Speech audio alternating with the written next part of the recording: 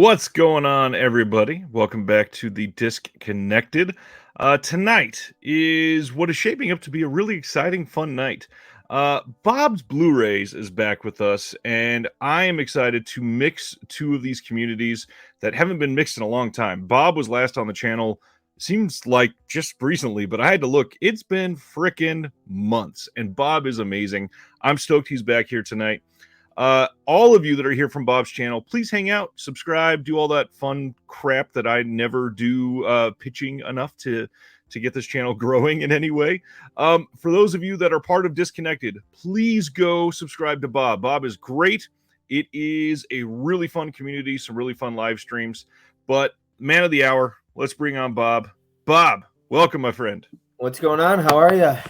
I am incredible. First thing I got to say, your shelves have grown exponentially since the last time we talked. Yeah, I know. I did the little clip for you for the video stream you did, and I had empty spots. Yep. I did that on purpose, and I just filled them in because I don't like the blank spaces. That makes a whole lot of sense.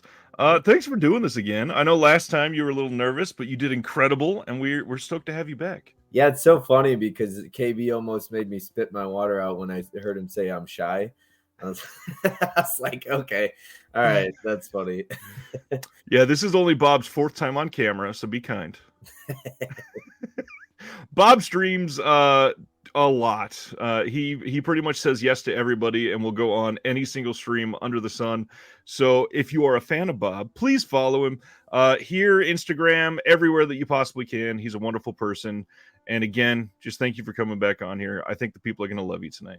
I'm excited to be here because, like you said, it's been a while, but also, I do a lot. And like we got, I guess you want to call it a community or sub-community of the movie community or whatever.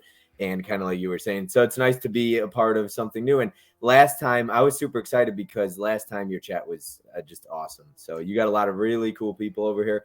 I don't want to go naming names, but I do know that a couple of people came over from your channel after my last one, and they have been faithful subscribers. So shout out if you're watching, you know who you are.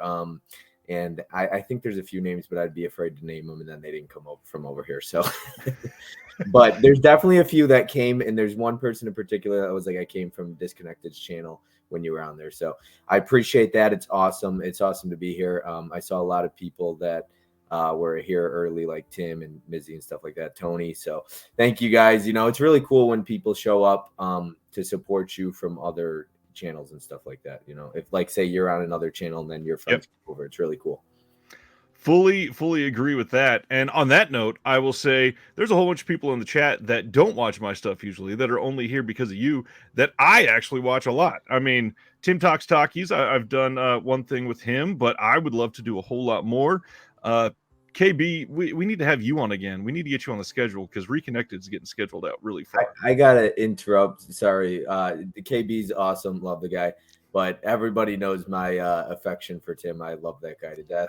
We got the whole YouTube joke now. We stream together all the time. And I honestly, like, I try to have different people on the channel, stream with different people. But Tim's like a go-to. Sometimes you jive with different people, and it's like you're going to stream with the same person, and you have good chemistry. Why not? This is true. Speaking of streams on your channel, you want to hype up what you got coming up next month? Yeah, I got a lot. I'm going to be doing a Steelbooks and Slipcovers tournament, which you're going to be on for the Steelbook one. That is May 9th. It's a Tuesday night. So May 9th, 16th, and 23rd, I'm going to be doing like a 3-part Steelbooks and Slipcovers tournament. It's the second time I've done it on the channel. It's a lot of fun. It gets wild. Anything that happens on my channel, you just don't know what's going to happen. I'm wild. It gets a little raunchy at times, but it's fun. And then I actually, May 22nd, 23rd, and 24th, I'm going to do a 3-night event on my channel. It's going to be pretty crazy. I just hope people don't get sick of me or think I'm trying to steal streaming spots. I'm guaranteeing that's not going to be the case. People love you. I appreciate that. I honestly, I have like hanging out with you the 4 hours we went, man, it just flew by. It was a lot of fun. So I know I don't always get to pop into your live streams and stuff like that. I'm never going to be somebody who says, yeah, I watch all your content. And if I don't, I try to catch replays as much as I can. A lot of the stuff you do, I really enjoy and stuff like that. So I just love talking to you, man. And I've always said this, and I don't just say it to bullshit, like, excuse my language, hopefully you don't mind. No, say everything you want. There's a lot of guys out there. You got Disc Father, Dawn of the Discs, but nobody does it like you, man. You and Gore Forever is another good guy, but the two of you guys actually reply to comments. You reply to DMs. You don't treat people with disrespect, and that goes a long way for me, man, because you're doing something, and it's like, if people are going to ask you questions, you're releasing news, okay? And you don't have to respond like a dick. And so I appreciate that you treat people with respect and that you get back to them and you respond to DMs. Honestly, it goes a long way for me. And I know everybody in the chat appreciates it too. So, if you're here from my channel, go subscribe to Disconnected, because he is a good guy and he does the same thing that a lot of those other guys do, but does it way better. I appreciate that. I don't even know how to respond to that. You're gonna make me cry. So I'm gonna go to something else that won't make me cry. Let's discuss Synapse, because that's been a big connection point for you and I before we streamed together, even for the first time. So we're not going to go to our list or anything, but why the major love for Synapse? I started listening to their podcast and I fell in love with Jerry. He's a pretty straight shooter, but in no disrespect to anybody who thinks anybody does it better, but nobody does restorations and transfers better than Don, right?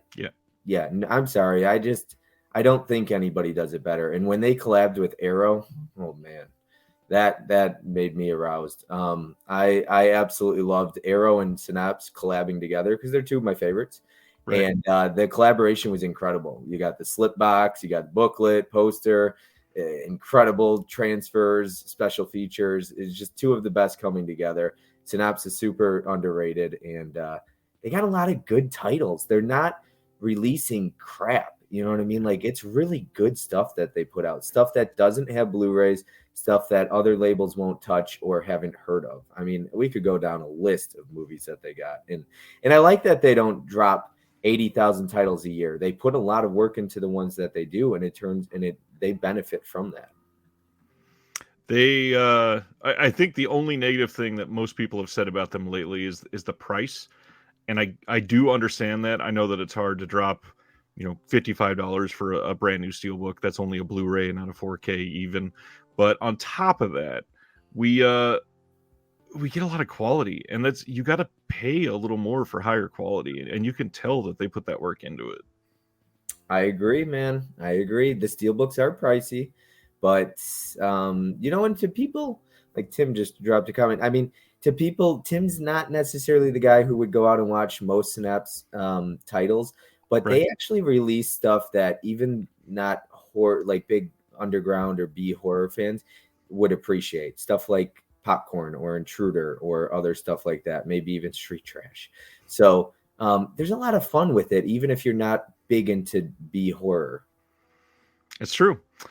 We decided we were going to talk about Synapse because this week we got a pretty major announcement from Synapse. So I've never heard of that one. That we were going to. You've never heard of that one, even? No, I knew obviously the Scream Factory one, but it was at the 80s or what? Yeah. Yeah, I know it was a big announcement, but I don't know anything about it. So I'm looking forward to you talking about it, man. Well, let's get into it. For those of you that are new from Bob's channel, because there's a lot of you here, this happens every single Thursday, and what we do is we discuss with the guest what I'm about to ask Bob, some recent pickups, recent watches, anything that they want to highlight, and then after that, we go into all of the announcements from the last week, which this week I expected it to be a very light week. I know the first time you were on, it was a long stream. It was right around 4 hours, right? 4 hours and a couple seconds. Jeez. Okay. So I thought we were going to get off easy this week. And then the last couple of days, it's just been an avalanche of stuff getting announced. And I can't stay on topic for shit. So I feel really bad for Ryan because I'm we'll be talking about one thing and then I'll go to another thing. So I'll try to, keep it on topic. I do apologize ahead in advance. The first time Bob was on, it was 4 hours, and we only had 9 announcements to I'm just kidding. No, tonight's gonna be fun. We have literally like 55 plus announcements to cover, and the crazy thing, next Thursday will likely be even bigger than this. So if you are into this, if you like all the announcements, make sure you come back next Thursday and every Thursday until I die from a heart attack at the age of 39. And by that point, hopefully you'll have everything. But yeah, this is a really fun show. We're going to go through, like I said, pickups, recent watches, the announcements, but then we're going to go do a top 5 list on Synapse, and it's going to be a fun night. So, any recent pickups or watches that you want to highlight? I do a lot of rewatches and stuff that's older during the course of the week. I really like doing streams. Like I'm doing this remembering series, and so it covers a base of actors and actresses that have passed away. And so it's fun because I get to watch their catalog. It gives me something to watch. So I like it when I have a theme to go through. Right. Okay, I got to check these out. So like last night I watched Death Sentence. I love that movie to death with Kevin Bacon, one of my all-time favorites. So that was a good one. What did I pick up recently? The only movie I picked up was the David Bowie Steelbook this week. Nice. As I've moved out, so last time we streamed, I was still living at home. Yep. Now I have my own 2-bedroom apartment, 1 bedroom, literally just for a movie room, and then I'm out in my living room now. And it's so much different. I have like $2,000 more in bills, and all of that was going towards movies when I was living at home. So it's totally different. And it's like I don't get the privilege to just buy everything I want anymore. So I got to be very selective. It sucks, but it is what it is, the priorities, right? Welcome to the real world. I'm glad you're with us. I will highlight, let's see, at least one then. I will say I just got in a replacement for this steelbook of The Thing from 2011 from Mill Creek. I had ordered this, and this is a Walmart exclusive, and the first one came in with a crest in the middle. The whole thing was folded in half, sent in one of those super crappy, barely corrugated cardboard sleeves. Just the absolute worst. And the worst part, the sleeve looked perfect. It looked like it was in perfect shape. I was like, score. It's going to be in great shape. Won't have to do a return or anything. Open it up, and it's just completely screwed. Who sent it? Was it from Mill Creek, or who was it from? Walmart specifically. Walmart. Okay. I tend to like the 2011 version of The Thing. It is a prequel, not a reboot, not a remake or anything like that. I know a lot of people hate it because of the whole story behind the practical effects, but I still think it's definitely love the way it ends. That's when you find out, because nobody knew it was a prequel until the end, and then they're shooting at the dog and stuff, and that's how it ends. I actually I've only seen it once, so I'm looking forward to rewatching it with the Steelbook now. But I like what Mill Creek's doing with these Steelbooks. They're starting to drop a lot with Walmart. Yeah, they've done some major great ones. I mean, Mothra a few years ago was a really big one.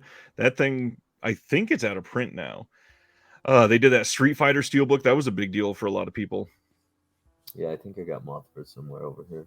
I don't know, I'm looking. And then my other thing, recent watches, I guess. Do you go to the theater much anymore? I do. I still do. I still have the A-list pass.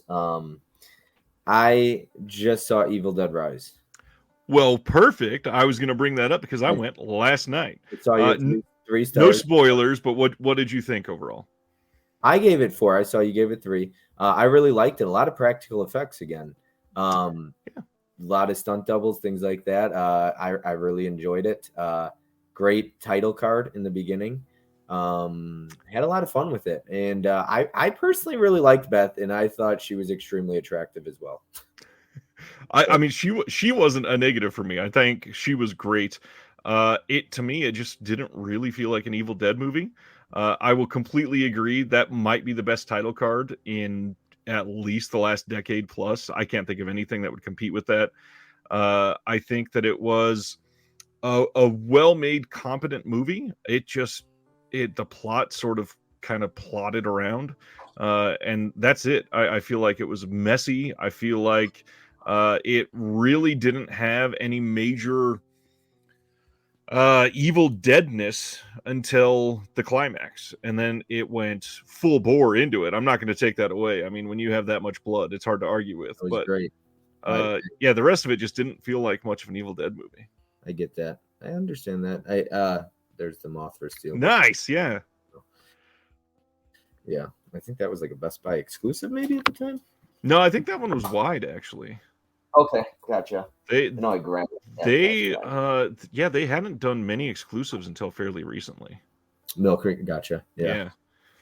Yeah, Walmart's actually dropping a bunch of steelbooks, man. You got the VHS 94 or something like that. It's 99. called 99, and then Miami Vice from Mill Creek, Maximum Overdrive from Maximum Vestron. Overdrive, that's the one. That's Vestron, and that is a nice looking steelbook, and that is a fun movie. Sibner says he saw it in Dolby, and that title card almost destroyed his nervous system. That is the first thing I praised in my review, actually. I think that movie had immaculate sound design.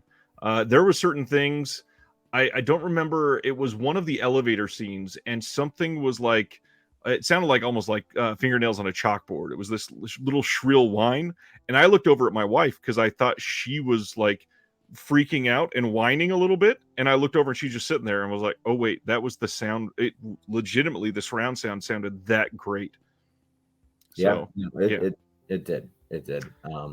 I did not see it in Dolby, but yeah, I definitely enjoyed it. I had a good time with it. Yep, it was worth the watch. I will say that. I just wish it was a little more Evil Dead. I wanted some of the humor back. Okay. And you like the whole? Do you like all the other 4?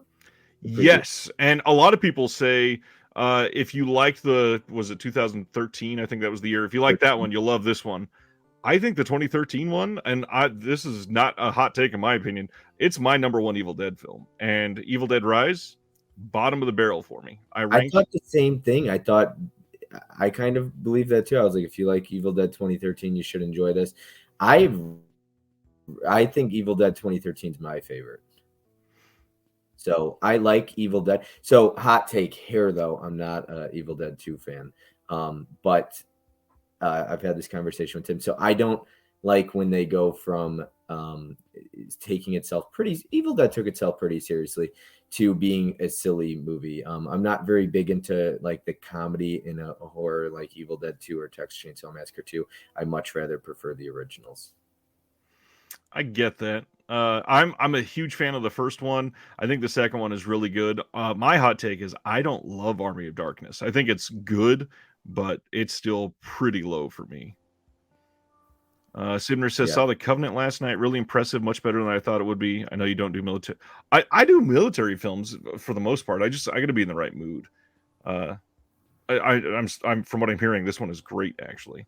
Oh, I heard in that. I was talking to Mizzy's in the chat. I couldn't believe that's directed by like that Guy Ritchie would direct Guy Ritchie or war movie or anything like that. It's crazy to think about, and I'm really excited for that. And he just directed a movie that came out in theaters 2 months ago with Audrey Plaza and Jason Statham and Josh Hartnett. Right? Was that good?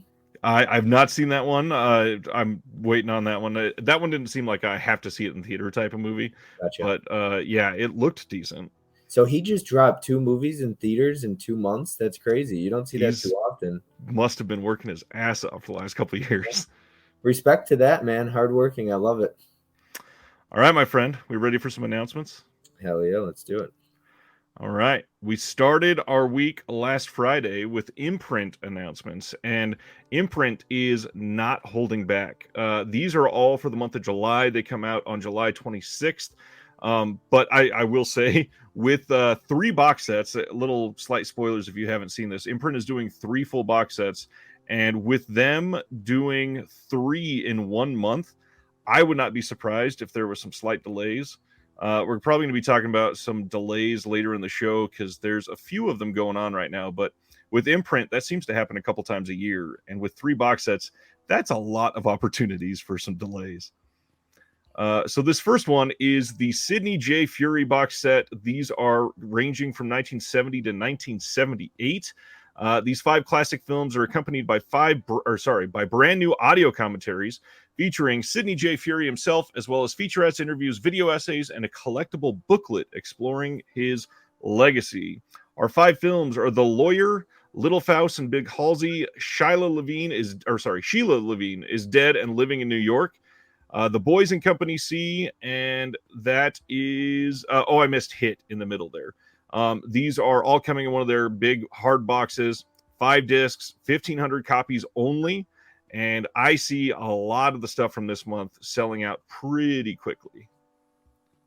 Yeah, with Imprint, I know that they rubbed a lot of people the wrong way after they released that Saw box set, because that's the same company via. Same parent company. Imprint is a different line entirely.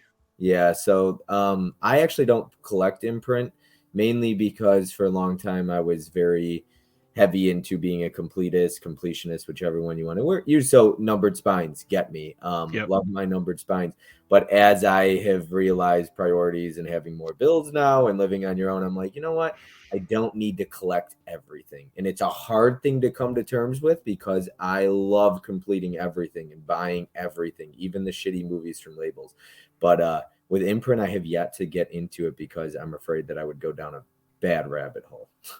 Some of that Imprint stuff that has been sold out on the limited for a long time gets very expensive, and they're already expensive coming from Australia. So when you're looking at a box set that on release was $150 and now it's long out of print, you're in trouble on the back end if you're waiting on that now.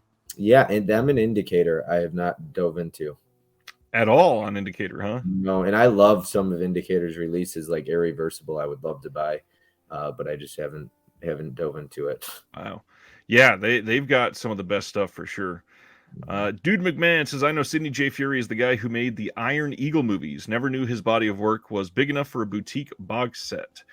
Sure enough, one of the eminent scholars on Sidney J. Furie is Daniel Kramer. And Daniel Kramer did some of the commentaries. He produced most of this box set, and his work is all over this. If you are interested in his work as a special effects contributor, not special effects, special features contributor, he does some amazing work. And I imagine that if you have found yourself liking his taste, this box set is tailor-made for you, because this is his major passion. Let's go to the next one. And the next one. I got a question for you. Sorry, you know me. I'm going to be interrupting. Yeah, interrupt like crazy. Are you still big into completing everything, buying all the numbers and having all the movies from a certain label? Or are you getting away from that a little bit more? Or how does that work for you? I'm still complete on quite a few. And the reason I'm complete on quite a few is because a lot of the ones that I'm complete on, they don't release anything anymore. It's real easy to be complete when I already had them and they don't put out anything else. Yeah. I'm still complete on some of the bigger ones. I'm not complete on Scream Factory anymore. I'm a few months behind, but everything up through like December I've got from them. How about Vinegar Syndrome? I know you were complete on them. Well, when you're a subscriber, it's hard not to be a complete on them. So just a couple extra here and there, and you stay up to date, and it's pretty decent. Yeah. I was just curious. I know I still like to. I keep lists of everything on Google Sheets, so everything I miss out on, I'm still hoping one day I get into a better place where I can go and buy all this stuff. I keep expecting to win the lottery, but I guess supposedly you have to buy tickets for that. So I don't know how that's going to work out. Next up is a really odd choice, I think, but this is a box set they're calling Film Focus Gene Hackman. And the only reason that I say it's odd is because it seems to be a lot of just lesser known films from literally one of the greatest actors of all time. These films are ranging from 1970 to 77. We have I Never Sang for My Father, Bite the Bullet, The Domino Principle, and March or Die. Again, 4-disc hardbox, 1,500 copies only, and this will likely sell out fairly quickly. Their box sets, they go really fast, and this is not going to be an exception, I'm sure, with a name like Gene Hackman attached. No, and I haven't seen him in a movie in a long time. Not since 1970? He's retired now, right? When's the last movie he's made or anything remotely big? If I remember right, I think he is retired from acting, actually. What, 93 now? He's very old. Yeah, jeez. Very old. I couldn't believe it when I looked him up not too long ago, and I was like, 93? I knew he was old, but I was like, holy cow. Yeah. I saw somebody said Heartbreakers. I remember him in Heartbreakers. That's true. Yeah. He is being presented here by Howard Berger is all over these. Howard was the one that came and did the Sergio Mims appreciation during the Shelf Shock Rewind Awards. So a lot of people, they recognize his face from that potentially. He is a really great film scholar, and it seems like his voice is really going to be heard on this set. But the next one, this is the one that everybody's excited for. This was announced fully last year, and now we got all of the details.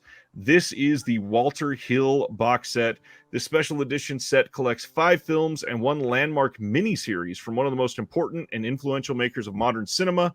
We get Hard Times, The Driver, The Long Riders, Extreme Prejudice, Johnny Handsome, and Broken Tale. The hard part on this is The Driver just recently got a boutique release. Extreme Prejudice, I think this is the either 3rd or 4th boutique release in the last 3 years.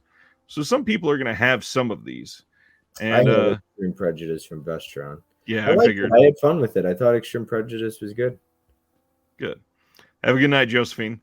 So on this one, the cool thing is The Driver, they upgraded the Blu-ray disc to the 4K to match the Studio Canal disc, which people were complaining about that when this got announced. It's hard to release a box set that contains a film in a higher format than what you were planning on putting out. So now, correct me if I'm wrong, but he did direct Warriors, right? The Warriors. Yes, sir. I fucking love the Warriors so much. And I did not get that box set from Imprint. I really hope that Paramount puts out a 4K Steelbook, or Paramount Presents line, they do a 4K of it or something. I would not be surprised if Paramount Presents did a real good 4K of the Warriors here fairly soon. And we need the theatrical cut at least on Blu-ray. Well, Imprint gave it to us. Yeah, I know, but I didn't order it. But oh my God, Warriors is one of my favorite movies of all time, man. Top 50 for me. I just absolutely love that movie. My dad showed me it when I was so young, and oh man, just a cult classic right there. Such a good one. And it's a really good movie too. It's really well made. I just think it's great. Super. I think it's very good. I haven't seen enough love for it nowadays. I don't know if the current generation of people are just separated from it, either that or it's just not been great to see the theatrical version. Yeah, because the director's cut with that comic book element does not work for me. Yeah, it's not great. Yeah. Sibner, that Driver 4K is from Studio Canal. The Driver 4K has not come out in the States, though I'm sure it will eventually. Let's see. Nerd says, need love to be shown for Last Man Standing by Walter Hill. Walter Hill, we could literally just do the rest of the show on Walter Hill with all of the great films he's made. I mean, Tom's bringing up maybe my favorite. Streets of Fire is incredible. And we just talked about that on the channel on In Defense of the Genre the other day. It was great. Let's see. We need Imprint to give us a better edition of Crossroad. Oh, God, that Mill Creek one was terrible. Ralph Macchio. Yeah. Let's see. Jim had said, if anybody has the financial ability to collect all the imprints, God bless you. And then Tim says, it helps when you're completely financially irresponsible like I am. I love Jim, man. He's a good guy. He's a chef too. And I didn't even know it until I did the menu discussion, and then I found out he was a chef. I was like, I should have had him on. Southern Comfort is the greatest hill, says Paul Huggins. It would be up there for sure. Don, hope everyone's having a great night. Thanks for helping me find the website for Cape Light. You're welcome. We're going to be talking about a lot of Cape Light tonight, actually. Let's keep going. Lots of special features coming on this Walter Hill set. If you want to pre-order this, it is pricey, but you can get it in the States. You can get it in Australia. Get it before it's gone if you want it, because it's going to be expensive eventually. Now, I don't know if you're going to talk about it, but quick question that might segue into something later. But for Zavi, people will get on you if you mispronounce words. But anyways, does Orbit still like I know they're getting some of them. They had like the Batman box set up for pre-order on Orbit. Are they going to get that Hard Target one? I don't know if we'll be discussing that later. That Steelbook that Zavi put up for Hard Target. Would Orbit get something like that? We are going to discuss Hard Target. The hard part with Hard Target, I didn't see the word Zavi exclusive anywhere. So I don't know if that's going to be available everywhere. If Amazon UK is going to have it, I would imagine the Mark is going to get it from his distributor. The Batman ones are not Zavi exclusive. That's the only reason he was able to get those. Oh, really? Yes. Okay. Well, I need those other 2 Batman ones because I got the other 5. So I had the other 5, and I actually just traded them like in the last month. So is it really, really difficult to part ways with your collection, or is it like, is there a like bittersweet feeling to it? It is very difficult. It's so much so when I just traded the Batmans, I traded for stuff that I'd previously traded away. Yeah, it's hard, man. I started collecting VHS when I was a kid, and I sold all of my DVDs, like 1,200 of them, all my Blu-rays at the time. Blu-ray was pretty new, so like 300 or 400 Blu-rays. Stopped collecting for a couple years, and then it was the It Follows Steelbook. It got me back into collecting, and now you can see I got like 4,000 or whatever. But yeah, and I never plan on trading. So when people say to me, "Why do you keep bad movies?" or why do I buy bad movies, like maybe Full Moon Feature titles? I'm like, listen, I enjoy watching some shitty movies every once in a while, and some of them are fun. And you know what? If I hate a movie, I'm not trading it in. I'm happy it's in the collection, and maybe I'll go back and I'll revisit it one day and like it more. So I don't care how much I hate something. I'm not trading it away. I'm not unless I needed to, or space or something like that. But now that I have my own place, I got more space, so that's not an issue.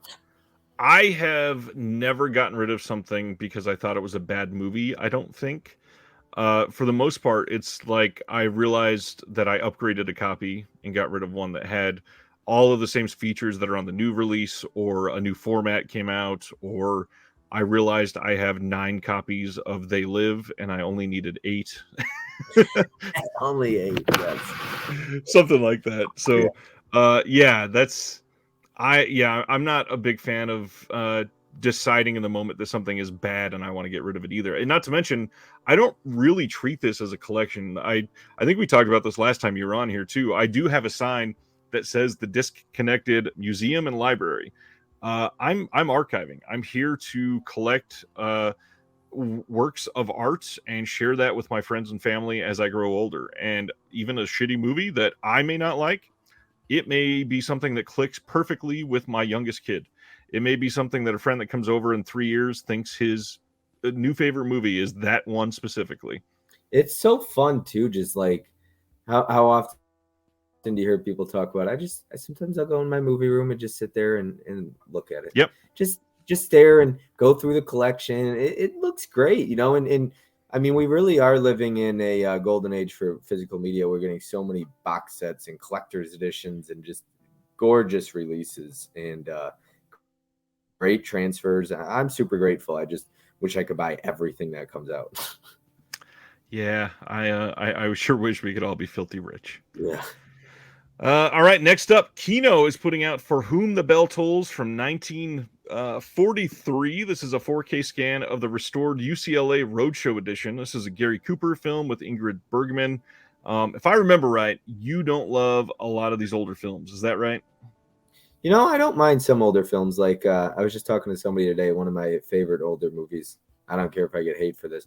I absolutely love Howard Hawks' Monkey Business from 1952. That movie cracks me up every time. Ginger Rogers, Marilyn Monroe, Cary Grant, I believe. It's such a fun movie. I love Scarface, 1932.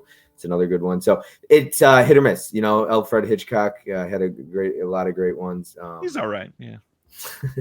So it's just hit or miss. I try when I watch something older to put myself in that year versus watch through the lens of 2023 because it's going to be different. That makes sense. All right, next up, this is where we start talking about some Cape Light. So for those that don't know, Cape Light is a German company, and they have been branching out into other international releases sort of out of nowhere, one of them being in the US. These this company is the one that put out the recent All Quiet on the Western Front 4K media book in the US, and it just sort of came out of nowhere. So they are getting distribution by MPI, which is the same company that put out the Texas Chainsaw 4K in the US. So it's a good channel to be a part of. But the cool thing, they are releasing media books in the US. This is not something that we normally get. So I am hoping enough people start to support this that it turns into something that we actually get some demand for. Do you have any media books? No, I have a shit ton of digibooks, but I don't have media books. Never touched them, but I wanted to. I just once again didn't want to go down that rabbit hole and weren't sure if the transfers were really good, like the old like Dentist and Joyride triple feature media book. Like I wasn't sure if those would actually even be worth buying. But if it's a US release, I'm absolutely Tim said this artwork is sick. That's why I was like, damn, this looks good. That's sick. It looks really good. I don't know what this is, but it looks sick.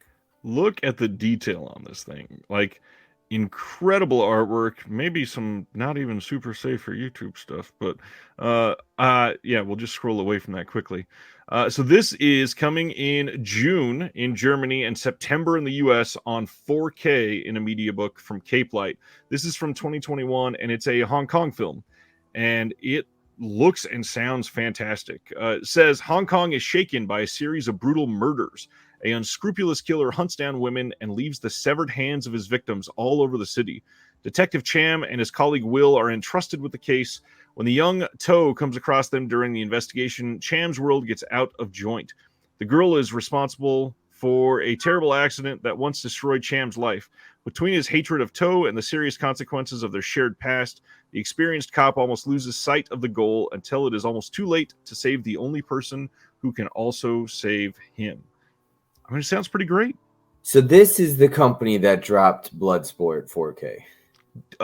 Yes. I see Anthony said that, and Anthony's not the only one to gush about the Bloodsport 4K. I have a buddy, Nick, Movie AV Impulse, who just recently called somebody out in his video, which I agree with. And it was you're free to say the name. Yeah. Oh yeah. Films at home.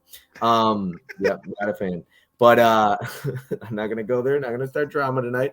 But I just talked to him a little while ago. Yeah, Nick. Yeah. Yeah. But Phil. I'm sorry. Oh God. Bloodsport 4K is that I absolutely love Bloodsport. Jean-Claude Van Damme, huge fan of. Grew up with it. Absolutely, that looks incredible. The 4K, the artwork on them. And I need to get my hands on them. I think Orbit will restock them, right? Or Diabolic or somebody. Diabolic got in Bloodsport literally yesterday, and then they sold out within an hour. It looks like Orbit is probably about to get them in tomorrow. So if anybody is wanting that Bloodsport 4K from Cape Light, I would be watching Orbit like a hawk tomorrow. Yeah, I mean, I've been hearing nothing. Like he dropped a review, then Anthony said something good about it. So lots of hype about that 4K. Sounds like it's legit really good. I've loved media books for a long time. Sibner says a lot of times I've said that we can use Google Translate and hold up your phone. It's clunky, but it works for the most part, and it does hurt that you can't read them normally. And then the other thing he brought up is with German editions, they don't always have English subs. And what I'm going to say is the big problem is you got to stop supporting the German companies that are literally creating bootlegs. There are a whole bunch of German media books because they come from companies that don't get the rights to these and then immediately go out and release a media book, and it's limited to like 300, so it sells out immediately, but they made their money and they're good to go. That's why I asked. So like Joyride media book, that's like a triple feature, has to be a bootleg of those, right? I don't remember which company that came from, but I feel like it was. And then like Dentist and Dentist 2 before we got Blurays by Vestron seemed like those would be bootlegs. The Hitcher.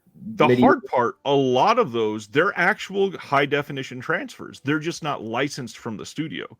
They find an HD transfer from digital streaming and they download it and then they go get it pressed by a company just from another country that will do it for them so that they can get away with it. Now, quite often you will find a good company, and obviously I'm a friend of somebody from the company, so I'm going to praise Wicked Vision here, that every single thing they put out, they have the rights for. Secretly, I don't, maybe I shouldn't say this, but I believe every single release from them has English subs, even if they don't advertise it, which I understand that that's a gamble, but they're also not supposed to do that for everything based on their contracts. But I think they'll just say it's a mistake. Um, yeah, Nerd of the '80s says you made a list of recommended companies to buy for media books from.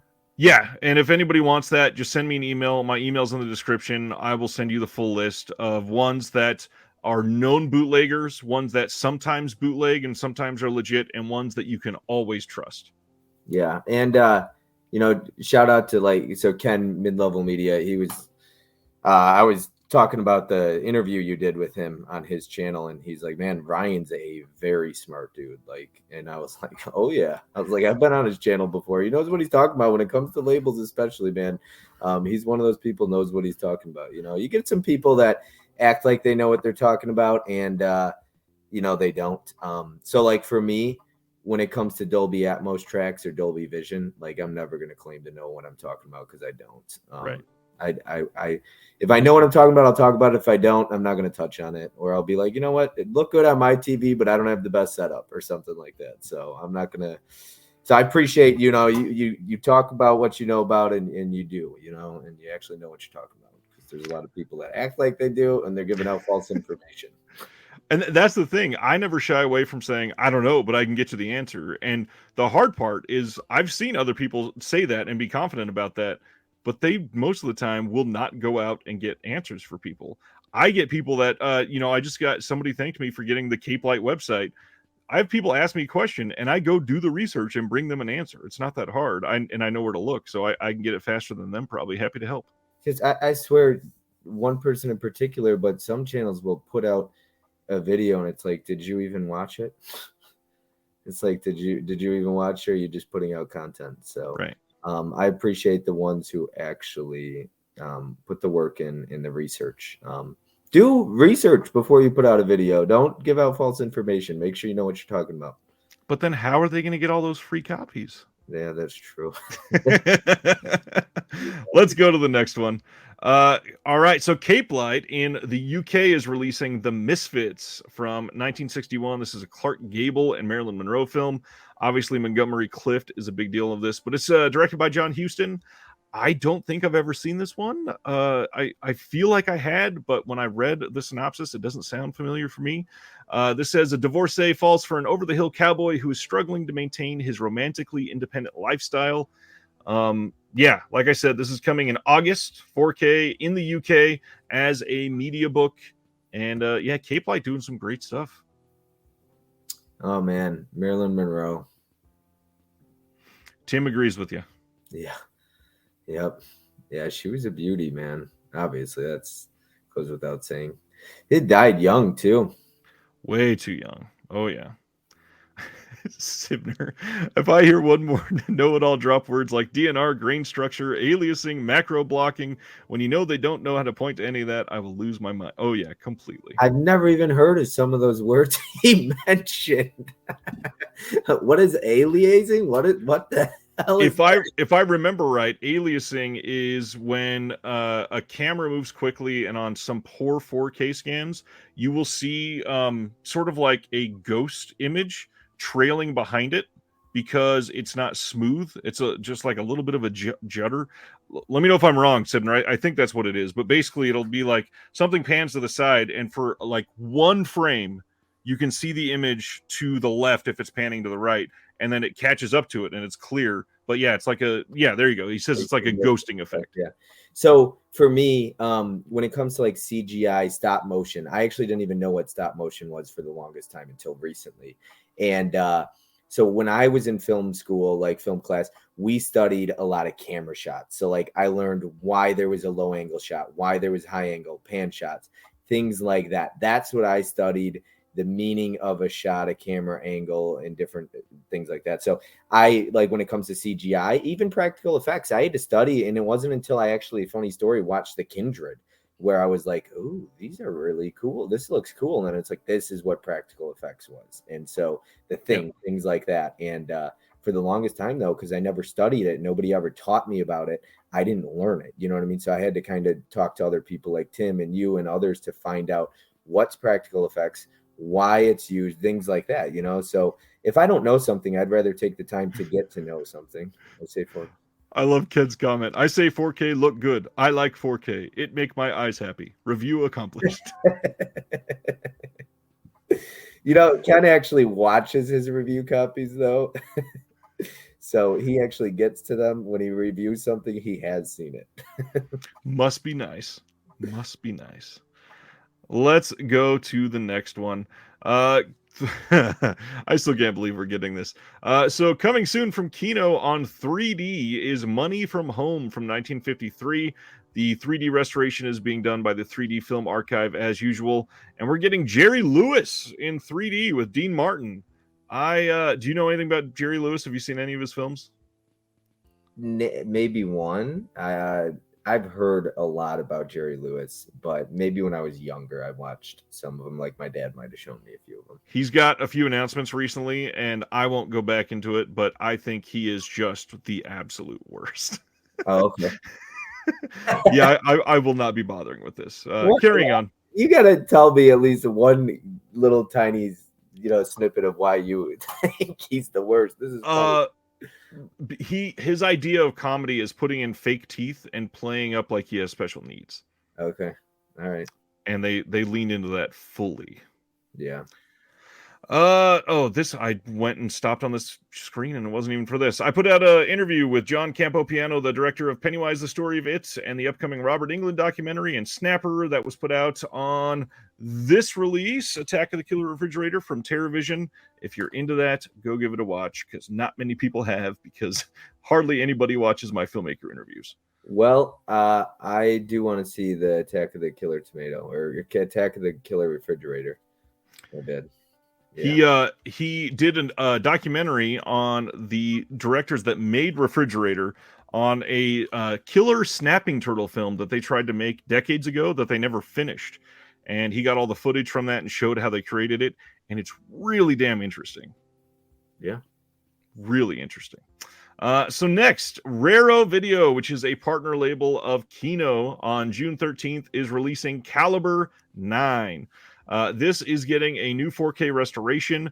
This was previously in their Fernando De Leo box set. I think it was in volume 2 or volume 1? I'm not sure, but this obviously a 4K restoration is going to be a pretty big upgrade for this release. Do you have anything from Raro yet? No. They do a whole lot of Italian titles, and I think that their really negative period was when you weren't collecting. They used to like take pre-orders for titles and then not release them for multiple years, and then finally release stuff, and it was terrible. But now Kino is distributing for them, and we don't really have to worry about that anymore. When it comes to new labels now, I'm already having a hard time keeping up with everything. So it's like diving into new labels. I don't know. But now that I don't worry too much about numbered spines, you might see me start to collect some imprint or indicator. Like I'd love to get that irreversible from Indicator. It's a good set, but I don't know if you are aware, it is coming out in the US here pretty soon as well. Irreversible? Yep. Are you serious? 4K Blu-ray? It won't be well, they haven't announced yet. I wouldn't be surprised if it was still only a Blu-ray. Any idea who it will be? Can you share? It is one of the OCN partner labels. Oh, okay. All right, gotcha. Well, So, I'm a big I don't know if big fan of Gaspar Noé is the right word, but I really appreciate him as a filmmaker. I'm open to saying that. I'm a big fan of Gaspar Noé. I think he's brilliant. So Climax, when I saw Climax in theaters, there was like 5 other guys. We were all by ourselves, okay, all at the top row. And when the movie was over, we just like all looked at each other, and we were so like, "What just happened?" And then one guy was just smiling, and I was like, I don't know if I loved that or hated it, but I was like, so unique. One of the greatest Jobs filmmaking. I don't know. It's super, super interesting. I really appreciate him as a filmmaker, though. Yeah. You brought up Climax, the podcast I produce. We actually just recorded an episode on single location thrillers, and one of the ones that was on the final list was Climax. It is just a super interesting movie, and the conversation that we had on it was really great. I haven't talked about my podcast thing in a long time. Go listen to the Incinerator Pod. It is really fun competition style podcast, a list of 16 on a slew of different categories. I do a lot with my life. One of the things is I'm not the host or anything, but I produce the podcast myself. So anything that you can think of, we will likely get to eventually. Yeah, I just want to give a shout out. Like, as I see people, I'm always reading the chat, because when you're a host versus when you're a guest, it's so relaxing. There's no pressure. You get to sit here and I just get to read the chat. And so it's impossible for the host to keep up with the chat and do the everything else. But DC Ibner, is that how do you pronounce his last name is Sibner. Sibner, D Sibner. Okay. Well, he's got a lot of good takes. So shout out to him. Irreversible, man. That movie is oof. Sibner works in film and lives in New York, so he's got some pretty good taste. Yeah, I would agree with that. But I always enjoy reading the comments. I always, I appreciate everybody who's here. Obviously, he's a great host, but appreciate you guys hanging out with us. I just wish I could interact with the posts that we're going over and see the comments at the same time. It's really hard like that. And I always feel bad to anybody who doesn't host. It's so easy for the people in the chat, especially one person, to be reading the chat and then call it out. But it's impossible for the host. And then I always feel like a dick because I'm like, oh, look, this person says this. And it's like I'm interrupting you. And it's not to make you look bad. Like, it's impossible to host a stream and to pay attention to the chat the whole time. We'd be here for 8 hours, especially with the way your chat is going off. Well, I'm going to go back on few of them. Caliber 9 was in the Fernando de Leo set, Volume 1. Thank you, John. Griff. Oh, thank you, Griff. Griff says my interviews are top tier. More should check it out. I appreciate that. You're still doing the podcast form, right? Oh, yeah. Yeah. Everything comes out. This will come out as an audio podcast tomorrow morning. All of the interviews go out as a podcast, and then some of my other shows go out as a bonus. Yeah. I stopped with podcasts, but I'll tell you what, man, it might be a good way for me to catch up on some of your stuff because like I drive a lot. So that's when I watch YouTube. So I treat YouTube as a podcast, but yours, I could just treat a podcast as a podcast. It's actually a podcast. Yeah. Yeah. Exactly. Sibner says every review I look up for Ferrero seems to get panned. Am I missing something?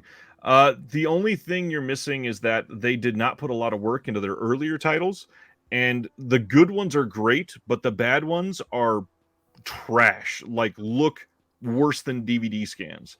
The hard part is siphoning through which ones are good or bad.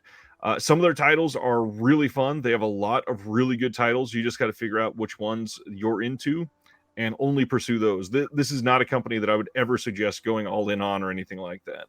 But don't ever pre-order and only get your stuff from Raro through Kino. Do not go through their website. Awesome. I love Kino, man. I actually didn't pick, man, sales are tough for me to keep up with. I did not get anything during the Kino sale. And I've had a time where I bought 50 titles during their sale. So, and this time from 50 to 0, but eventually I'll grab their stuff. They're always running sales every couple months. And I just don't like to miss out on the slipcover. What's going on, Stan? I'm glad you're here. Let's see. I kind of still want to call you Chester, even though you changed your name. I just buy the movies I like. I don't worry too much about buying everything a particular label puts out. Guess that does not make you a bad collector. It makes you a collector that you want to be. Sib Unner, thank you. I guess I've been slightly mispronouncing that. Unner. Yeah, when it comes to collecting, that comment before that, dude, collectors come in many different shapes, sizes, forms, and whatever. Collect what you want. And if you collect 14 copies of the same movie, don't let anybody tell you why you shouldn't. Amen to that. Completely agree. All right, next up, June 13th, Welgo is putting out 2022's Bone Cold. This is a movie about a Black Ops sniper, and had only heard a couple things about this. Heard it's pretty decent, but Welgo does put out some trash. So, I'm just laughing at Ken's comment. The TV show Parenthood is getting a complete series Blu-ray collection. I have actually never seen this one, but I've heard good things, and I may check it out on Blue eventually. Is that the one with Chrissy Metz? No, that's This Is Us. Oh, This Is Us. So I'm not a Chrissy Metz fan. Snowy Predator. Sorry to anybody who loves her. I'm not a fan. But I did not watch Parenthood, but I would probably check that out potentially. But I did not watch it. There's some decent names. We got Dax Shepard in there, Craig T. Nelson, Peter Krause, Lauren Graham. Mandy Moore, I believe, is in that one, or is that This Is Us? That's This Is Us as well. Yeah. Good try, though. All right. What else do we got other than a whole bunch of notifications from Discord? Scream 6, the Steelbook. We got some details on this one. This one is coming out wide, so it's not stuck with any one retailer. Thank goodness. You can get it pretty much anywhere that you buy movies, so no need to worry about that. But shockingly, pretty decent amount of special features. We got a filmmaker commentary.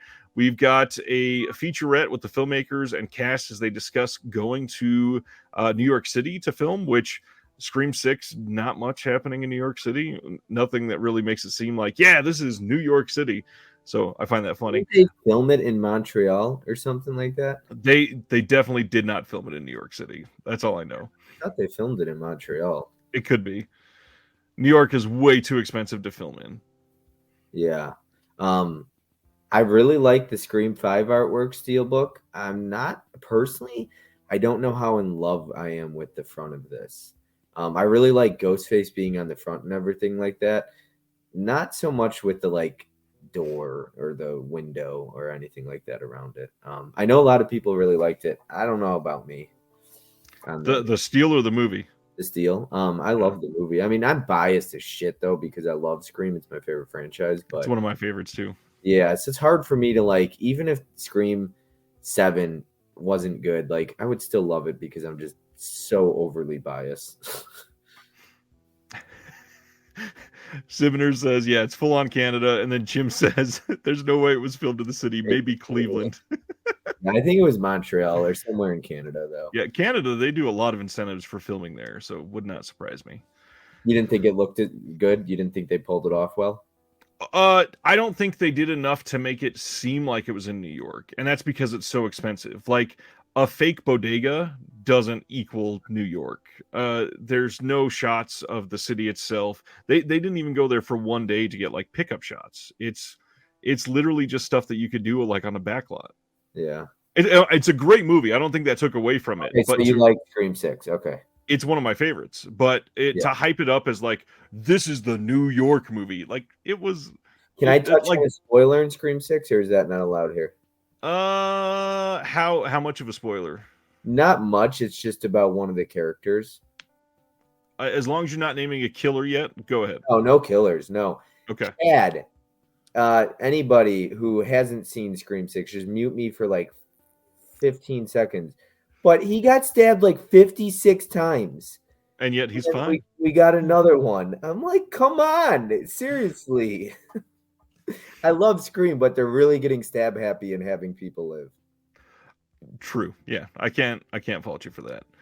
We got a whole bunch of featurettes on this. The only thing that I think is odd is that there's a gag reel for this, but it's a digital exclusive, and they're still advertising it as part of the Steelbook, because when you download the digital copy, you get the gag reel. Odd, I guess, but cool. I'm glad we have it. Jim says, agreed, they didn't even attempt to replicate New York, not even stock shots of the skyline, which was the weirdest part. Adam Kahn says Montreal according to IMDb, so yeah, spot on. Tim, fuck you. Stan is not a fan of the Scream film. Sue me. I will have my lawyer contact you, because you are supposed to be filming a video with me soon. I do not understand why people actually get upset if you have hot takes or don't like something that they love. I love Scream to death, and I will defend especially the original. I think it's my favorite horror film of all time. I think it's one of the best, if not the best, horror films of all time. If somebody told me they hated it, I would not like get mad. Right. Neither would I. Have a conversation, but some people take this way too seriously. They're like, no, your opinion's wrong and mine's right. That's all that matters. So. Agreed. July 4th this year, we're getting a 25th anniversary 4K edition of The Truman Show. I'm a little worried here. This is being released by Paramount, and they have been very hit or miss with 4K restorations. And I really hope they don't screw up, which is one of Jim Carrey's easily 5 best movies of all time. How do you feel about The Truman Show? So I saw it actually in school, but I haven't seen it since. So I'm not in love with Jim Carrey's humor. Usually this will cost me subscribers when I say that. Seriously, I was on Tim's channel once and I said I didn't like Jim Carrey, and the next morning I woke up with like 6 less subscribers. It was hilarious. So I didn't grow up watching him, you know what I mean? I'm not super into like dumb humor, slapstick. We're raunchy. Thankfully, that's not this movie. It's not a. Yeah, it's no, not really a comedy. I like Truman Show. I do like Truman Show. And it almost looks like it's probably just a slipcover, but it almost looks like a very thick case. But it's probably just a slipcover, right? Probably, yeah. Yeah. But I'm excited for it. I'm excited to revisit it. It's been a while. It has a very big following, I feel like. A lot of people enjoy it, at least. So I'm looking forward to checking that out. Good. It's a wonderful, wonderful movie. Nerd of the 80s says, is the Red Eye 4K from Paramount good? Not only is it good, it is incredible. They did a wonderful job with it. And I got to interview the producer of that release, and that's coming out on Monday. So make sure you give that a watch, too. Oh, nice. So Red Eye went straight from DVD to 4K. And what was the other one? Double Jeopardy? Double Jeopardy did as well. There's been a handful of them that have. Yeah, you know what? I think Red Eye is top 3 Wes Craven. I think it's so fucking underrated. Top 3, wow. Okay, so maybe top 5 for me. I love People Under the Stairs. I love a lot of other. I like Last House on the Left. I love The Hills Have Eyes, but I love Red Eye as well. I think it's really good, and it's different for him too because it's not just straight horror. You're not a fan of Red Eye? No, I love Red Eye. It's hard for somebody that is that incredible of a filmmaker to say that that's top 3. I mean, Wes Craven's like top 5 director for me. The dude did Scream and Nightmare on Elm Street. Like it's hard to Scream, Nightmare on Elm Street, Hills Have Eyes, The Last House on the Left, so many more. You got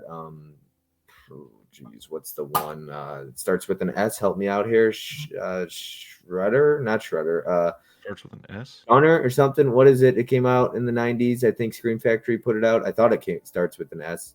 I could be wrong here. You're talking about Cursed?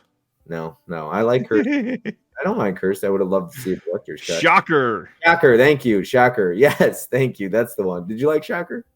Shocker's all right. I honestly forgot it was a Wes Craven movie. Yeah, that's the one. Yeah. It doesn't feel very Wes Craven to me. Yeah.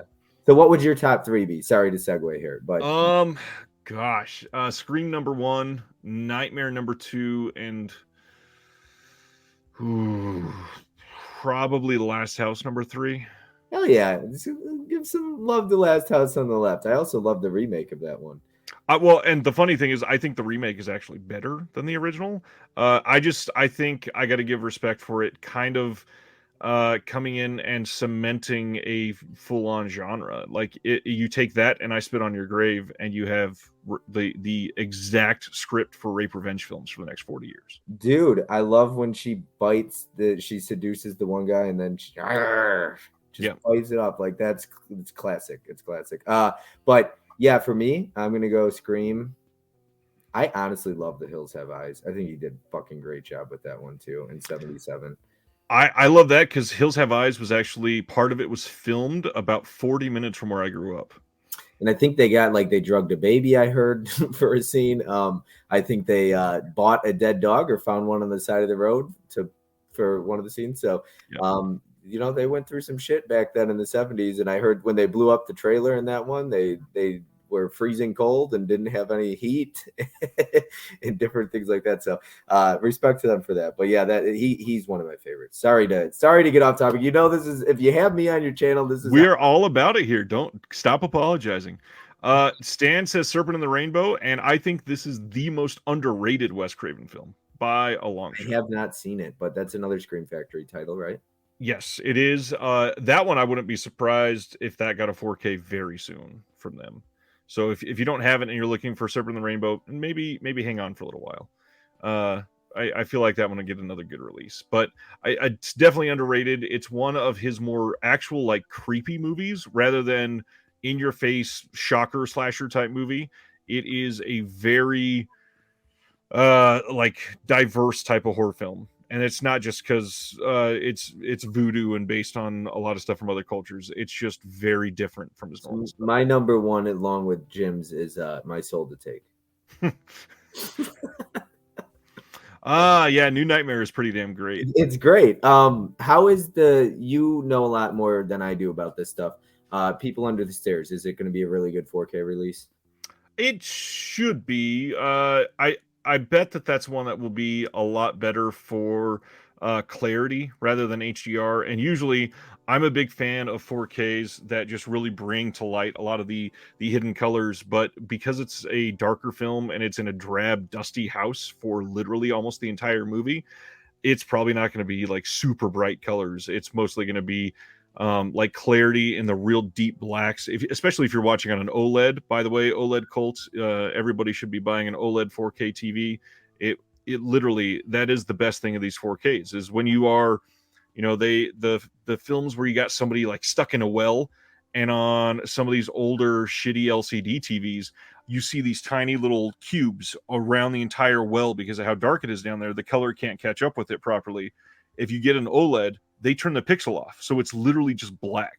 There is no blocking going on. It is so wonderfully done. It is incredible to see it like that. I want an upgrade to an OLED because I have a Samsung right now and mine's pretty old. I bought the 4Ks when it was relatively new. And I swear when I put in a 4K, sometimes it almost turns the actors orange. It oversaturates the shit out of the color. Samsung, at least mine does. And I try to mess around with different settings, and yeah, I definitely want to upgrade to an OLED. I think that's where I want to go with it because I've heard Well, that's the best way to watch a 4K.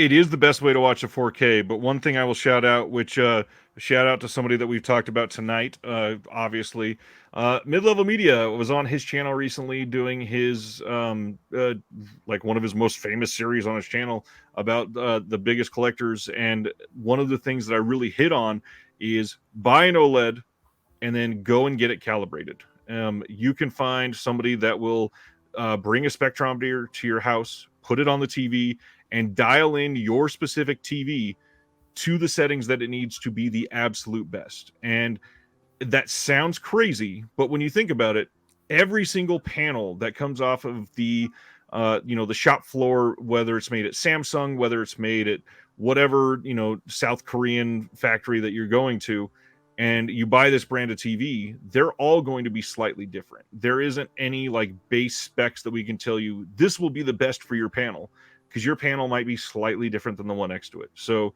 if you go and get it professionally calibrated, which is going to be a couple $100 on top of your price of your TV, it will all be worth it. And it sucks. It completely sucks. I mean, it comes down to investment, right? Like you're investing what anywhere from 3,000 to 5,000 or more dollars into a TV. So why not go the extra mile to get it to look the best that it can? Exactly. I mean, especially if you are a true movie fanatic, movie nerd, whatever you want to call it. I watch anywhere from there's times I can only get around to 15 to 20 movies. And there's times like some months I fit in 70 movies a month, where I could get in two a night almost, and sometimes more. And so, yeah, I want to make sure I'm getting the best quality if I'm watching that many movies. And that's the thing. If you're going to be watching that many movies, you absolutely should be investing into the thing that you're going to be putting a lot of time in. It's like they say about the things that you should never cheap out on are the things that you are on your feet, the things that you're driving, and the things that you're sleeping on. So invest in good tires, invest in a good bed, and invest in good shoes, and your body will thank you. Shoes are true. I'm a runner. I used to run a lot, and yes, man, shoes are important. Very important. Absolutely. How we go from Jim Carrey to shoes. I'm sorry. Nothing wrong with that. Next up, the big one. Coming in 2023, hopefully they're looking at somewhere between like Halloween and Christmas. They don't have a date in stock on the complete docket yet, but Synapse is putting out Trick or Treat from 1986 on 4K. Now, technically, this is one that is bypassing Blu-ray as well. This went from DVD to 4K. This had some bootleg Blu-rays. This had some German Blu-rays, but all of them are full on. They were never licensed. So this is a pretty big deal. This is a title that a lot of people have been excited about. This is about a bullied teenage boy who is devastated after the death of his heavy metal idol, Sammy Kerr. But as Halloween night approaches, he discovers that he may be the only one who can stop Sammy from making a satanic comeback from beyond the grave. Red Shirt Pictures, Michael Felsher are doing the production for this, and it's a 1980s classic. This is one of those very iconic, like 80s heavy metal horror movies that people just grab onto and never let go. Man, I've never even heard of it. Only the Trick or Treat anthology one. But Synapse is touching it, so I trust that. And you had me at bullying. So I've always appreciated bullying movies. Oh God, I could name a ton. Yeah, there's some really good bullying. Maybe next time we talk about bullying films when you're on here. Yeah, this has Mark Price in it. There's some Ozzy Osbourne action in this. There's some good music in this. There was rumors for the longest time that this was held up in music rights, but the music for this was made for the movie, so that was never the case. It was just in production hell. There are so many times when a company buys or a company produces a film and then that company goes bankrupt and some other company buys it. And to put out the film on Blu-ray or 4K or whatever you're doing, you have to go and make the chain. Find out which company bought which company to show you have the rights to be able to release this. And that is really difficult to do when it's been through 7 bankrupt companies. So I'm hoping this is great. I'm sure it's going to be a wonderful release. Synapse, we both just gushed about them, and we're going to be gushing about them a little more. And Red Shirt Pictures always does great special features. Yeah, I know we've talked about this before when it comes to restorations, because we talked about Severin Films and Out of the Blue. Something like this, is Don going to work on the transfer and restoration for it? I imagine so. With Synapse putting it out, they normally don't put their name on something unless he has a say in the restoration. Yeah, I love seeing in their podcast once he talked about.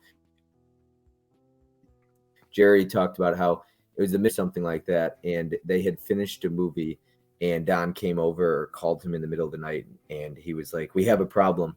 And it was like 3 seconds of a clip of a movie. He was so it wasn't perfect. And so he had to go back and redo like that scene. And it was like 3 seconds. And so I appreciate, and I think most of us can appreciate, yes, it takes them some time. They announce some titles and get shit because they don't release it for 4 years.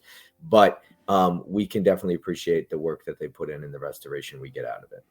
Yeah, Jerry, when I interviewed Jerry on here, he went into that same story. And the funny part, it's not even 3 seconds. It was 3 frames. It was things that you and I never would have seen. But Don was watching it and goes, "Oh, look at that. You see that? We're fucked, dude." And he thought like the company would be gone because of 3 frames. And it's a joke. Yeah, but it's great. I love it, man. Great. I'll take it. I appreciate it. I appreciate people taking the time that care so much about it. And I think Jerry and Don are just big fans themselves. Oh, and incredibly. And that's, yeah, we're going to talk about some of that tonight for sure. Next up, there is an Olive film sale happening at deep discount. The sale ends tomorrow at midnight Central Time. You got to find this little icon that they use and then enter Olive BOGO at checkout. You buy one, you get one, second one free. So basically, if you buy an even number, everything is 50% off. And somebody mentioned Heartbreakers earlier. That's an Olive Films title. The thoughts on the cover art. Oh, that Stan, that cover art is not final. They were just throwing that out there for now. They're still working on that. Supposedly, they're going to have a few different a few different artwork options. So, yeah, we'll see. The Olive stuff, keep in mind when you get these, a lot of them you will not be getting for a while, especially if you go on the tail end of a sale. A lot of them are either back ordered, completely out of stock. You will find titles that they only get a few in like every couple of months. So if you're going to get this, just be prepared to wait and be patient. Don't complain. Don't reach out to them. You're getting stuff very cheap. And they had a really great catalog. So if you're wanting to catch up on some Olive stuff, this is literally the best time of the year to get it. I was gonna say because they're gone. They don't put out anything anymore, right? No. Completely. Yeah, yeah, but they had some great titles. Got Mannequin in there as well. Yeah, they've done some good stuff. Coming this year in the U.S. as a 4K media book from Cape Light again is the film Shine from 1996. This says pianist David Helfgott, driven by his father and teachers, has a breakdown. Years later, he returns to the piano to popular, if not critical acclaim. And I have never seen this. I read up on this when this got announced, and it sounds like something I would probably really love. I love a lot of these music films, and I imagine this is probably pretty great. Shine. Have you ever seen Shine? No, I have not. Kind of assumed so. Coming on June 30th in Germany. What's that? You said kind of a what? I kind of assumed that you hadn't. It's just one of those that has flown under the radar for a lot of people. June 30th in Germany, we're getting a 4K media book of Sakura, which I assume is how you're saying it. I'm not sure exactly, but Cape Light is putting this out as well. This is coming out on Blu-ray in the US from Welgo. This is the newest Donnie Yen film, and it's supposed to be pretty good, actually. Tell me what Donnie Yen has directed, because that sounds super familiar. It's not The Raid, no, right? He's an actor. Oh, okay. Gotcha. What has he been in? Hitman is the biggest thing that everybody knows him from. So I haven't seen Hitman, but I assume he's not in Raid Redemption, but Raid is like top martial arts action movies for me. I think it's incredible. Yeah, he was in the Hitman movies. He was actually in Rogue One, the Star Wars movie. He was in John Wick Chapter 4. A lot of people know him from that. Wait, that's who it was. Yes. Okay. He was fucking awesome in John Wick Chapter 4. He was the best part of that movie. He was just, I will watch anything with that he touches. After I watched John Wick 4, I didn't know who that was, and I fell in love with that character. I was like, holy shit, he's awesome. And so anything he touches, I will watch now. After John Wick 4, he was incredible. Yeah, he's been in a lot of really great stuff. He was in Once Upon a Time in China 2. He was in Shout Factory, just put out recently, the what is it called? Iron Monkey, I think. Gosh, he was in one or two of the Tiger Cage films. I think he was in one of the In the Line of Duty films. He has been in all kinds of stuff. He's a remarkable actor. Yeah, he was in great shape. And how old is he? Because he looked like he was in his 30s.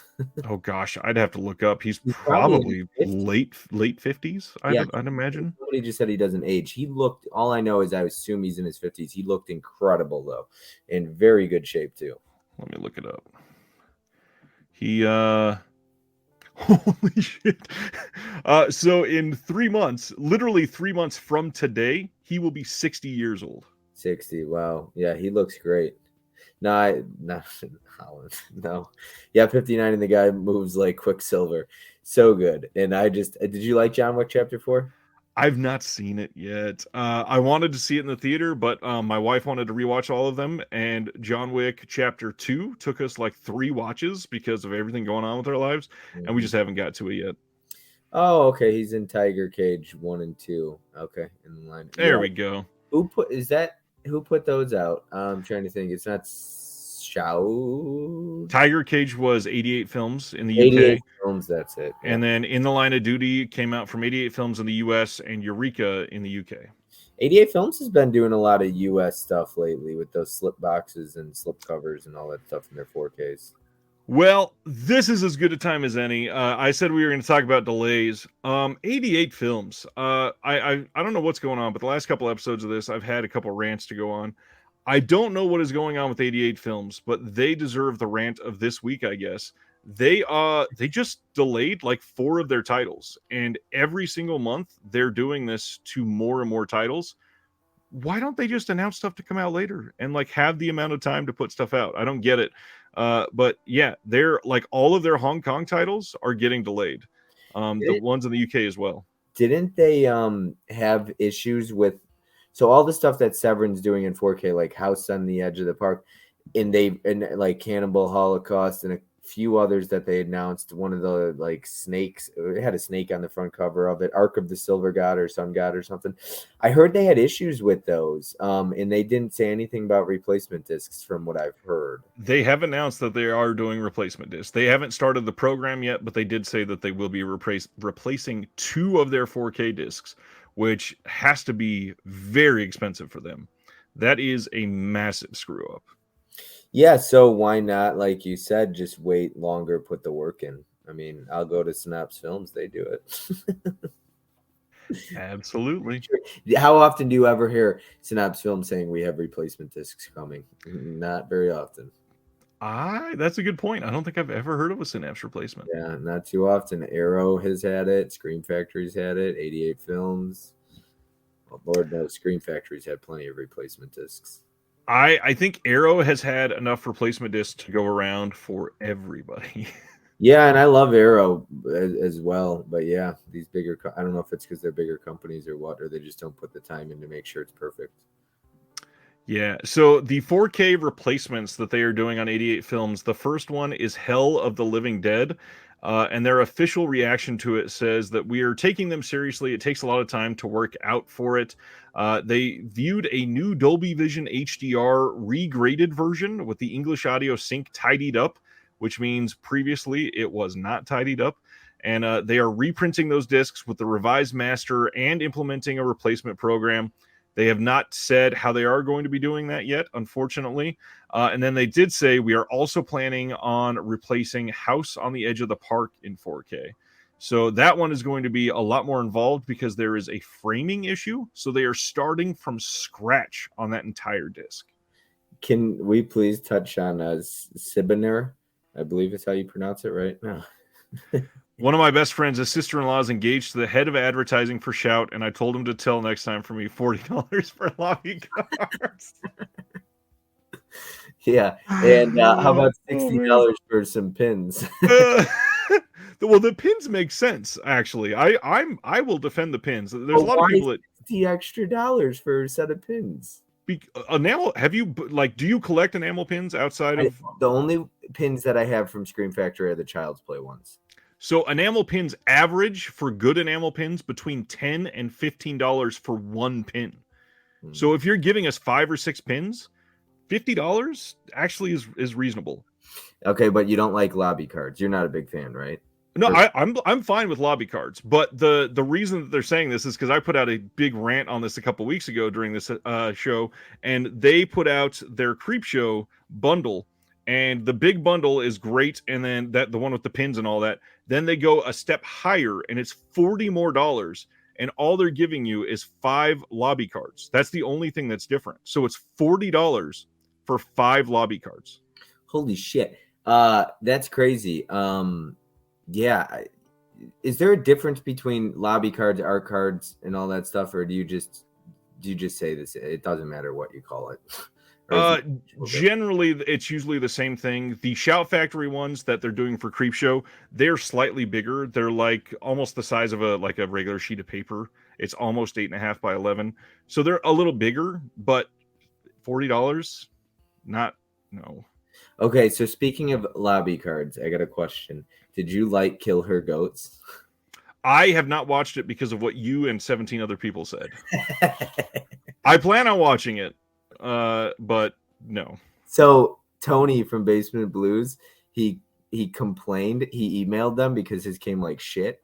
His slipcover and his steelbook, I guess, and they sent him like massive art cards for free, like the size of a sheet of paper, like you're talking about. And he's like, "Why did I even want these?" Right. I mean, I like art cards. I bought the Texas Chainsaw Massacre from Second Sight directly so I could get their exclusive art cards. Yeah. I loved some of these, and I plan on doing a whole portfolio for art I cards and heard everything. those can fit in the Texas Chainsaw Massacre, which I missed out on that, and it's probably one of the most depressing releases that I ever missed out on. Yep. Um, And there are other ones in there. This I'm, just go- adds to the set. I'm going to have to find a way to get that, but not for $130 like people want on eBay. And Oh, it's not out of print. it's not out of print yet from Second No. Sight. They got it said a while back. It said out of stock on there. Yeah, but it wasn't out of print. They got another second printing in since then. People piss me off on eBay with that $130 bullshit. You know, I can't stand that. I smack the hell out of everybody who does that crap. I hate it. That pisses me off. They're just taking advantage of people that are susceptible and vulnerable. That's it. Yeah, I'm not doing that. But Umbrella, when I got the Wrong Turn set, the collector's edition of Wrong Turn, I just hate when my lobby cards don't fit in the slipcover or the box or anything like that, and they were too big for the. So, what do you do with art cards that don't fit? Do you frame them or? I'm planning on getting a portfolio for those. Like I have a portfolio for posters, but I don't have one set up for art cards yet because I don't have them divided by size and all that. Unfortunately, the thing I've been doing so far is a few years ago, Severin put out their When Animals Attacks bundle, and it came with Day of the Animals and Grizzly, and one of the trinkets that they sold with it was a picnic basket. And I keep all of my extra boutique goodies in that picnic basket. It's just storage for me.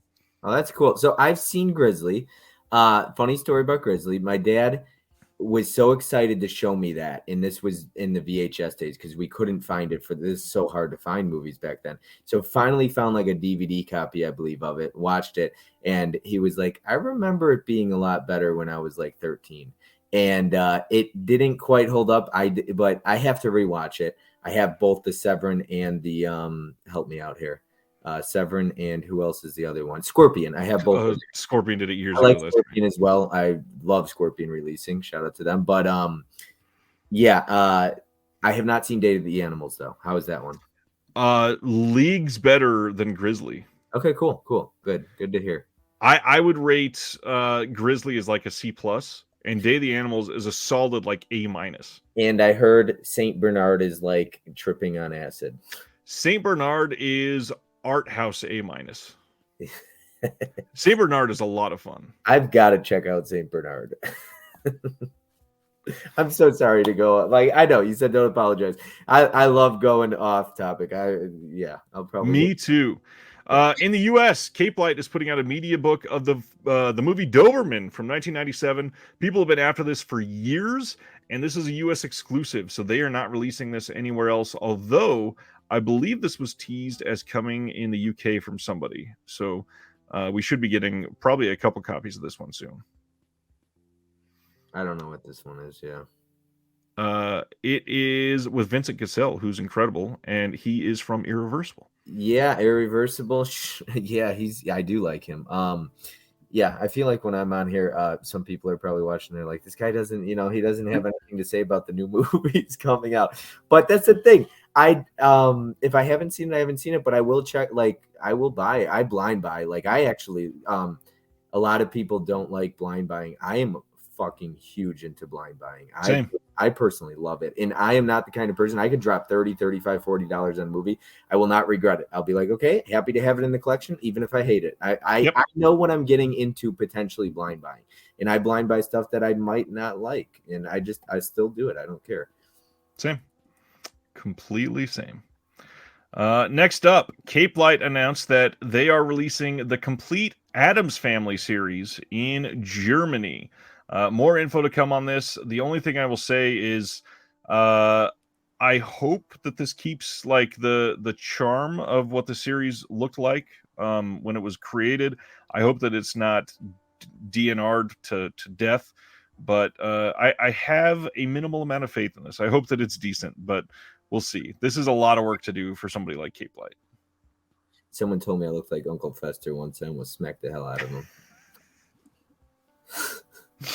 I was like, not at all. I mean, the bald thing, I get it. I was like, but this dude doesn't even have facial hair or anything. I was like, take that shit elsewhere. Wonderful. Wonderful comment.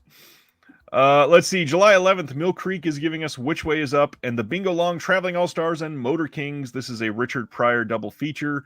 You can get this now. I remember seeing Which Way Is Up and loving it. I've always loved Richard Pryor. I think that he is a comedic genius for sure. How do you say you rang in German? Stan Geezy says Lisa Loring, who played Wednesday, used to live in his apartment. Wow, nice. And also, rest in peace. She just passed away in like February, I think. I haven't dove into enough Richard Pryor, but I hope to eventually. Are you a big Richard Pryor fan? Huge. I grew up with Gene Wilder a lot, and obviously he and Gene Wilder did a lot together. So I eventually saw most of those. Shout Factory's put out quite a few of his films on their Shout Select line, and Pryor is just incredible. Incredible. Yeah, I'm looking. Sibner says, I saw this cover and thought it was another Shout Factory limited run title. KB told me to check out Stir Crazy. Did you like that one? Stir Crazy is pretty good, yeah. I have Stir Crazy as well on Blu-ray, so I got to watch that one. There you go. Yeah. Next up, we got some French titles coming from Kino. I don't know how to speak French, so I'm not going to butcher this. I'm going to say Le Chef, something like that. These are two French comedies. This one is from 1981, and then the next one is Les Comparés, or something like that. Or sorry, Les Comparés. I speak French. You speak French? French, so let's hear you say this one. No, I want to hear it. No, come on. Les. I don't know. Is the S is are the S's? You tell me you speak French, right? Les Comparés. I'm going to say that's pretty good. Somebody in the chat, I hope speaks French. Yeah, type it out phonetically for us. So we got 1981 and 1983. These are both supposed to be incredible. Both have really high ratings, both supposed to be great movies, and I genuinely might check these out. We got audio commentaries by Howard Berger, Nathaniel Thompson, and Steve Mitchell, and they are on both of these. These are looking like pretty good releases. Hard S says Holland, I don't believe you. Why, he's such a smart ass, but he's got good comedic timing. So it's all good. Okay, here is Les Compiers. My wife took French in high school, and I said, hey, I'm going to have to talk about this tonight. Can you tell me how to pronounce it? And she said, sure, Les Comparés. I was like, wow, we are white. I'm going to do fromage. Next up, one that I can say, Peter Greenaway is getting a double feature from Zeitgeist Films. This is a Z and Two Knots, and that is accompanied by The Falls. This is from 1985 and 1980, and it's going to be a 2-disc set. So they are really giving some space to these. We got some commentaries, we got some short films, we got a Vertical Features remake from 78, which is 44 minutes. And some extra video features. This is a pretty solid set. The restoration was done by the BFI. I'm sure this is going to be great. Dude McMahon, Richard Pryor grew up in my hometown. The city hasn't really embraced him around here till recent years. There's a statue of him, but his childhood home no longer exists. Damn. Do you know Peter Greenaway at all? Have you seen any of his films? No. Nope. So he just got that Drowning by Numbers 4K release from Severin, and the big one that people know him from is the thief, the cook, his wife, and their lover, or whatever. I never get the order right. Oh, didn't Umbrella put that out? They did. Yeah. Yeah. His stuff is eclectic and very odd, but super worth watching. I'm a big fan of Umbrella. I think they're really good, and I think I love that they have all their little sub labels too. Or whatever. I really enjoy Umbrella too. I've defended them for a long time. I feel like they've gotten super overpriced lately, though. Yeah, I haven't ordered too much from them, but I know I honestly would love to talk more about Martyrs with you sometime. But they put that movie. Yeah, I know you called that one a masterpiece, and out of every movie I've ever watched in my life, I think Martyrs might have disturbed me the most. because Wow. it pissed me off so much. Watching her get the shit beat out of her just was so frustrating. At one point I was like, I can't stand watching this like right now. They went far with it, but Yeah. it really struck a chord with me, man. Martyrs hit me really hard. And Have it just you seen many of those French Extreme films? high tension, but I don't know how French extreme that one would be. That was like, I think that was actually the earliest of that new French extremity wave, and it was a little tame compared to the rest of them, in my opinion. I really like Alexandria. Alexander, yeah. Yeah, I love. You got the Hills of Eyes remake, Piranha remake, Crawl, Mirror. He did Horns as well. So I really like a lot of his work. But yeah, I still so, haven't seen Horns, and I think we talked about this last time you were on here. I still haven't seen it. yeah, yeah. Martyrs, like I did that triple feature of that Raw Yep. and Serbian film, and you know it's funny because like when it comes to views, I'm gonna divert here really quick, but like when it comes to creating content, so we all know what gets the most views or have an idea of what gets the most views. Sometimes interviews or reviews might not get the most reviews, right? When you touch on a trending topic, that usually gets the most reviews. It's not what I want to do. I love making content with like my friends or something, or doing a triple feature like that, like something crazy. Might not get views, but you know what? It gets more comments than any of my other videos. And I'll take more comments than views anytime because I know Same. that people are actually watching and they appreciate Same. it. So Martyrs fucked me up, dude.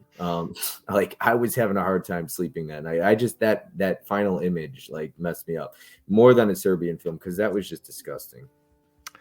To speak on what Bob just said, for sure, I want to shout out one of the best things that you can do for people that do YouTube or anything else is leave comments, share your opinions, make sure that they know that something affected you, make sure that they know that you like their work. Even it goes a long, long way. And I'm not just like begging for comments on my shit or anything like that, but anybody that is doing something creative and you enjoy it, or it makes you feel something, go share that for sure. 100%, man. Like, you know, I have range or whatever. I can talk about one thing and go to talking about anything else. I'm actually a very serious person at times, but I couldn't agree more, man. There are times where content creators might want to stop what they're doing, or they're going through the motions, or they just don't feel a passion or desire for it.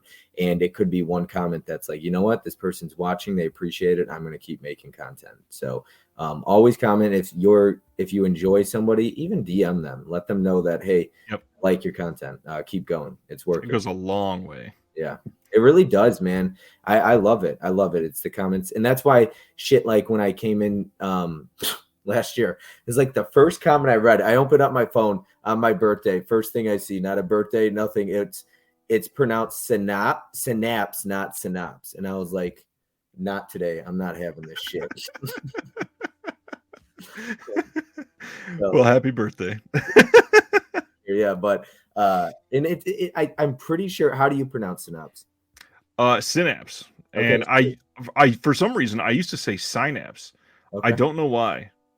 So I always say kind of like synapse, and then seriously, it's like, what the fuck, dude? You know what you're talking? You know what I'm talking about? You really got to drop a comment. You watch an hour-long video to drop a comment like the person mispronounced the word.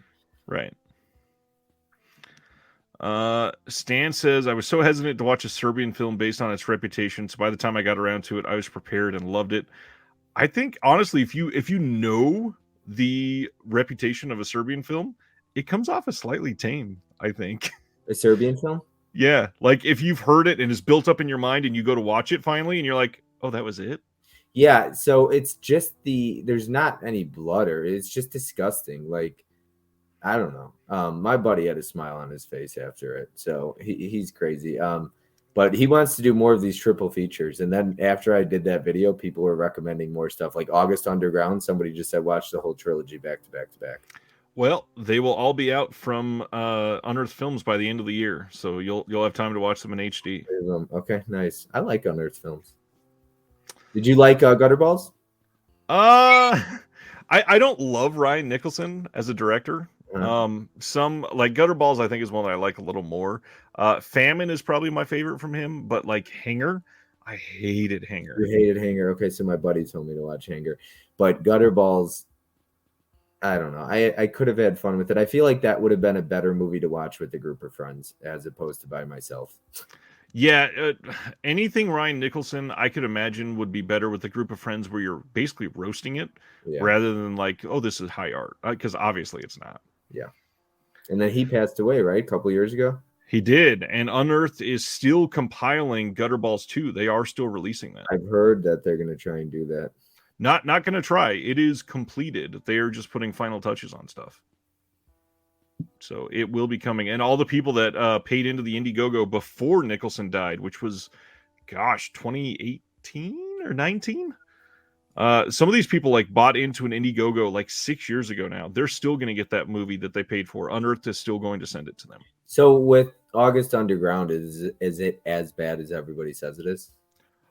No, I don't think for people like you and I that are able to explore film, I don't really think any of these are as bad as people say they are. I think that it is for people that are, we'll say, less open to exploring the more extreme sides. Yeah, I'm always for it. And I got a buddy who's always, he's like, get the most fucked up shit you could find. And I'm like, let's do it. Got to get a lot from Unearthed Films then, that's for sure. Yep.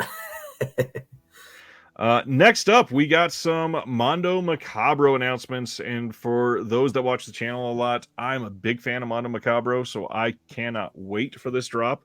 They are like always in tune with things that I love because their slogan is the wild side of world cinema, and everything just feels like that. It's great. So the first one is Night of the Executioner from 1992. This is a Paul Naschy film. And this one was his last complete film as a writer, director, actor. It's looks decent, I will say.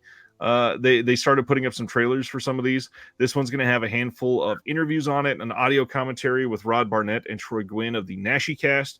There's going to be a full color booklet with a new essay by Troy Howarth, and 1,500 numbered copies of this are going out. All of these that I'm going to be talking about are going on sale on Thursday, May 4th at 9 a.m. So that is next Thursday. These are going up for pre-order.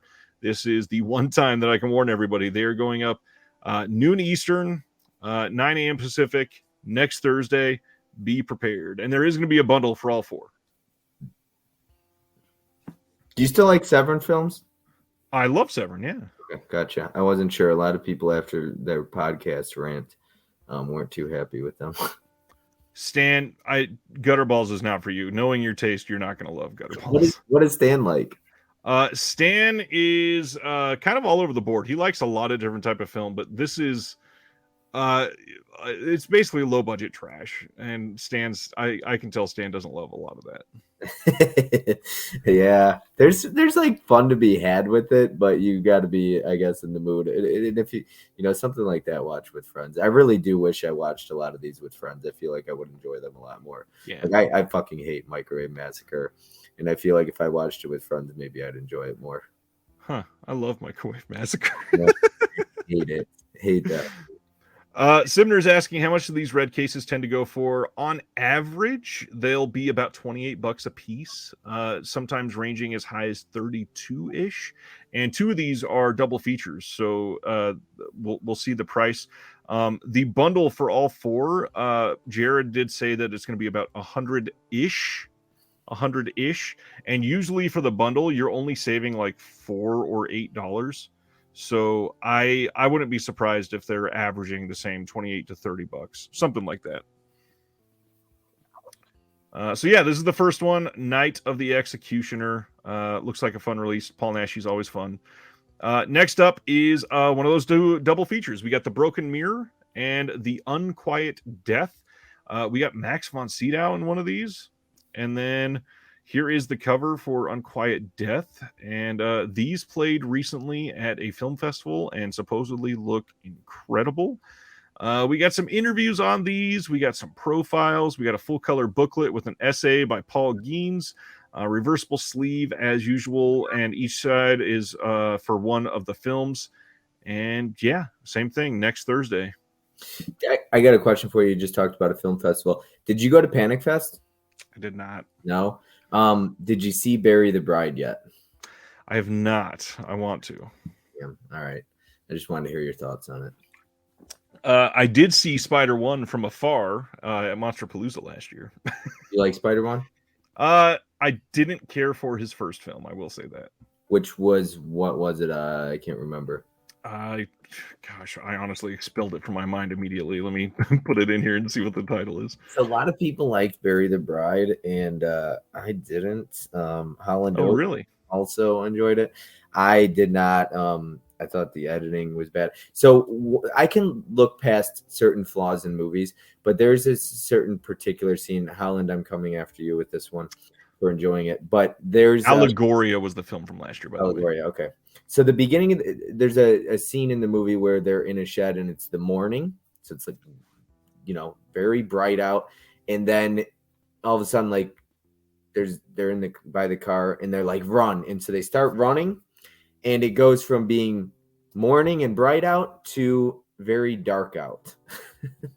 And I'm like, I can't stand it when you don't explain how we go from being bright in one scene to being dark in the next scene. And it's not like 10 hours later or 6 hours later or 4 hours later. So that stuff bothers me. And Killer Her Goats went from being dark to morning to dark to morning to dark. And it's just like, how does somebody who's editing that not notice that or anything like that? Yeah, it's super annoying. I don't understand when when you are editing or directing this, you watch it like 8 times easily. And when you go back and you check that out, how do you not catch that? Like, are you really not paying attention? Is it something that you just don't think is a problem? Yeah. I was typing it out, but I'll just answer here. Dan, $5 shipping, no free shipping at Mondo Macabro. I just checked my last email. So yeah, not too bad. $5. All right, let's go to the next one from Mondo Macabro. This one is maybe the most intriguing looking for me. This is The Fear from 1966. Loving the art on both of these. This says, Anna, a young female student living in Athens, returns to her family's large farm in the remote Greek countryside. She starts to feel the tensions that lie repressed under the apparently tranquil rural setting. Her father and mother are trapped in a loveless marriage, and her half-brother, Anestis, seems even more of a brooding and dangerous figure than ever before. Anna's only real friend is the mute servant girl, Hrisa, who many of the local villagers see as some kind of saint due to her alleged sightings of the Virgin Mary in the lonely cornfields that surround the farm. Hrisa disappears and is reported missing. Anna soon suspects her half-brother is responsible and has probably killed the girl. She starts to follow him, trying to trick him into a confession. Realizing that she might become his next victim, Anna starts to fear for her life.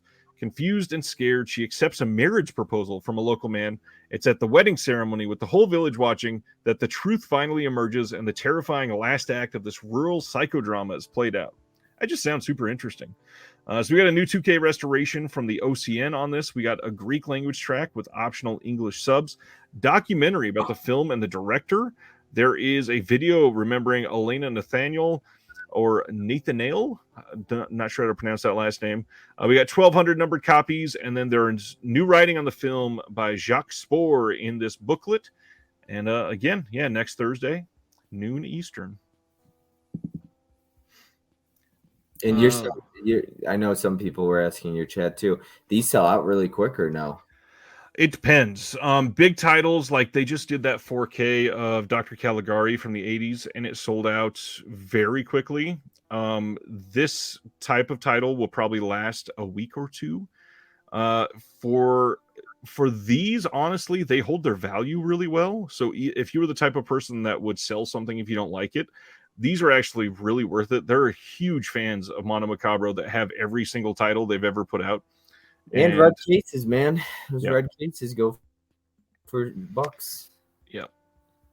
Did you know it sold out really fast? Okay, it was the City of the Living Dead from Cauldron, and then when they re-released the standard edition, still came with a slip. That was gone so fucking fast too. They released the limited edition that had everything, and then they released the special edition that had just the slipcase and the movie, and now they're releasing the standard edition with just the 4K. No slip. Yeah, I missed out on the slip, and I need the slip because it has the numbered spine.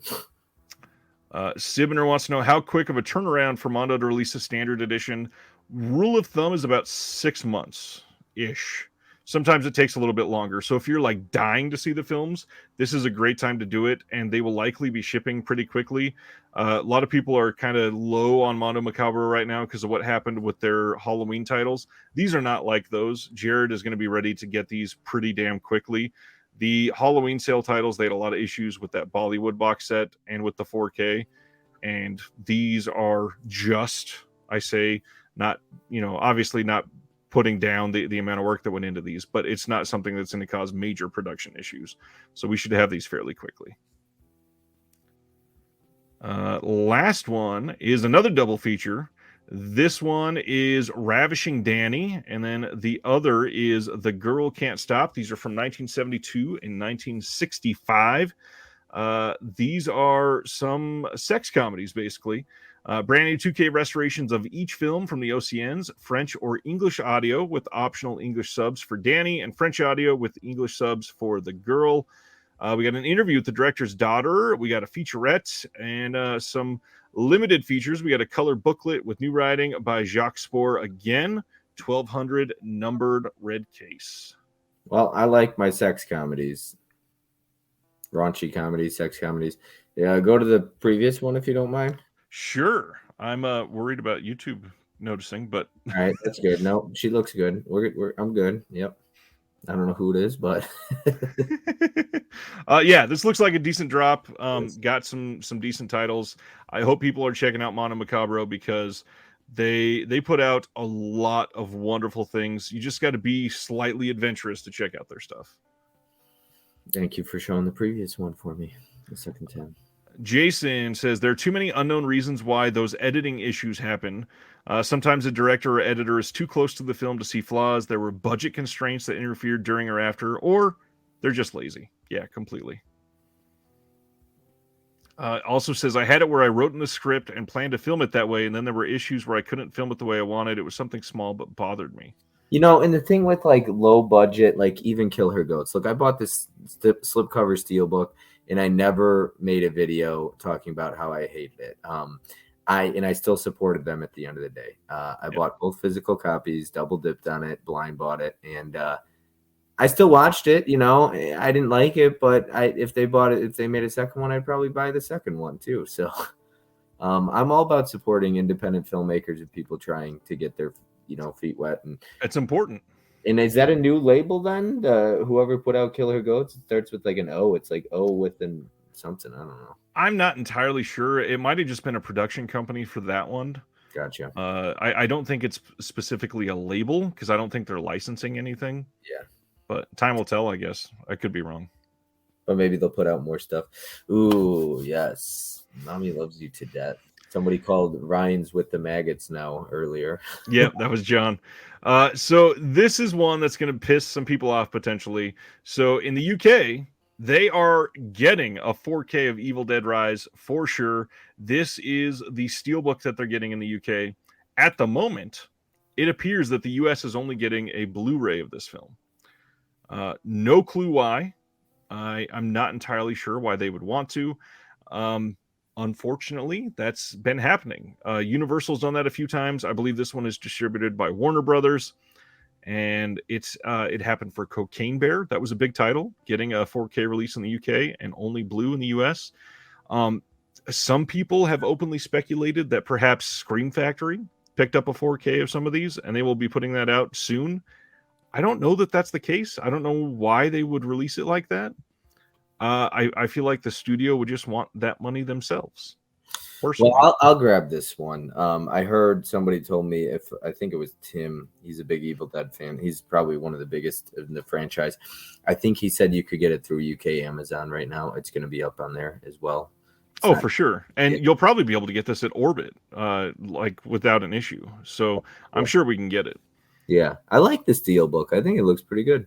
Oh yeah, I got nothing against the steel at all. I'm actually a fan of when we got quotes like this, and I I don't know if you can see if I move my arm. Oh yeah, kind of. In fact, those are Evil Dead steels on my second row. I do display some of my steels, so Okay. sometimes I like having a quote visible. What I mean, I've got this is the closest one I can grab. I got my Your Next steel just sitting available on the wall. That is one of my favorite steel books. Beautiful artwork on the back. Beautiful artwork on the front. I didn't even know if it was a scratch I had on it, but it's part of the artwork. Yep. It is so nice. And Zavi used to put out, though I got that for like $8.99. In Cabin Fever and Hostel, those were all like $9 back 5 years ago, and now they're like Yep. 35, $40 for these books. At least. Crazy. All right. Wicked Vision started announcing some stuff this week as well. They're doing a piece of news every day, and in late 23, they are giving us a double feature on 4K of A Pistol for Ringo and The Return of Ringo. This had been released previously, I think, by Arrow on Blu-ray. This is the first time that it will be available on Blu-ray in Germany, and I believe this is the first time either one are going to be on 4K anywhere in the world. Yeah, pretty cool. Wicked Vision. Then we got some Mission Impossible steelbooks announced. These are all coming out 3 weeks in a row. June 27th for Mission Impossible 1 and 2, July 4th for 3 and 4, and then July 11th for 5 and 6. Are these that's Paramount, right? Yes, they are. So they're going to be sold through Amazon and Universally, or they are widely, yeah. And are they going to be $34.99 or? No, I think they're hovering right around 30, which is close. Still pretty expensive, yeah. They are really nice looking. So, I've been torn on these. First, I don't love how if you look, it's digital art. And some of it looks a little odd if you get close. Some of the faces don't look exactly right. Like this is supposed to be Tom Cruise. That doesn't look like his chin. I'm sorry. The other big thing I don't like is the way that they designed the MI across all of these. It looks like M1.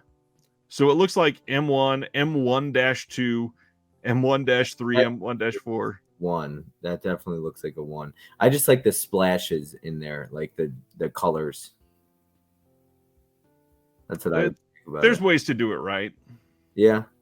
So what do you say? You're saying digital. So they did it digitally. What are you saying? Some of these steel books do it the right way. So elaborate if you don't mind, because the splash of color in the back. Sometimes that's done right. Sometimes it's not great. You were talking about the face being digitally. So like.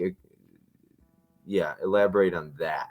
The part I was saying some do right, though, was about the colors. I don't love that these are all digital photoshops, basically, where somebody's going in on like an iPad and drawing these. Because some of them, like, okay, Ving Rhames looks great here. This face on the bottom, not real great. That's not super detailed. Again, this is supposed to be Tom Cruise in Mission Impossible 4. That doesn't look like his face. Like, I understand he's on the side of a building right there. That doesn't really look like him. So, like, take this, for example. So this is the back of Your Next steelbook. Like, that looks great. That's not, so you're saying that's not like. This isn't bad. No, this is fine. Yeah, because that's what I meant versus something like that, I guess. Sorry, I got all off topic there. No, that is completely fine. I just wish that they had, I mean, you could have literally photoshopped the actual scenes from these. It could have been better, but yeah, I don't know. If you were going to make something that was streamlined across 6 different steelbooks, I feel like they could have made something that unified them together. Like when we used to get releases in the 80s, like the Nightmare on Elm Street DVD box set that everybody loves. When you put the spines together, it forms a picture. Do something like that when you're releasing all 6 steelbooks like this. Give us a reason to collect all of them other than crappy iPad art. Well, I personally love the metal steel boxes, like Matrix, Jurassic Park, Mad Max, Rambo, King Kong, or the Monsterverse. I fucking love those. I think they look great. They're solidly built. There's the dividers in there that don't scratch them up. It's great. But Rambo, you couldn't get a good one. They were all damaged. I actually got a perfect shape one. Man, you are one of the very few. Yep. Tony at Basement Blue said he'd like return 6 different copies to get the right one. Yeah. Crazy. Sibner, great question. How are Lionsgate steelbooks with a translucent slip? Somewhere they're either $20 to $22, and then these are $30 each, and they're the same thing as the last 50 version of these movies. It's just a cash grab. So I really like the slips. It adds a lot, but they are always damaged, those plastic slip covers. It is so difficult to find a good one. I got this and you were talking about it with the thing. I got the David Bowie one, the man who fell to earth, and the bottom of it's completely cracked. And the only other one was very had indents and creases and all that stuff. So I didn't go with that one, but I didn't see the crack on the bottom. Those plastic slips get damaged very easily.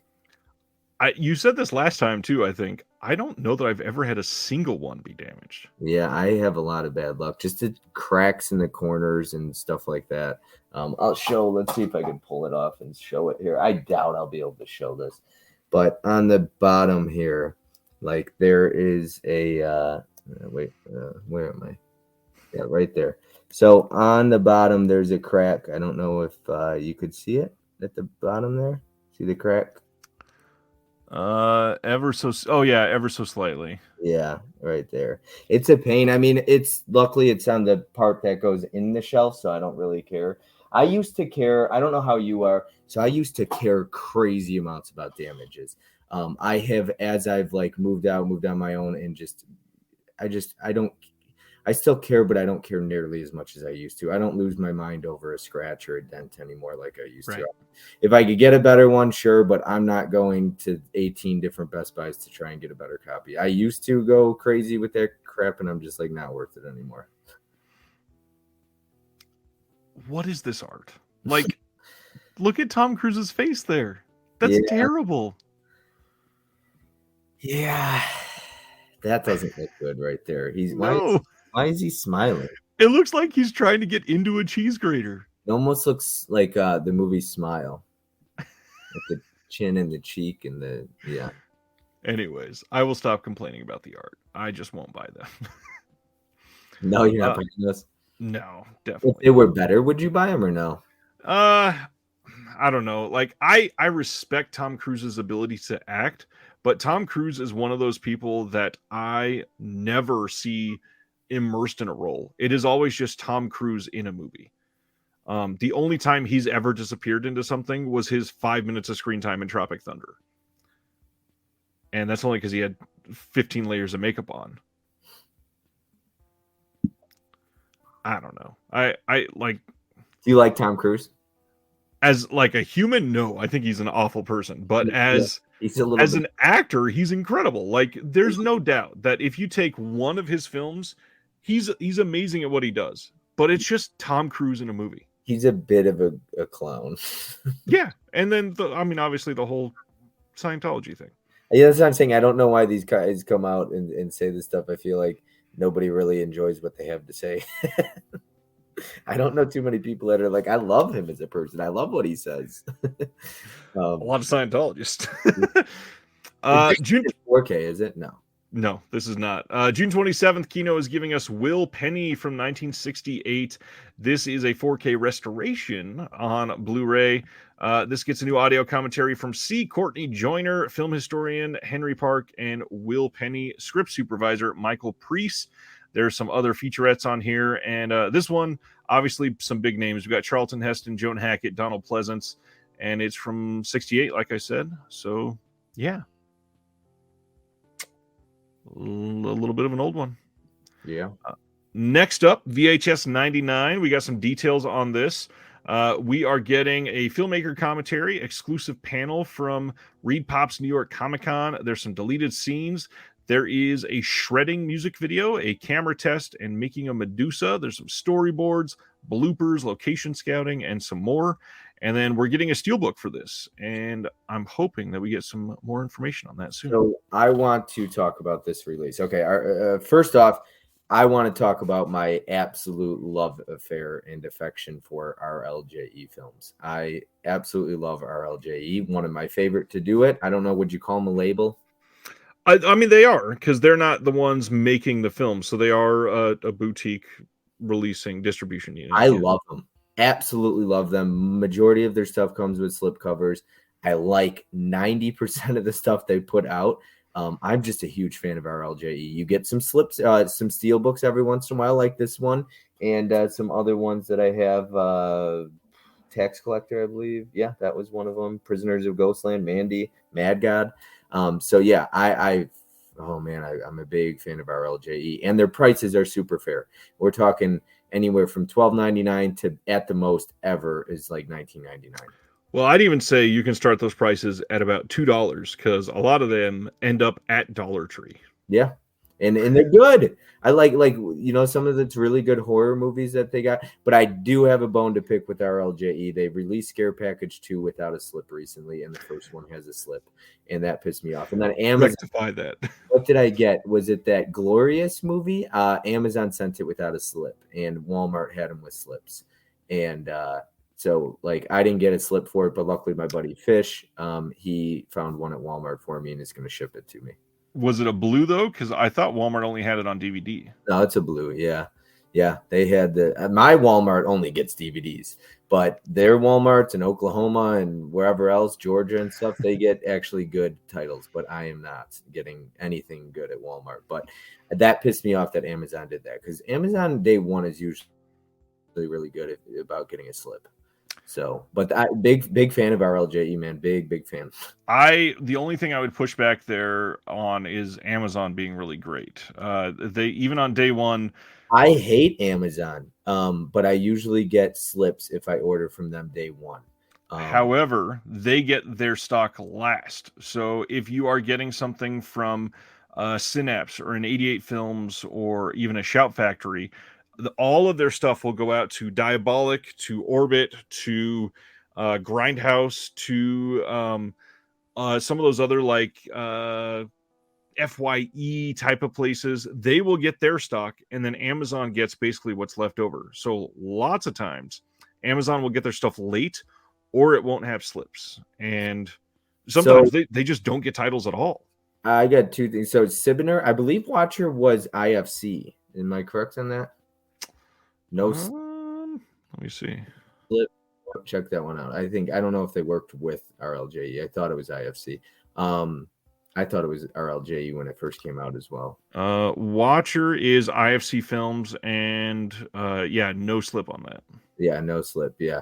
I hate Amazon and I fucking hate Best Buy. They both suck. I can't stop getting damage, and they piss me off, man. Best Buy and Amazon, and they don't give one shit. My favorite thing about RLJE is what Sibner says here. Streaming companies, they have Shudder Originals on RLJE on physical, and the streaming service can still not just survive, but thrive and do very well. I wish some of the others would do that. Yeah, they got some of my favorite titles. I'd love to be on a future stream talking RLJE. Dear God, I love their stuff. But Brawl and Cell Block 99, Bone Tomahawk. I mean, as Craig Zallard, anybody in the chat, he's like top 2 favorite directors for me, though. I cannot wait to see what he does next. Incredible writer. He composes his own scores.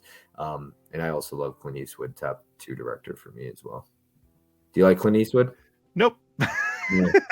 Nope, not at all. I like a handful of his big things that he acted in. Like I think Play Missy for me is probably his best film. Is it him as a person, or is it just his movies? No, it really has nothing to do with him as a person. I think the biggest thing is that I've never loved Westerns, and that he did a whole lot of Westerns. Yeah. Now, I'm going to segue into what Jason's saying about slips. You care about slips, right? For the most part, yeah. I don't really like if I get a 4K of some mainstream title, I'm not going to go on eBay and seek out the slip for that if it came with one. But I'd rather have one than not. Yeah. Now, so like new stuff though, like Scare Package or Watcher, do you feel like they should be dropping slips on these new titles? I mean, not everything. No, I understand that some of these places they're not going for that. They're not numbered slips. They're not numbered spines. They're not catering to collectors necessarily. The biggest thing is a lot of these, like Scare Package. I don't need the same inside art and on the slipcover. If they would give us commissioned art, I would care a whole lot more. You're talking about that reversible artwork stuff, right? Like you take the slip off, you could put something else on under it, right? Like turn. Not yes, but it also the art on the sleeve doesn't have to be reversible. That could be the poster art. But if you're going to do that, spend $500 on an artist to make a brand new piece of artwork for the slip and make it extra nice. Yeah. Even Sony, like, I mean, I Know What You Did Last Summer has different artwork Right. underneath the slip. Real Genius had different artwork. Yep. That Real Genius art is actually really good. Yeah. Now, so I've gotten called out though. It's not technically reversible artwork. It's just alternate artwork, right? Because reversible artwork would be if you could flip over the artwork on this. Correct. Yeah. I always call it reversible if it's got artwork underneath it that's different than the slip. And then somebody called me out once. I was like, "You get what I mean." I was gonna reach for something, but all I have in front. Well, no, I've got this one. So, I mean, yeah, this is actually the perfect example. So, when I interviewed John Campopiano, he did Pennywise: The Story of It. This is the inner art. It is not reversible. There is nothing on the inside, but the slip is different. Mm-hmm. So I'd rather have this than just this. But I don't need this with this art on the slip. For sure. I mean, we'll talk about one of the titles that I have from Synapse Films. It's reversible artwork, but there's no slip, so I can't display both art. I can only display one of them. And that does drive me crazy because I'm like, damn, I want to display both. Well, you don't display both technically, but I like being able to take it off and know that there's something else underneath it. Yeah. But yeah, you got, like I said, man, Stan and this Sibner are coming with some good takes tonight. I enjoy what they have to say. I assume they're regulars on here. Always, yeah. Yeah. And I think I've seen John Peters here last time I was on. Oh, yeah. Brent wants to know, speaking of Synapse from earlier, isn't Street Trash coming to 4K this year? I think last August it was announced. Technically, they never said a date. They just said coming soon. And with Synapse, that could mean 2027. It could mean tomorrow. They drop it with no fanfare. When do you think that's going to come, though, if you had to guess? I mean, honestly, I wouldn't be surprised if it was like next summer, like 2024. Okay, yeah. I mean, hopefully it looks good. Do you think it'll... So I haven't watched the Synapse Blu-ray yet. Do you think it'll benefit from a 4K? Oh, 100%. Yeah, that movie is incredible. Lots of great colors. Okay. All of our scans so far have been pretty dingy. Yeah, I think that'll look great on 4K. Yeah, that's good. And Synapse putting it out, I trust what they would do. 100%. 100%. Next up, speaking of good 4K, Blue Underground is giving us The Girl from Rio by Jess Franco on 4K. This is just listed as coming soon. We have no details on this yet, just this artwork. This is getting brand new restoration in 4K like Blue Underground always does from the OCN, loaded with new and archival extras. And it's Jess Franco. So if you're into Franco, you'll like this. So some of it's softcore, right? Some of his stuff, or is it all softcore? Definitely not all of it. I mean, he's done some bigger titles that are just straight horror for sure. Okay. So is this a Blu-ray title of theirs? Because so far every one of their 4Ks has been on their Blu-ray catalog. Is this? This is not one that they put out on Blu-ray. I believe. I don't think this has been their first 4K that's not in their catalog already. Oh well, I guess technically this was on a double feature Blu-ray from them. Okay. Gotcha. So this came out with The Million Eyes of Sumeru, which is a Frankie Avalon film. Interesting. Yeah. Well, so sort of. I mean, it wasn't a standalone release, but right. Yeah. So far, because everything that I've seen Blue Underground do is all stuff from their Blu-ray catalog so far. Yeah, they literally nothing that they've put out is brand new, and I don't know that Bill Lustig is like trying to license new titles at all. I don't think he will. Do you like Blue Underground and Bill Lustig? I think he's a fine director. I think that it's a great studio. I think they have literally the best 4Ks so far. Yeah, I'd put them toe to toe with Synapse stuff. Yeah. I've seen I don't know which 4Ks of theirs. I know I've watched one of them at least, but That zombie slip is a hard one to get. Yeah, it really is. This one is an interesting one. I've just started adding some of the premium releases to my regular feed, so get prepared for more of these. May 31st, Nova Media is giving us an Everything Everywhere All at Once Steelbook, full slip, lenticular, one-click box set. You can pre-order this on the 19th of May, and these will probably go pretty quick. So make sure you check out what time is right for where you live. And it is a pretty stunning release. We got some close-up pictures of the steelbooks here. I love these premiums and I love this movie, but I don't think I'm going to go after this because I've already bought this movie 2 or 3 times. So yeah, I actually haven't seen this yet. I have the 4K of it from A24, but I got a question. So Dude McMahon, his question, did you watch that interview with Serial at Midnight? What did you think when he said in that interview, he's like, I think that all labels will be gone except for like Criterion in 5 years from now? It was one of the worst takes I've ever heard. I really didn't like that, and I didn't agree with it, and I don't see that happening. It's not going to happen, period. Yeah, I mean, maybe for him if he doesn't license new stuff, but not Arrow or Scream Factory or even, I don't know. I mean, yeah. That is easily if you don't put any work into your company's going to die, period. Yeah. Now, can I ask you, are you a fan of Scorpion releasing? Yeah. I've got pretty much nothing against them. I think that they have not put out the best of what they could on some of their titles, and they've really gone light on special features, but they're decent movies and fairly priced. Yeah, I like Scorpion.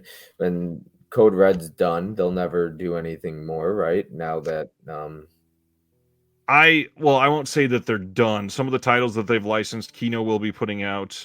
Some of them will go to Dark Force, and they will likely still have some Code Red branding floating around. But most everything that they had in the pipeline will probably just fall under Dark Force now. Do you like Dark Force? That guy is strange individual. My answer is fuck no. Yeah, he is one strange dude. Dark Force is one of like 3 companies that I will happily say I cannot support. Yeah. And their numbered spine shit, like they don't even know what the hell they're doing over there. No. I'm not a fan of Dark Force. Myself, I don't have any of their titles. We got a question. Does Second Sight have a regular announcement schedule? They do not. The only thing that's been sort of regular is that they announce on Fridays usually.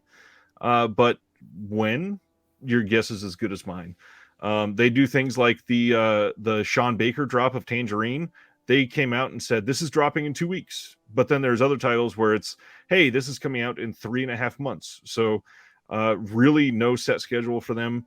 The Hitcher is still coming. I can guarantee that. Who knows when? But, I know you said Hitcher's not going to get the treatment that Drive or Dawn of the Dead did. But, man, I hope they go all in on Hitcher. The only thing I mean is I don't think it will be as big. Yeah. Like I don't think they're going to go with like a 400-page book and all 2 books and all that stuff. Right. Yeah, I still hope they go crazy with Hitcher. Honestly, that might be that and Texas Chainsaw Massacre, Drive, Dawn of the Dead. I think Hitcher, when that comes out, could be my favorite release, especially the fact that it's only got a DVD. That scene where he's biting into his fries and he bites it like he notices a finger, like it's just so iconic to me. I love that movie too. And I love the remake. Did you like the remake? I really appreciate the remake, and I think it's underrated. I do too. I think it's really good. Another one that only has a Blu-ray, in Canada or something? Canada, yeah. Griff says, if you don't have any Dark Force titles, how can you judge their releases? I have a whole bunch of Dark Force titles. I don't know I don't think Bob is necessarily judging their titles or their releases, just saying that the guy behind it is odd. Yeah, he's very strange. And he posts a lot on Instagram of people's photos and never gives credit. And then somebody called him out on it once, and he was like, "Why do you need credit?" Well, he's literally like challenged his fans to a steel cage match in live streams. Like, Somebody came out and said Vinegar Syndrome would have done better for this, and he said, I'll take the guy from Vinegar Syndrome in a cage match right now. Come on. What are we talking about? Oh geez, yeah, I don't know. Is Vinegar Syndrome your favorite label? It's a tough question because like I float between who is my favorite right now and like who is like the best all-time slate or anything like that.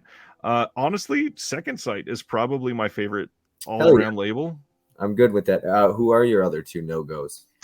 My other two no-goes, I okay, I wasn't going to go there, but I think I might. One is VCI.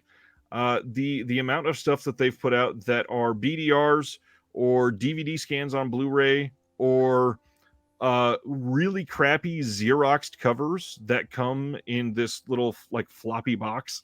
I cannot do it with VCI anymore. I've tried to help support them to get a better following. I can't do it anymore. VCI is absolute garbage like tier in my opinion. And the other one is Massacre Video. I don't think I could do anything with Massacre Video anymore.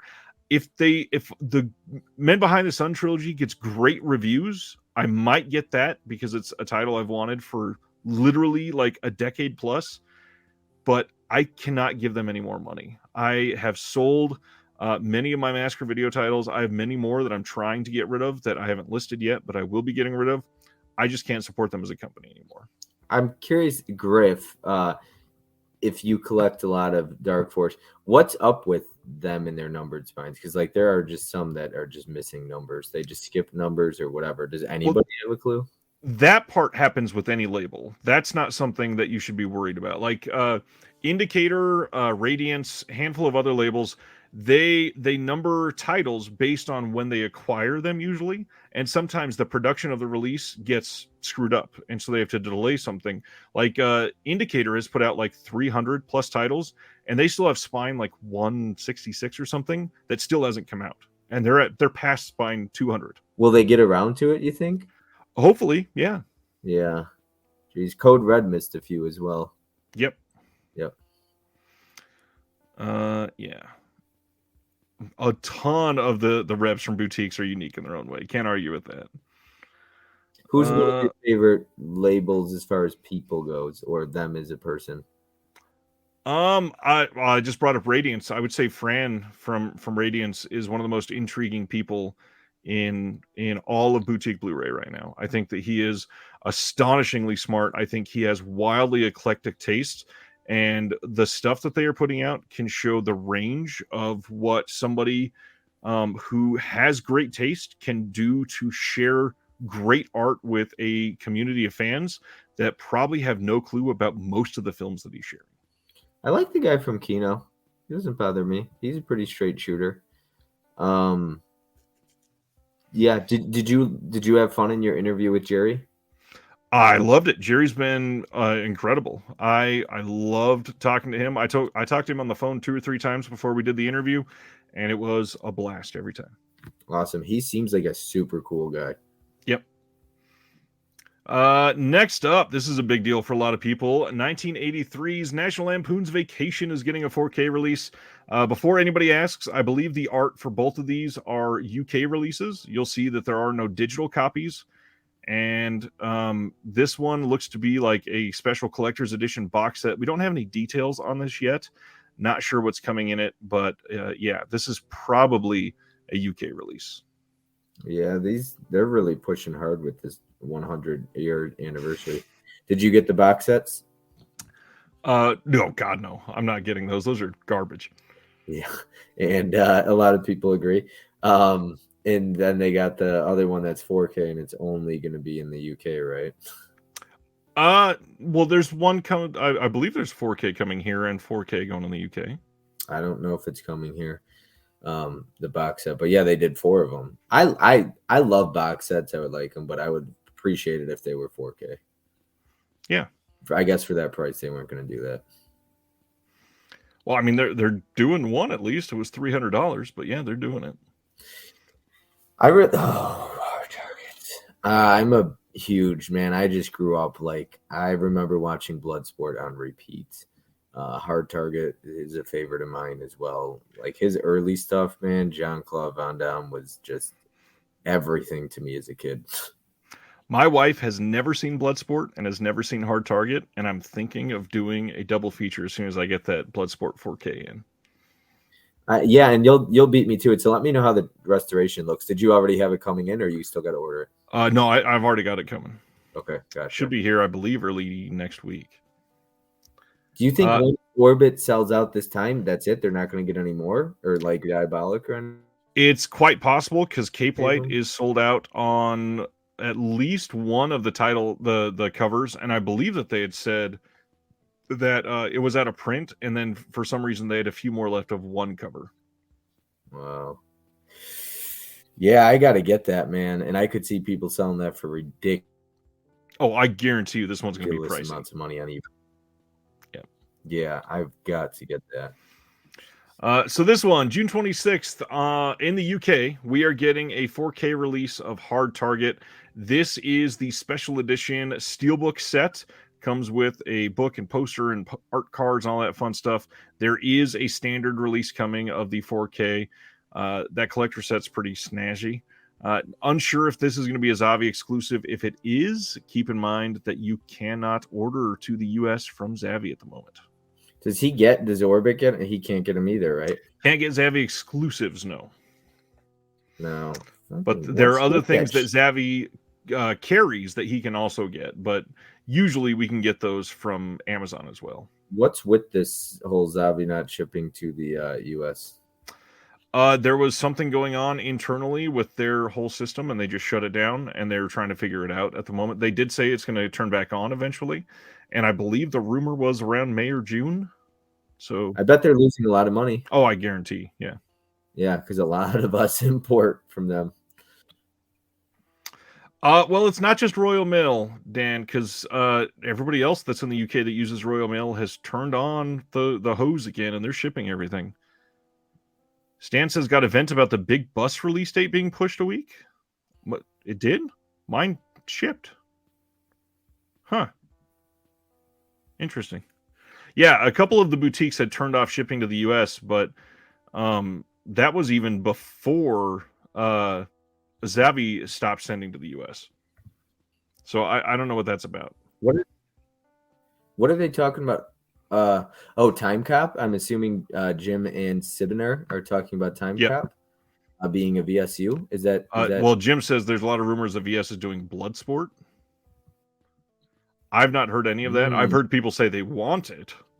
I've not heard any rumors about them doing it. And I like, not that I'm completely an insider and I know all kinds of stuff, but like Showgirls, I knew that was coming on VSU since last June or May, something like that. So I maybe would have heard of Bloodsport, but I'm not going to say that I definitely would have. Do you think that Bloodsport is coming to the US at some point? I would imagine it would. If that's going to be this year, next year, or 10 years from now, not sure. But it's a giant title, and physical media isn't really going anywhere at the moment. What's your favorite Jean-Claude Van Damme? It's Bloodsport for me. Gosh, there's a lot that I haven't rewatched in a long time. Yeah. At the moment, I'd probably say Bloodsport. I'm not a huge, diehard Jean-Claude fan. I've never, he's not an incredible actor. He's entertaining as fuck, but I've never been like, oh, Jean-Claude, I got to watch every movie he's done or anything. But I don't know. At the moment, I'd have to say Bloodsport. Yeah, Sibner really wants a 4K Time Cop. But a lot of people do, because like Anthony said, they want to get rid of that double feature of Bloodsport and Time Cop. Right. It's a big deal. Kickbackser is awesome. I fucking love that one too. I know he's not the best actor, but he is so much fun to watch. Yeah. He's a hell of a lot better than Steven Seagal, that's for sure. Yeah, he's a wacko now, isn't he? All right. We got two announcements from Play On Pictures in Germany. This one is June 1st, and the other one is May 31st. But these are... the first one is Opera from Dario Argento on 4K. This is going to be coming as a Play On Store exclusive. Sorry. Go ahead. The hard part, I will remind people that Play On has actually been region locking some of their 4Ks, which is not supposed to be a thing. You're not supposed to be able to region lock 4Ks. It is a part of the format that's written in that they're supposed to be region free. Unfortunately, this is advertised as Region B. It's going to be, or not, the 4K itself is not advertised as Region B, but it's a Region B release, and no English subs on this, which is an odd choice. Well, at least not advertised. They very well may still be on the disc, even though it's not advertised. So we'll see. Then they are also doing Four Flies on Gray Velvet in the exact same sort of thing. It is a 4K hard box release that is a store exclusive. Again, no English subs advertised. They may be on there. If you are a huge fan of Argento and you're like trying to get all of these, I completely get it. I'm digging the alternate art on these. Just keep in mind, they may be region locked. It is kind of shady that they're doing that, but it happens. Next up, one that we've been talking about a lot in the Discord this week. Kino is putting out Charles Bronson's The White Buffalo. This is a new HD master from a 2K scan of the 35 interpositive with the new audio commentary from Paul Talbot.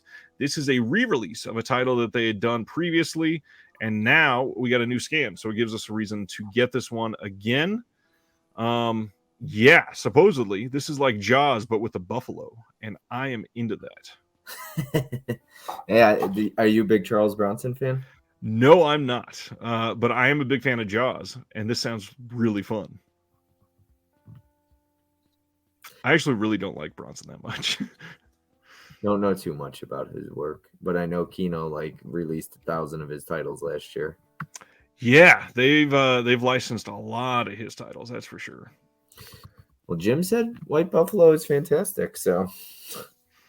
And that old Kino release he says is dynamite. This one's looking even better. Is it for what is it? It's a 2K scan of the interpositive, but with a slip and all that stuff. Yep. Cool. Sounds good. Dude McMahon says White Buffalo is crazy, totally non-traditional Western. I wish they'd had a special on the Buffalo effects. Interesting. And he says it's way more trippy than Jaws. See, that's right up my alley. I've never seen that, but that sounds fun. Have you ever seen Cruel Jaws? The Jaws 5? Of course. Is it really bad? Yes. Yes, it is. Yeah. Lots of spaghetti.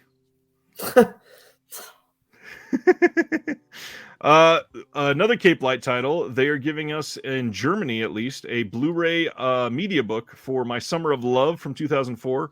This is a super old Emily Blunt title that had never been on Blu-ray anywhere in the world. So this is actually a cool little debut for them.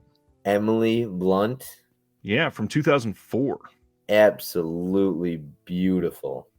And she is a very good actress too. I absolutely She is. Summer. Next up from Cape Light in the UK, we are getting a media book of Hansel and Gretel from 1988. This is one that a lot of people have been searching for a long time. This is a Glenn Close film, and I am dying to get this. Glenn Close, the one who's been nominated like 8 times and never won an Oscar. That's the one. Yeah, terrible. She should have won for Fatal Attraction. Fish must be off work. What's going on, Fish? In it. Sibner says, I feel like this is coming to Kino, probably talking about that Emily Blunt title. But yeah, would not surprise me. This is a canon film, by the way. This is one I'm dying to see. I hope somebody in the U.S. picks it up, or this is a little more widely available. I bet Orbit will get this as well. Next up, Wicked Vision in Germany is giving us a media book of Dark Tower. They're using the Vinegar Syndrome scan on this one. Yeah, this is coming in their collector series. Should be a decent release. Don't get pissed at me, and I hope nobody in the chat does. But am I supposed? Who's Will Sampson? What do you mean? So Fish said White Buffalo has Will Sampson in it, and I'm trying to figure out who he is and why I should know that. Will Sampson. He is in quite a few bigger titles. Let me pull up his IMDb and I will list them out to you. Sorry, I'm just like, am I supposed to know this guy? Is this wow, Hollando? It's okay. One Flew Over the Cuckoo's Nest, The Outlaw Josie Wales, Poltergeist 2, From Here to Eternity, Relentless, Orca, Buffalo Bill and the Indians, Crazy Mama. He is a Native American, I believe. Yeah, Native American actor of the Creek Nation. And his big break was being in One Flew Over the Cuckoo's Nest. I really like how this has turned into a White Buffalo stream because, yeah, I guess we talked about him last night. I'm sorry, but saw the trailer for White Buffalo. He's going to buy it. That's awesome. We got some indicator announcements today. They are giving us on July 24th. All of these are the UK only, by the way. We're getting John Wayne's Jet Pilot from 1957. This also has Janet Leigh in it. This was directed by Joseph von Sternberg. Whole bunch of extras on here. Tony Raines plays a big part in it. 3,000 copies in the UK.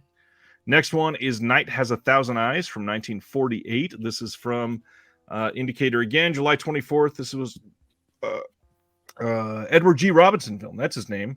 Directed by John Farrow. We got an audio commentary. Tony Raines on this one again. Tons of extras. 3,000 copies. Then a Marlene Dietrich film. The Song of Songs from 1933. Nice little pre-code film. July 24th as well. Tons of features. 3,000 copies. And then finally, Thunderbolts, another Joseph von Sternberg film. This one all the way back from 1929. Says George Bancroft and Fay Ray. So when does that White Buffalo come out? Because I definitely want to get that one. White Buffalo is fairly soon. June 27th. Cool. Sounds like a fun title. I'm up for that. It's like the one that you got me very excited for. Good. Next up from Cape Light is the Care Bears movie. Yes, the Care Bears.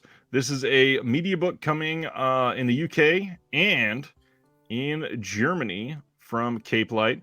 This is the first time on Blu-ray in the UK. It's going to have a media book with 24-page booklet on the inside. I think I'll pass. You don't want the Care Bears movie? No, I'll pass. Come on. You'll be getting the Care Bears were great. Yeah, I mean, I remember the Care Bears, but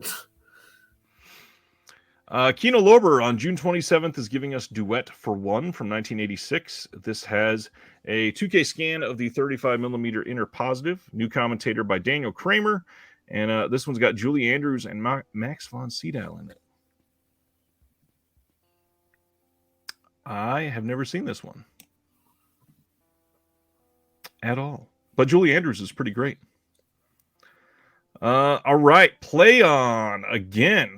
They're giving us a 4K media book of last year's The Whale with Brendan Fraser. This is coming on July 23rd. This is the media book that will be available on their site. But if you go to Amazon Germany, they have this exclusive, which I really like the design of this. This is gorgeous. Nice blue and orange. Really good art. Did you like Whale? To be honest, have not seen it yet. Ooh. The Whale, yeah. It didn't wreck me, but it definitely hit hard. Good. The things, yeah, I liked it. Do you think you'll like it or no?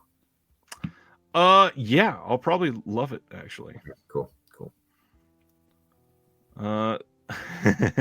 Sibner says, hate to say it, but that cover makes him look like MODOK from Quantum Mania. Oh my yeah.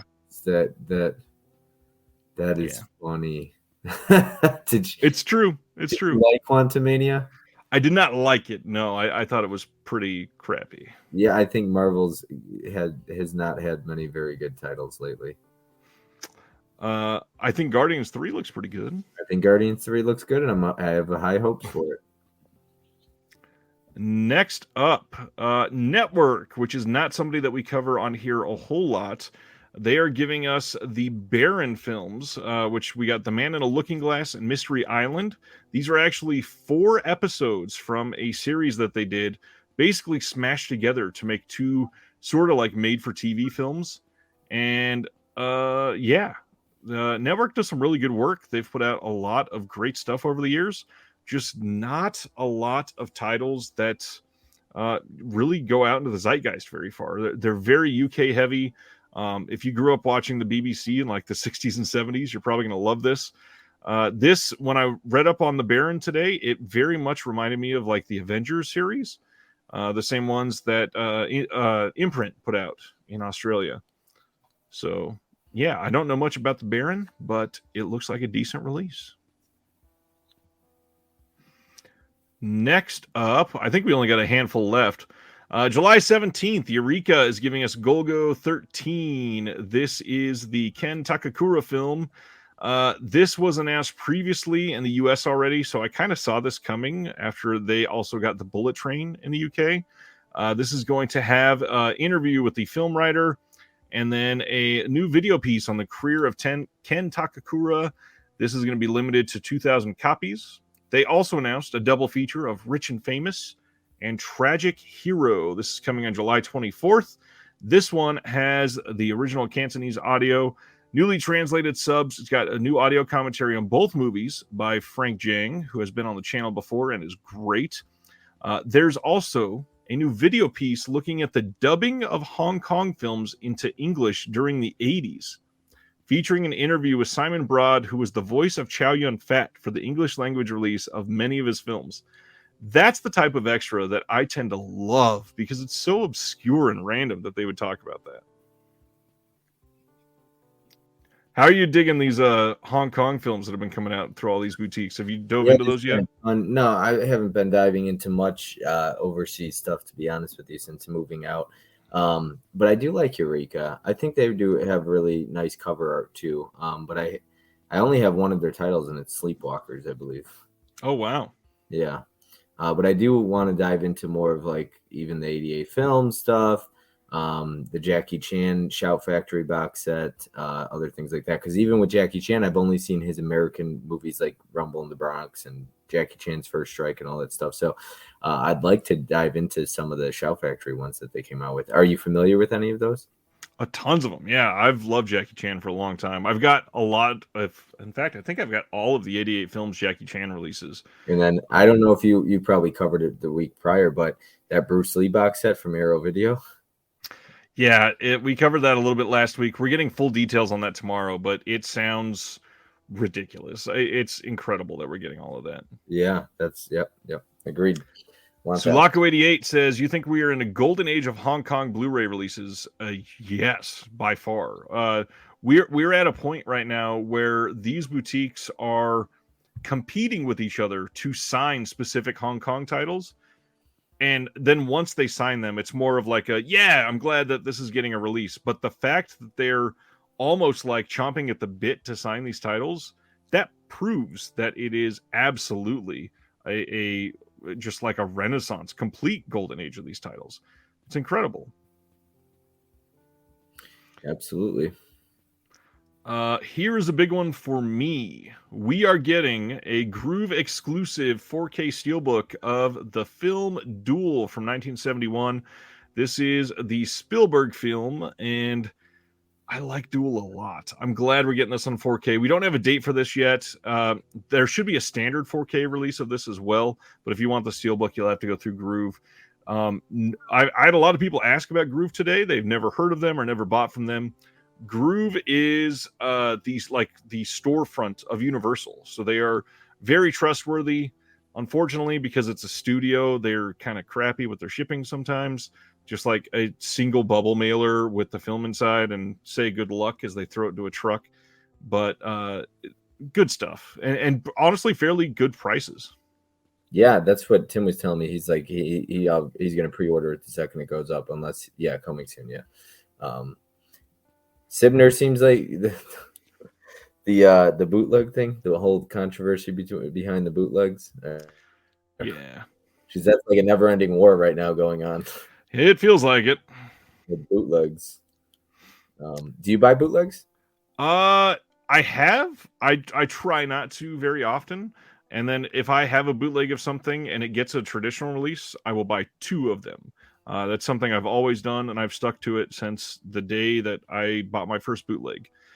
Every single one. I don't think I've ever bought a bootleg, but that's just because I love physical media. But I wish these studios would release them. But to each his own. If somebody wants to buy them, because most of the people that are buying bootlegs will buy the physical anyways once it comes out. Exactly. All of my friends that buy bootlegs, they'll be the first to buy a freaking physical. Yeah, these Hong Kong films for the longest time, it was only bootleg that you can get them because the homeland would never release them. They wouldn't give the rights to them at all. You had that issue with what Jim said? What Jim said was just don't order steelbooks from Groove. They come in like somebody played Frisbee with them. Honestly, I haven't. I don't know if I'm just lucky because I live in the middle of the country, so I'm close to some of these smaller distributions, but like they did their exclusive of 8 Mile last fall. It came in perfect. Mm-hmm. Okay. I got the Zavi one from 8 Mile, the box set. I haven't even opened it yet.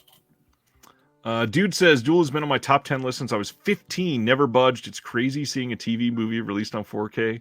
Completely agree, but it's also Spielberg. So I just watched The Car from Scream Factory. Is Duel a lot better than The Car? Honestly, I wouldn't say a lot better. I actually really love The Car. I think it's a great movie. But I think that they're very different. Okay. Christine's top of the line though when it comes to this stuff, right? I love Christine personally. Are you a Christine fan? I am a Christine fan, but I also really love The Car. Okay. I don't know why. I've always loved The Car. It's so silly. Mitchell ordered the Muppet Babies boot, which I also have, and looks terrible. It is terrible quality.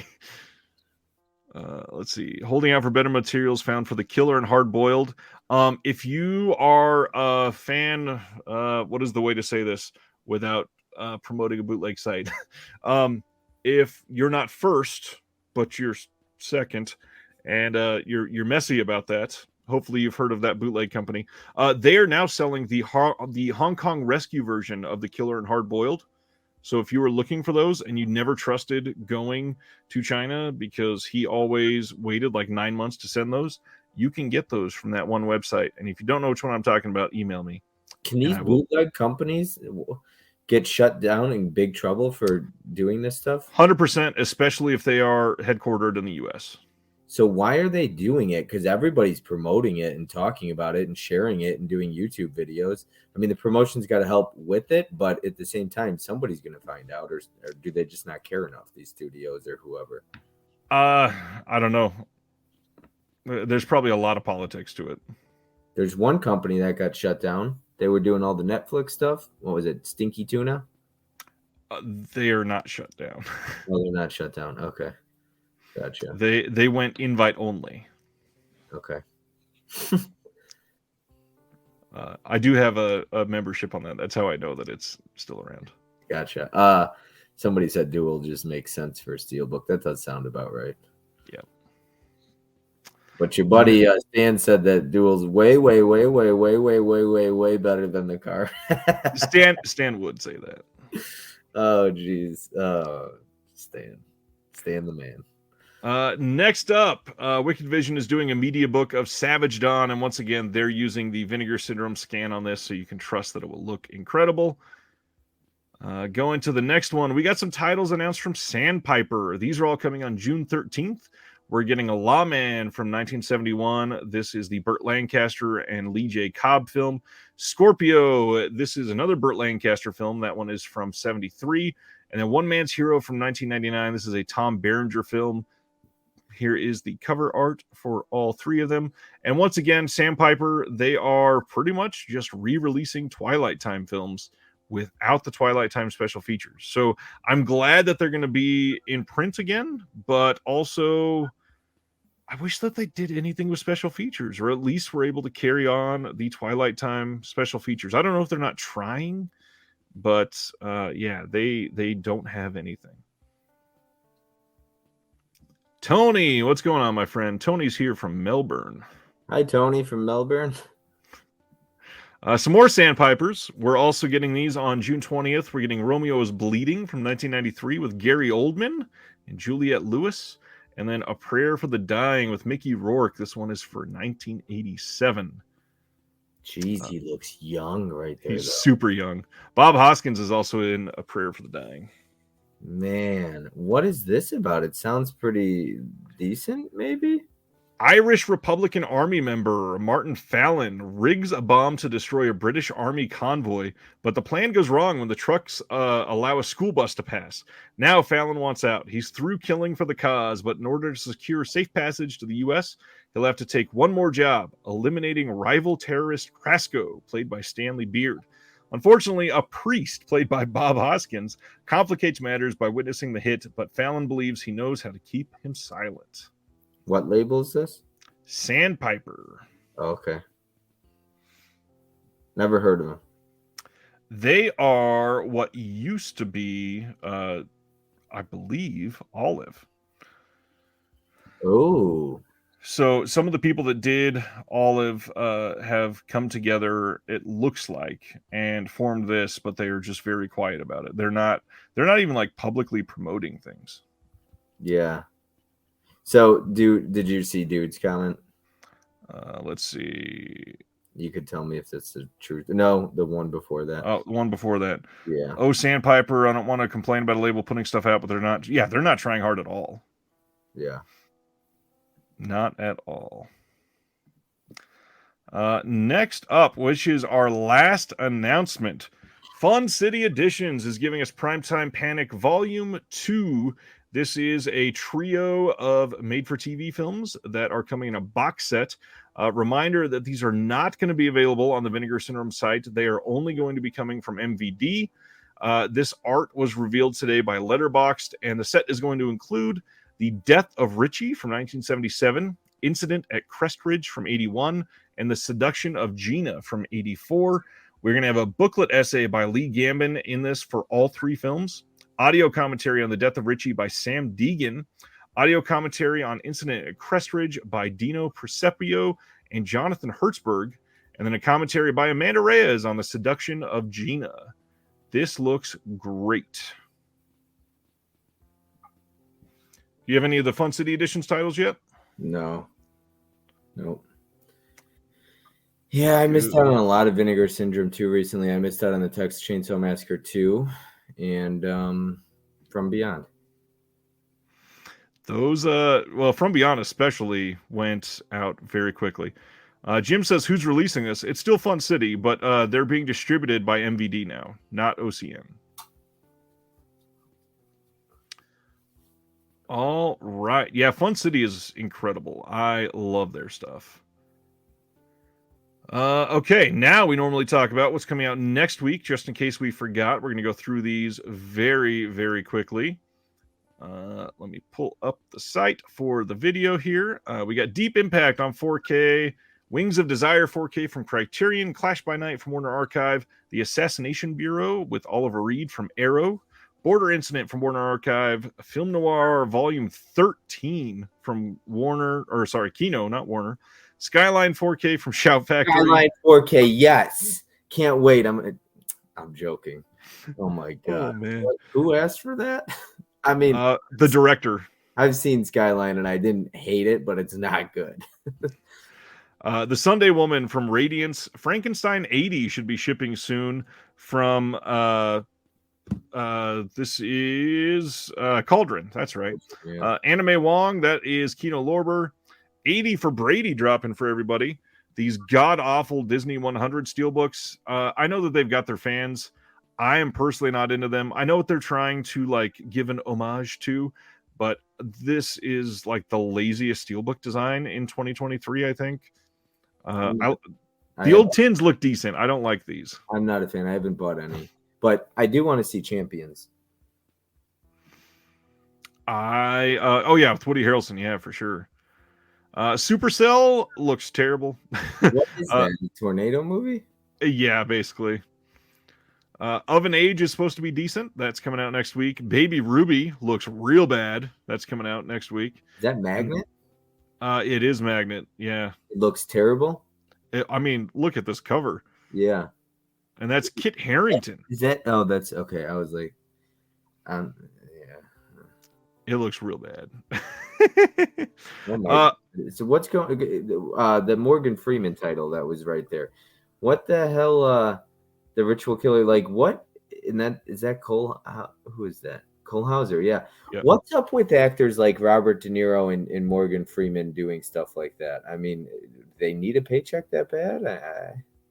I mean, there's a few reasons why they do it. It doesn't really surprise me necessarily. It's a retirement for their kids. There's, I mean, if they're only going to be on set for like 2.5 weeks and they can make like 8 million from it, why not? Oh yeah, for sure. Oh yeah, definitely. Give me 8 million. I'll do whatever for 2.5 weeks on set. He's probably not getting paid 8 million, but yeah, for sure. I get it. One more thing I wanted to shout out before we go into our super discussions tonight. Let me share. Whoops. Let me share another tab here. Super important thing just dropped, I believe, yesterday, and wanted to give it a moment. How do you feel about Kevin Smith? I like Kevin Smith. Tusk is an interesting one. I like Mallrats. Yoga Hosers is really bad, but I actually I don't mind him. Yeah, like Yoga Hosers is bad, but I'd actually really like to see him get his. I don't know if it's going to happen, but I'd love to see Moose Jaws. Me too. So this technically isn't about filmmaking. The company, the People magazine, dropped a video yesterday on YouTube. This is Kevin Smith, and it's called Trauma is Trauma, a mental health talk with Kevin Smith. I adore Kevin Smith. He is one of my favorites. This was one of the most amazing videos I've ever seen from anybody from Hollywood. It was the most vulnerable, real, incredible in-your-face video that I've ever seen from anybody in Hollywood. The first 60 seconds, he comes out and says that he just spent a month in a mental health facility and shared his experience, why he went in there, what he's been struggling with. And then the video is 34 minutes long. And it's literally just him there standing and talking. And it is so damn important. And I hope that more people give this some time, because I've always thought that he was just this real person, but this solidified my level of respect for him so much. I can't go ahead. I'm sorry. I've always liked Kevin Smith. I have. He's always come off as somebody said, a genuine person. And I appreciate when actors, anybody in Hollywood, can be real. My buddy Nick, like he has this series called like Life Lessons.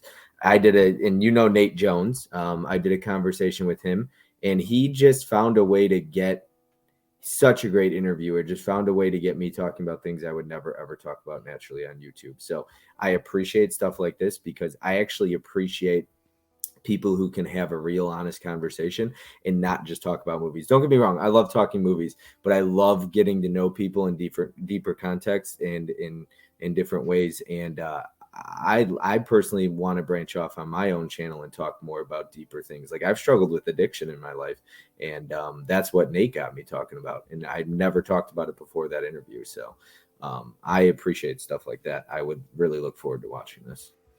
Yeah, I would hope people would. I think that this is something that could genuinely change lives for a lot of people.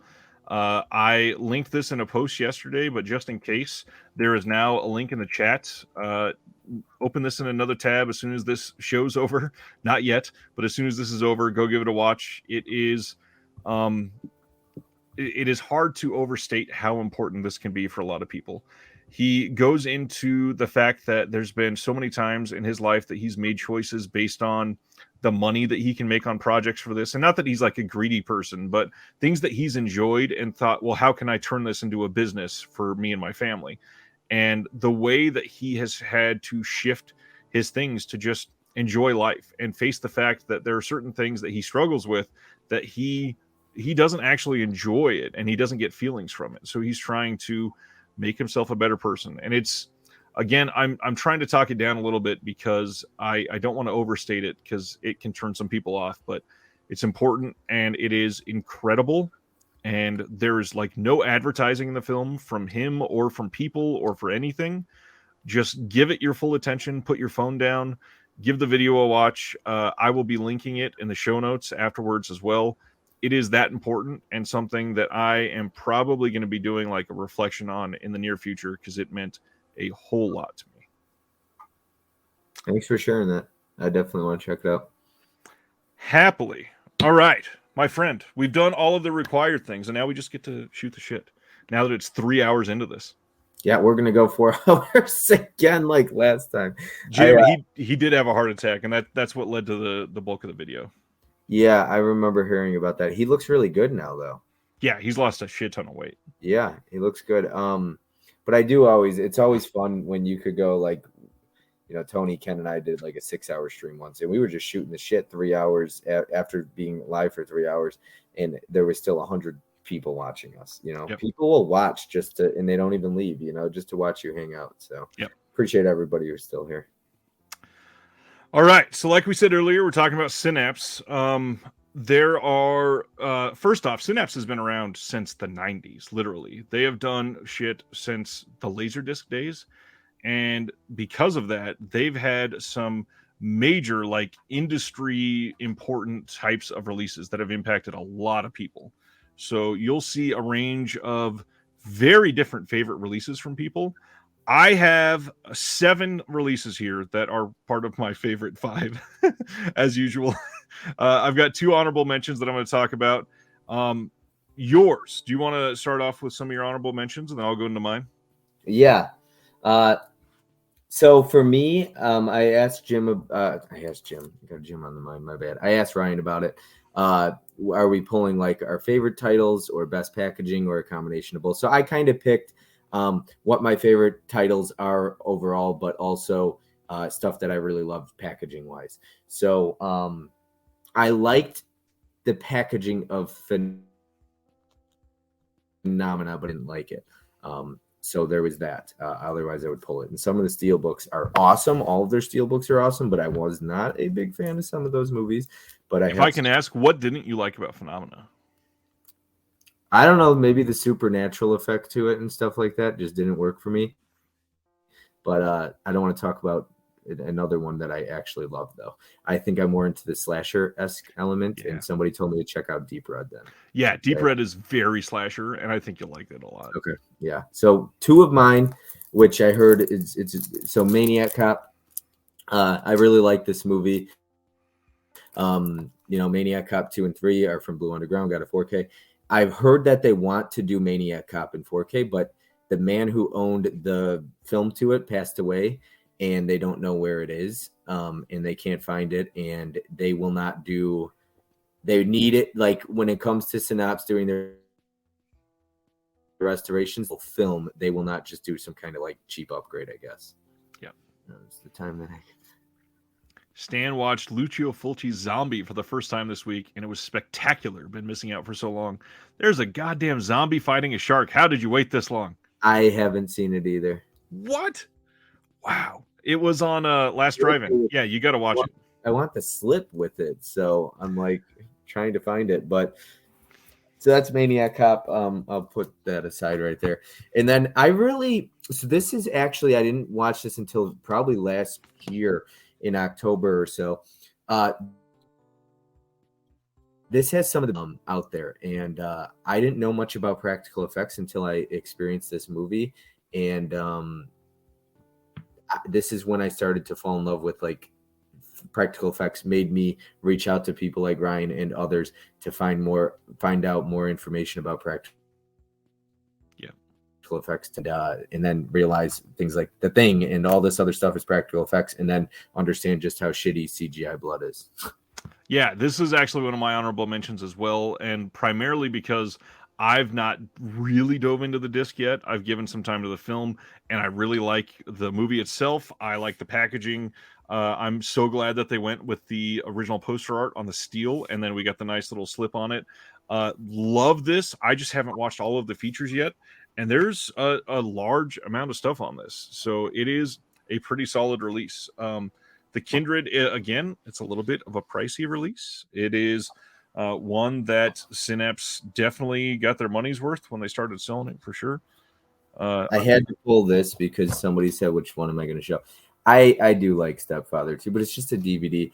But I do like Stepfather 2. I actually like Stepfather 3 even more. I have fun with it. I don't care. And then I have not seen these. Any good? What is the one? Executioner what? So the Deadly Spawn is that one. And then this one is Executioner Executive Executive. I've never seen that. I've never heard of that, I don't think. I'm so confused.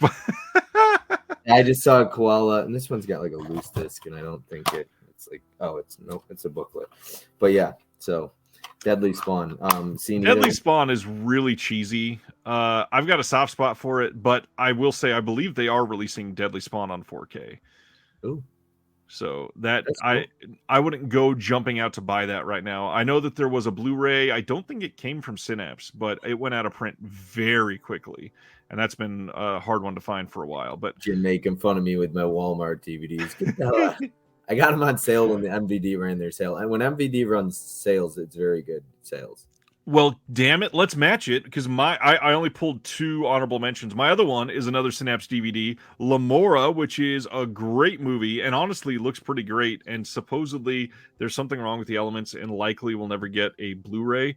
But this one looks incredible for this is like a 16-year-old DVD, I think. It looks fantastic. And we got special features on here. We've got some trailers and an audio commentary from the director and an actress and the producer, and a little still gallery. Not a ton on here, but to find this movie, you're not going to find it any better than this right now. It looks pretty damn good. Have you seen Lamora yet? No, I haven't even heard of it. I'll be honest with you, I don't buy DVDs too often. Ever since I sold all my DVDs way back when, I hardly collect DVDs anymore. I only bought this because I do my October list every year, and this is one that was like my family friendly pick. I usually pick every day of the week has a different theme, and one of them was for family. And this one, it's not super family friendly, but it's like a young teen type of film, and it's pretty well done. Yeah, it's a notorious bank robber kills his wife and flees the police, only to be captured by a mysterious group of figures in an abandoned town. His beautiful daughter receives a letter stating that her father is near death and that he needs to see her, and then she sneaks away from her house at night. And there's some crazy things that happen. It's an interesting one. Yeah, Supernatural Howling called me out. Usually not my thing. Deadly Spawn, Ragnar, right there. Yeah. The Deadly Spawn. So give me a movie. I'll tell you after the stream about something I want to call somebody out. But you don't like the guy. Anyways, so Deadly Spawn. So you know how people will do top 5 recommendations if you like this movie, and then they have nothing to do with it. That clown did that for Scream recently, and he gave 5 recommendations that have nothing to do with Scream. Anyways, so do you know who I'm talking about? I think so. Yeah, he's got like 105,000 subscribers. Yeah. Anyway, so you already mentioned him once earlier. You could just say it again. Yeah, he's a clown. So, anyways, I'm sorry, not to drama on your channel, but what would you actually? Because I would trust your judgment. So when people say not 3 movies that if you like Deadly Spawn, you would like this. So what would you say are similar to it?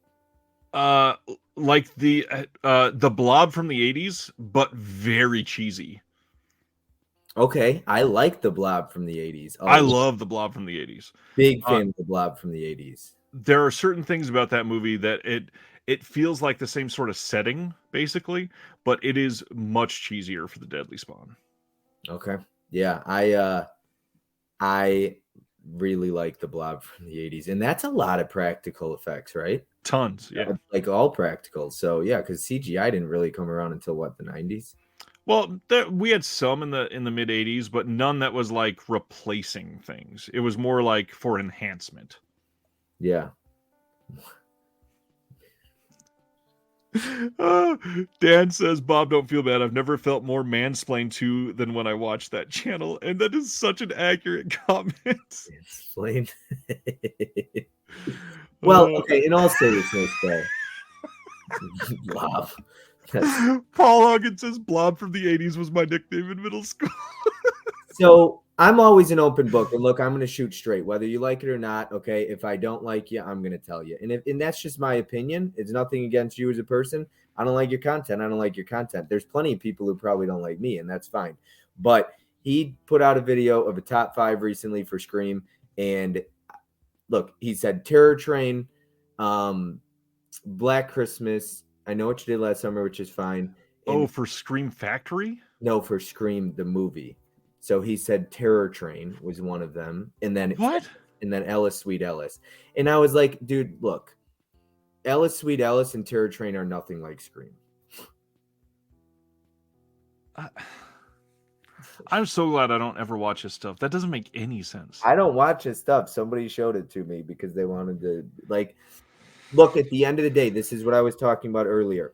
If you're going to talk about something, know what you're talking about, okay? Terror Train and Ellis, Sweet Ellis don't have a whole, like, if I'm recommending Scream to somebody and they want to know what other stuff to watch, it's not going to be Terror Train. Not at all. If you've ever seen The Brain, Scream Factory put that out. Ragnar is absolutely correct. Deadly Spawn is just like that. Okay, cool. Yes, if you like this, you might like this. Thank you, Stan. Anthony says you got to come on the channel more. I appreciate that, Anthony. Thank you very much. People don't like that. Nick did the same thing. Look, but you know what? I appreciate people who shoot straight. Whether you like it or not, I'm going to come right out with it. So I would recommend playing. If you like Scream, you got to see Waterworld. All right, back to Synapse. We want to go into our list, or do you have more honorable mentions or shout out? No, I'm pretty good. Are you a fan of, well, I guess you might pull them. Are you a fan of Tombs of the Blind Dead and Living Dead at Manchester Morgue? Honestly, I don't have the newest release of Tombs of the Blind Dead. The rumor is that Arrow is going to be giving a box set to all of them, so I've been holding out for that. Okay.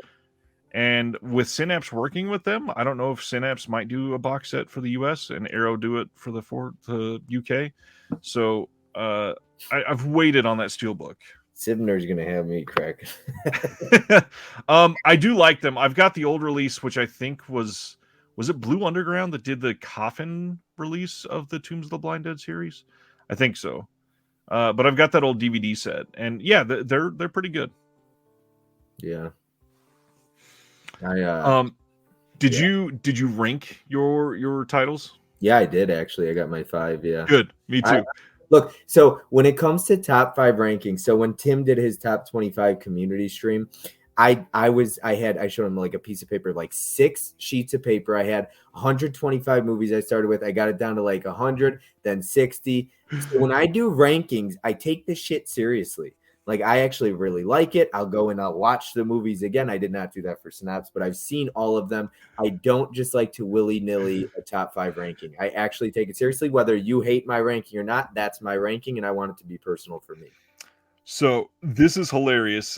Tim was doing his top 25 of the 90s thing, and I was like, this is a great topic. I'm going to take it to the Discord. And our Discord is pretty big. We've got like 50 patrons in there. It's a nice sized community. And I was like, hey, we got another YouTuber that's doing a big community video for the top 25 films from the 90s. What's everybody's list? We all spent a whole day going over it. And at the end, they gave me so much shit because I took it so seriously that it led for me going from top 25 to I ended up with a fully ranked 100 film list that I now have on Letterboxd because I could not whittle it down. I was like, it has to be on my list somewhere. Yeah. Mm-hmm. Love doing stuff like that. I do. So yeah, top 5 are fun. They might be cliche, but they're fun, and it's always what's your top 5. So I love it. I take it seriously. I take all this stuff pretty seriously. When I say I take it seriously, like even creating content, doing live streams, I try to have fun with it. I do silly shit, like dress up as a stripper last night on my channel. But I also take it seriously in the fact that I want to have fun and provide entertainment and make a difference, hopefully. I agree. So let's give some recommendations for Synapse. What's your number 5? I'm very curious if we're going to have any crossover. I think we might have one. Don't sleep on this one. I tell you, don't sleep on it, guys. Hot Dog the movie. It's a really good raunchy comedy. I call them raunchy comedies. You call them sex comedies. But it does have a little mini booklet as well. Like right here. It's not long. It's just, that's it. Just the folds open. But there's some little fun facts in there and then production credits on the back. But it's fun. There are some great, nudity in it. I just enjoy the hell out of anybody who knows me knew I was going to pull a raunchy comedy, but I have fun with Hot Dog the movie. It's a lot of fun. Great movie. I have Hot Dog the movie, not only from Synapse, but I still have it on VHS. Nice. Yeah, 80s, 84 or something like that, but it's a lot of fun. I genuinely love that movie. MVD put out a movie called Ski Patrol, and I guess I just went into it thinking I was getting a raunchy comedy, and I did not like Ski Patrol. Ski Patrol is fun, but you got to be in the right mood for it. But Hot Dog the movie I had a blast with. But I am, like Helen probably knows, I love my raunchy comedies. Porky's, Stan, one of my all-time favorites. I fucking love Porky's. Dan says I got to clear some stuff out because I have the VHS of it. I got to ask because it's the one that I really compared. Did you grow up watching Out Cold? Yeah, I grew up with Out Cold a bit. Out Cold is like the modern Hot Dog the movie for me. Okay. Yeah, I didn't even watch Hot Dog the movie until a couple of years ago, and then I realized Synapse put it out, and I bought the Blu-ray, and I was like, still holds up, still a lot of fun. Nice. Okay, so my 5, man, this was really hard to do for me, by the way. This one's interesting because it now has a 4K release, but my favorite is when they put out Tenebrae from Argento on this original Blu-ray, and I'm going to say, because when this came out, it had a major effect on me. The biggest thing, like, the movie's great, and I'm not going to play that down. Obviously, that was the reason why I love this release. It's incredible. The restoration on this was really good. The movie's fantastic, but the big thing, there is a feature-length documentary on this called Yellow Fever, The Rise and Fall of the Giallo by High Rising Productions, chronicling the Giallo film genre from its beginning as early 20th century crime fiction to its later influences on the modern slasher film genre, and it is astonishing. Love that documentary. It was a stupendous way to make that release from like a 6 to like a 9 for me. Really love that doc. You know what? I'll talk about it in my number 4, but another thing about Synapse, and it's hit or miss, I'm not saying all of them, but Hot Dog, the movie, has a shit ton of special features, and my number 4 has a ton of awesome special features. I don't always watch special features. I'm one of those people who turns it on, turns it off, and then puts on the next movie usually. But Synapse is one of them. Synapse is one of them that I actually try to watch as much of the special features for as possible. Criterion, I do like their special features too as well. Arrow, a lot of boutique labels I do the special features for. That's why they're there, yeah. Sibner wants to know, is that better than All the Colors of Giallo? That's tough. Like, I really loved all the trailers on that All the Colors disc. Severin really killed it with that one. For some reason, I was just drawn to this doc a lot, and I've watched it probably 3 times. So yeah, for me, it might be a little bit better, actually. I don't know. Also, I agree with Jim. If you like Scream, Cats vs. Dogs.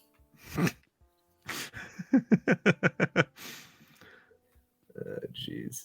I mean, yeah, they do cover a lot of the same ground, but I don't know. I just like that Synapse one. Yeah, Tenebrae. Big fan of Tenebrae then. It's good. It's not even top.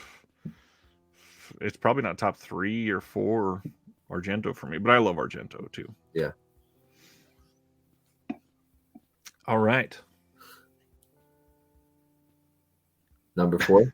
I'm laughing at Anthony's comment too. I'm laughing at dude. He said he's trying to figure out who the clown is. Thought I knew, but did a quick search and couldn't find that Scream video. It's on Instagram. Oh, that's why. Yeah. Somebody sent it to me. It's on Instagram. Yeah. All right. What do we got at number 4? So I'm a big fan of this movie. I watched it. It was a blind buy. I appreciate that it was all practical. They don't necessarily look the greatest, but this movie's a ton of fun. I watched the special features after and had a blast with it. Really good special features on this. Awesome. This is the one that I was talking about. We got Mosquito here. It has two different artworks. This is the alternative one. I love that art cover, but this is such badass artwork. You got Toby Hooper saying, "I haven't held one of these in ages" or something. And he picks up the chainsaw. If you have not seen Mosquito and you're into that schlocky creature ant insect type of movie, Mosquito's a shit ton of fun. Ryan, are you a fan of Mosquito? Huge fan of Mosquito. Honestly, it is not the greatest movie in the world. I don't think the mosquitoes necessarily look the greatest, but I appreciate that's also very practical effects. Like they built them, and then it was really cool. I don't know. I really liked it. Yeah, there are 3 movies that I sort of get the same. The movies aren't related in any way, but I view them about the same as like very easy to get and enjoy for almost anybody. Not like groundbreaking in any way, but really great. And I only chose one of them, and that wasn't one of them. So we'll talk about that one. That's my number 3, actually. So after this next one that I see. My next one, speaking of practical effects, actually, is a remarkable release that they worked on with Arrow. And with the amount of special features that you get on this, the fact that it's 2 films, I could not argue with this as being in my top 5. I had to. I've always referred to this as the perfect introduction into Italian horror. And that is Demons 1 and 2, the 4K double feature. Love Demons. If you like Evil Dead Rise, go watch the original Demons 2. It takes place in an apartment building and does it much better. This is a really great... 2 more? Oh, hell yeah. Okay. All right. Yeah, I love both of these. A friend of mine recommended them. I never heard of them. I watched them. I have the Blu-rays, I have the Steelbook, and I have the 4K. So I have the oh no, the Blu-rays are in there, but I have the 2. You here, hold on 1 second. Sorry, I'm dropping these ones. Yep, love those steels. Yep. Good Very stuff. Good as well. Yeah, these are absolutely incredible movies. This is the iconic poster artwork for Demons. These are movie. Oh, I didn't even realize the poster for Demons 2 is on the back. Look at that. Yeah, these are immaculate transfers. They've got nice special features in here. You've got the Metropole little ticket on the inside. You've got the little bloody invite on there. You've got a poster. You've got a booklet. Or I guess this is just a catalog, not a booklet. But yeah, this is just like... This is the type of release from Synapse that if you have not seen it and you get this, you will be immediately impressed with what Synapse is able to do. They worked with Arrow on this, and Arrow put out basically the exact same package in the UK. And supposedly we've got more coming where Synapse and Arrow are working together. And I can't wait to see what they've got next. I'm sorry I started this whole making fun of... Oh, no, I think it's fucking hilarious. I gotta be honest. All right, cool. Yeah, no, I agree with Demons. Great picks there. Do you want me to go to my number 3? Absolutely. Okay, so my number 3, another movie that I blind bought. It came out with the standard Blu-ray release after. This is one of the most unique movies. I have a blast with it. It has some of the greatest breasts you'll ever see in a movie. I think she was in Friday the 13th. I love it. It's one of the most beautiful steel books. There is nudity on the back of it, though I cannot show, but we have got Massacre at Central High. This movie kicks ass.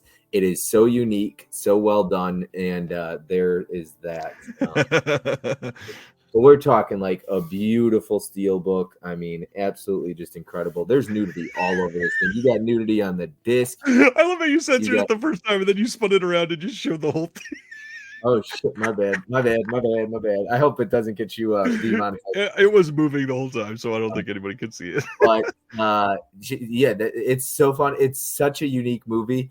Literally, it's the most strangest like attempted rape scene in like. There's a girl that walks in and she just hangs out and she's like, "Are you guys gonna be done soon?"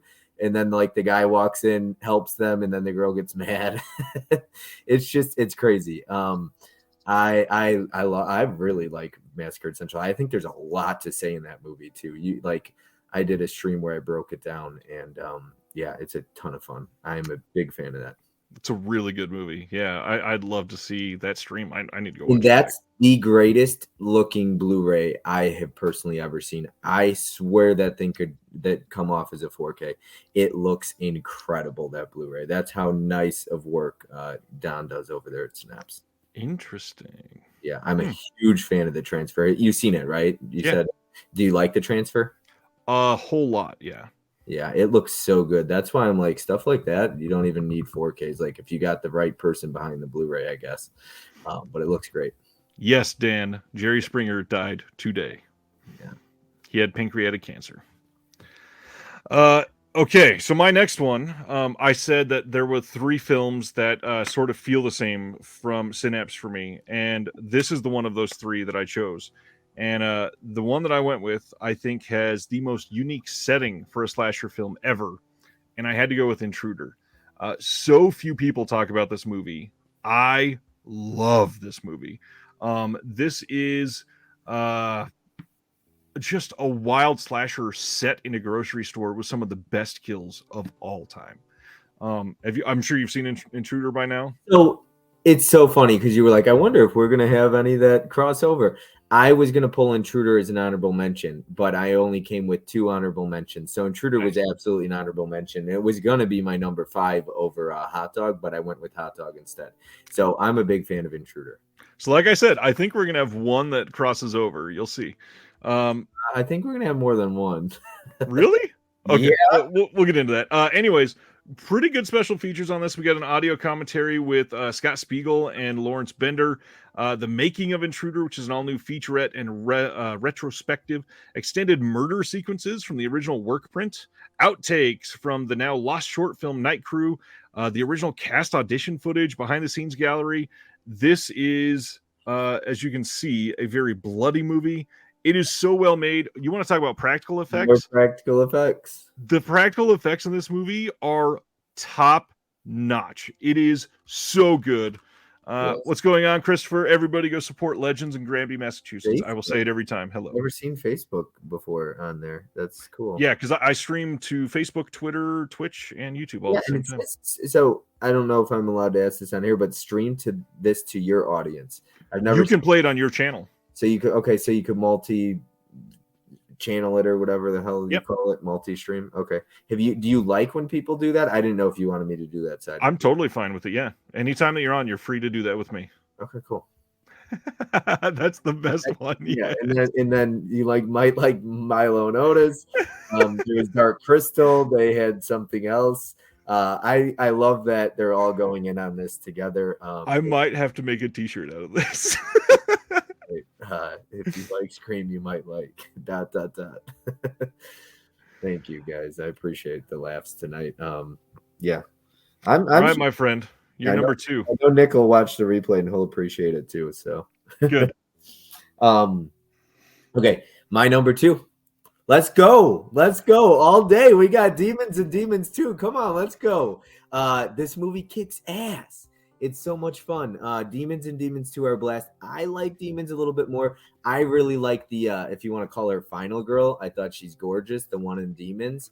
I don't like how it necessarily ends at the very ending, but this movie's so much fun. Another one with a ton of practical effects, right? Which one? Holy shit, dude. Okay, that was the comment of the night right there. You like films at home, you might like Truth Social. I now realize what you meant when you asked that, because I said if you wanted to see, if you liked Evil Dead Rise, watch the original Demons 2, and you said, did you like that one more? I meant I like Demons 2 more than Evil Dead Rise.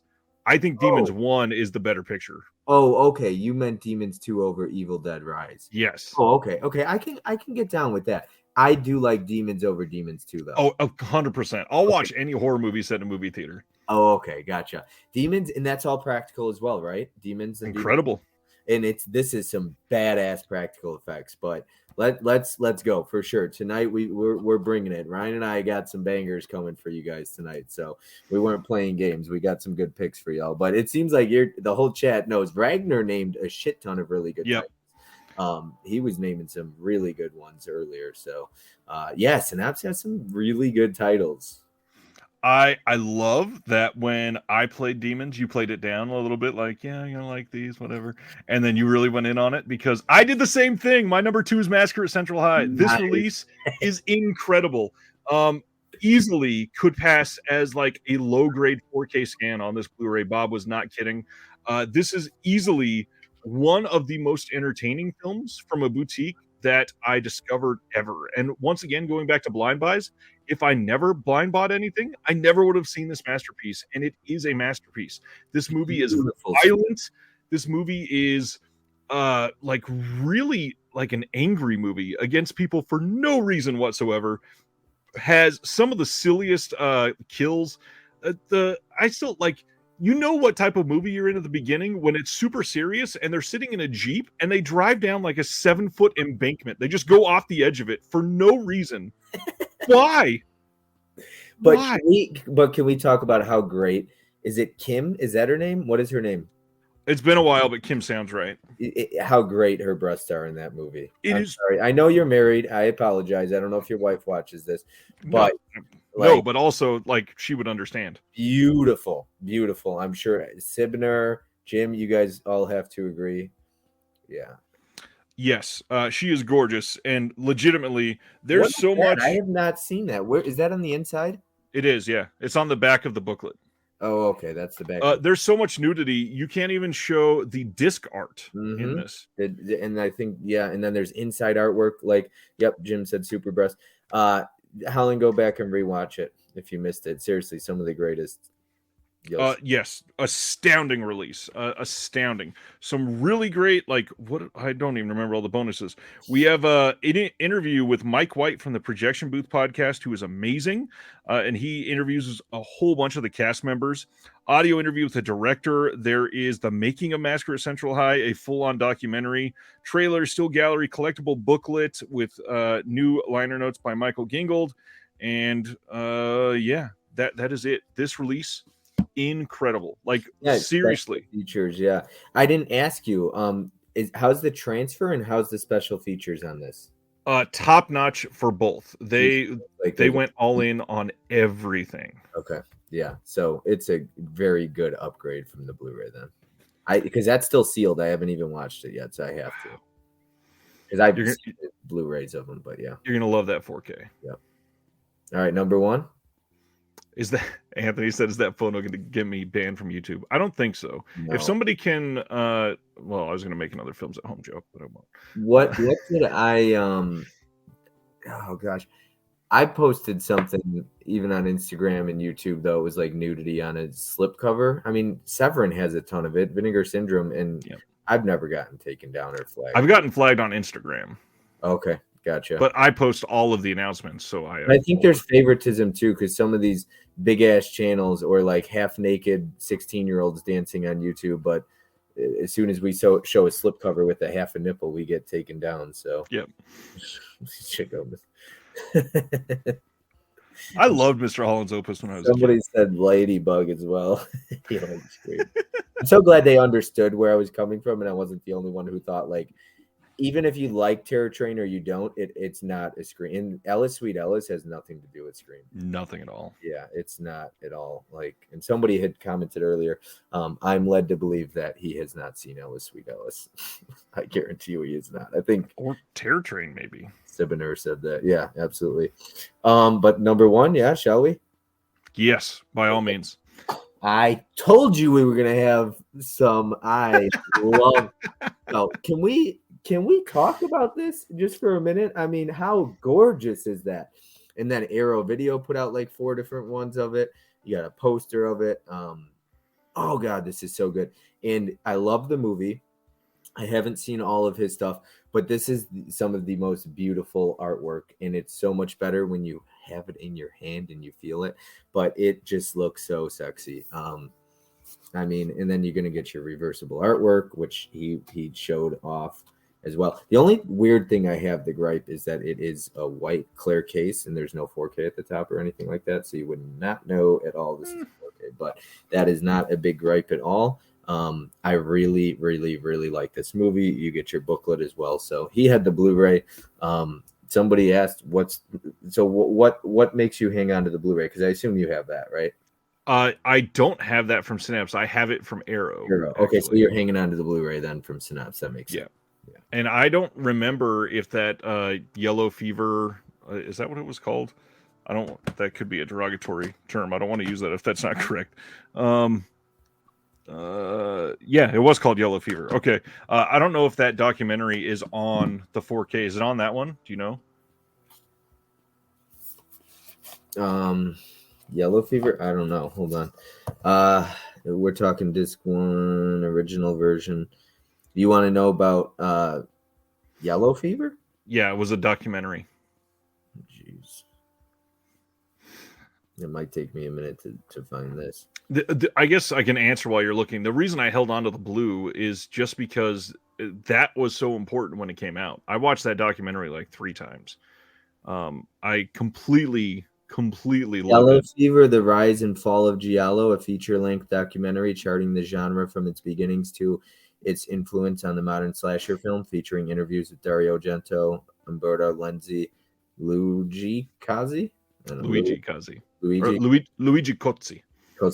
and more being and more. So I can probably get rid of the Blu-ray, but it just this thing, like the Blu-ray disc for this has been in my player probably 30 times.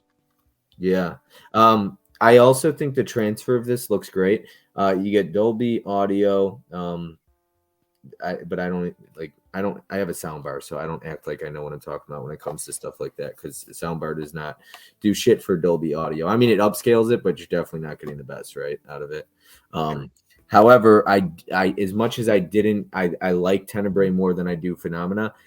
Phenomena looks, in my opinion, a little bit better than Tenebrae, though. But they both look incredible. Yep. Yeah. Wow. See, I really like, because it's nice hanging out with you, because a lot of channels I'm on, it's relatively that same sub community, if you want to call it. Right. But then I've never talked to Sibner here, or Stan, or Ragnar. I've seen plenty of times, obviously Jim and stuff like that, but Howland. But yeah, Sebnar and Stan, a blast tonight. So please subscribe if you haven't already. I'd love to hang out with you guys. Do they have channels themselves? No, neither one do. Okay, gotcha. My number one is probably a very expected number one for a lot of people, and it's a movie that Bob still has not freaking seen, and that's the 4K of Suspiria. Yeah, I gotta see How have you not seen Suspiria, Bob? I have the 4K, but I gotta watch it. It's supernatural-esque, right? Like I heard that's the best looking 4K on the market, though. I wouldn't fully agree with that. Okay, but definitely up there, I'm sure. Oh, it's up there, yeah, for some of the best colors, but it's not really supernatural. That's the hard part. It's witches. It's not like spirits necessarily. I gotta check it out. Yeah, it's a great one. This one, like, I used to like Suspiria quite a bit, but it was like number 5 for me for Dario Argento stuff. I went just a few months ago and saw Suspiria live in a theater with Goblin playing the score live, and it changed the way I feel about this movie. It was such an incredible experience to see that. The 4K of this is stupendous. The colors are mind-blowing in this release. Obviously, it's clearer than it's ever been, but genuinely, the colors make you just gasp with beauty sometimes. Really well-made movie. Love everything about it. Jessica Harper is a beauty. Some of the forward-facing deaths are really neat. Really interesting way to tell a story, but again, I think it's not one of Argento's most I'll say like best told stories, but the fact that it's fairly straightforward, it's better for him to do it that way rather than start to get all artsy. Yeah, it's great. Everybody loves Suspiria. It's a wonderful movie. Anthony's been cracking me up tonight too. I think I would assume he was sarcastic about the remake of that being better than the original. Is that a thing? No, I mean, a lot of people do feel that way. Oh, It's a really great movie. yeah, but I'm with Anthony. I want to hear Sibner's take on the $40 lobby cards. Me too. We want to find out the answer of that. Yeah, so that's it. I did want to say my 3 titles that feel the same to me from Synapse are Mosquito, Intruder, and Curtains. Like, they're all really great movies. They're all practical effects heavy. They're all like on the lower budget independent side, but I only wanted to choose one of those 3. I probably could have chose all 3 just because I love all of them so much. So you said Intruder, Mosquito, and okay. Curtains. So I've seen all 3. Curtains I did like. I like Intruder a lot, and I like all 3. Curtains, because of watching the special features, I had the opportunity to find out what kind of production hell they had to go through to get that movie made. Yeah. So yeah, they had some major issues, but I really like the ice skating scene. Curtains is pretty damn creepy. Super creepy. I was with you. I was like, this is very creepy. Yeah, there's some great titles. Yeah, I've never seen The House That Dripped, The Dorm That Dripped Blood, or whatever. Oh shit, The Dorm That Dripped Blood. I love that movie. How did I not choose that one? Yeah. Oh, I love Dorm That Dripped Blood. God damn it. Yeah. Yep, that's another one I haven't seen. I just really like their steelbooks. Are you a big popcorn fan? It's good. It's I like Intruder. I'd rather watch Intruder over Popcorn 10 out of 10 times. I'm with you. I feel like I get hate because I'm not a big popcorn fan. It's I don't know. I really like the style of it and everything like that, but it doesn't quite work for me. Yeah, it's like a C+ for me. It's not terrible, but it's beautiful steelbook though. I mean, it's awesome. And then you got the back of it there, so yeah. You know, Ryan, I got to come out to. We're gonna have to go 4 hours 1 minute to top last time, right? But I got to come out to KC, man. Please. I would love to hang out with, especially like would be like this though, because I'm like 5'10", except my ex was like, she took a measuring tape on like a second date because she didn't believe I was 5'10". She pulled out a measuring tape and I was like 5'9.5". And I was like, oh, dear God. So you guys, KB, he's what, 6'4" or 6'3", 6'4", something like that. Yeah. Nate's tall, right? Yep. And then you're tall. Yeah. I'm going to look like a midget. I'm going to look like your guys' son next to the 3 of you. Yeah, we'd have to get Nathan to drive up for the day, but yeah, that'd be a hell of a lot of fun. Yeah, and he tuned into, he was right next to KB for his 500th celebration, his 1 year anniversary. Yeah. 6 feet tall, my book. Thank you. I was supposed to go over to his place that night too, but I had man, it has been crazy. My youngest started playing soccer, and they started I think it was the last week of February was their first practice, and it has been a shitstorm the entire time.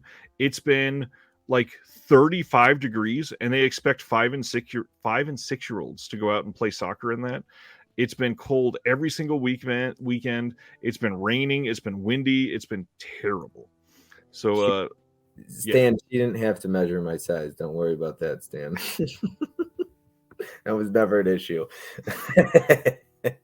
Wow. Invite Flip to the party. Yeah, Flip needs to come do something. He's unfortunately still like 7.5 hours away. Yeah, so how far are you from KB? 22 minutes, maybe. Oh, geez, you're super close. Yeah.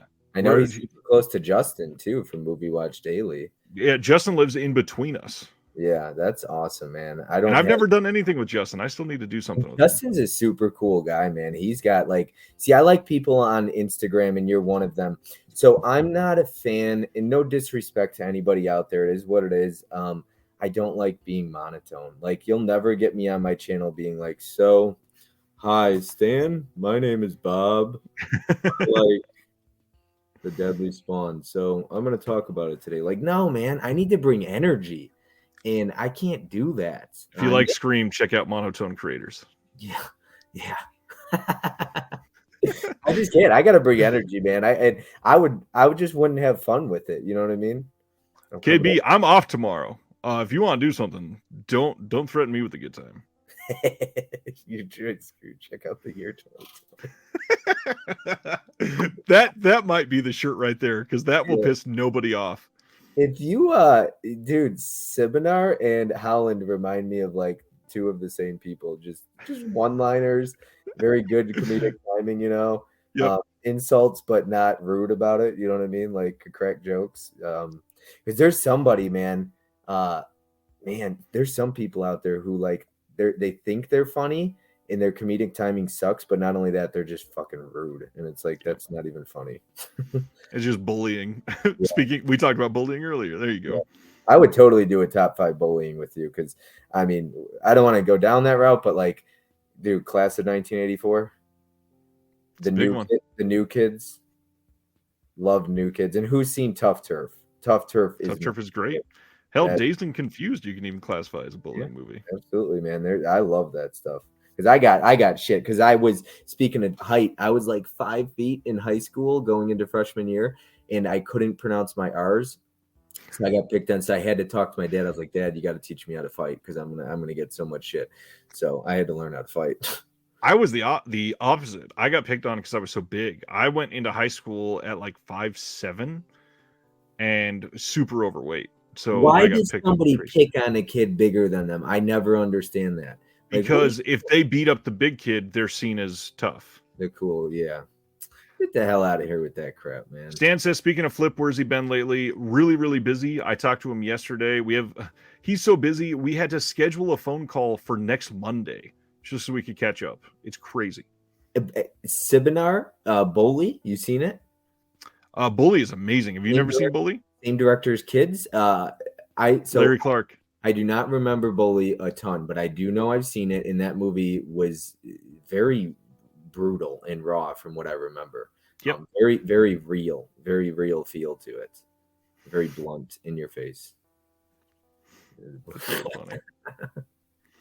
Wow, this has turned into a whole thing about roasting that guy. John Doe Juggalo, late night. What's going on? What's up, John Doe? Man, I've seen him around. John Doe's a good guy too.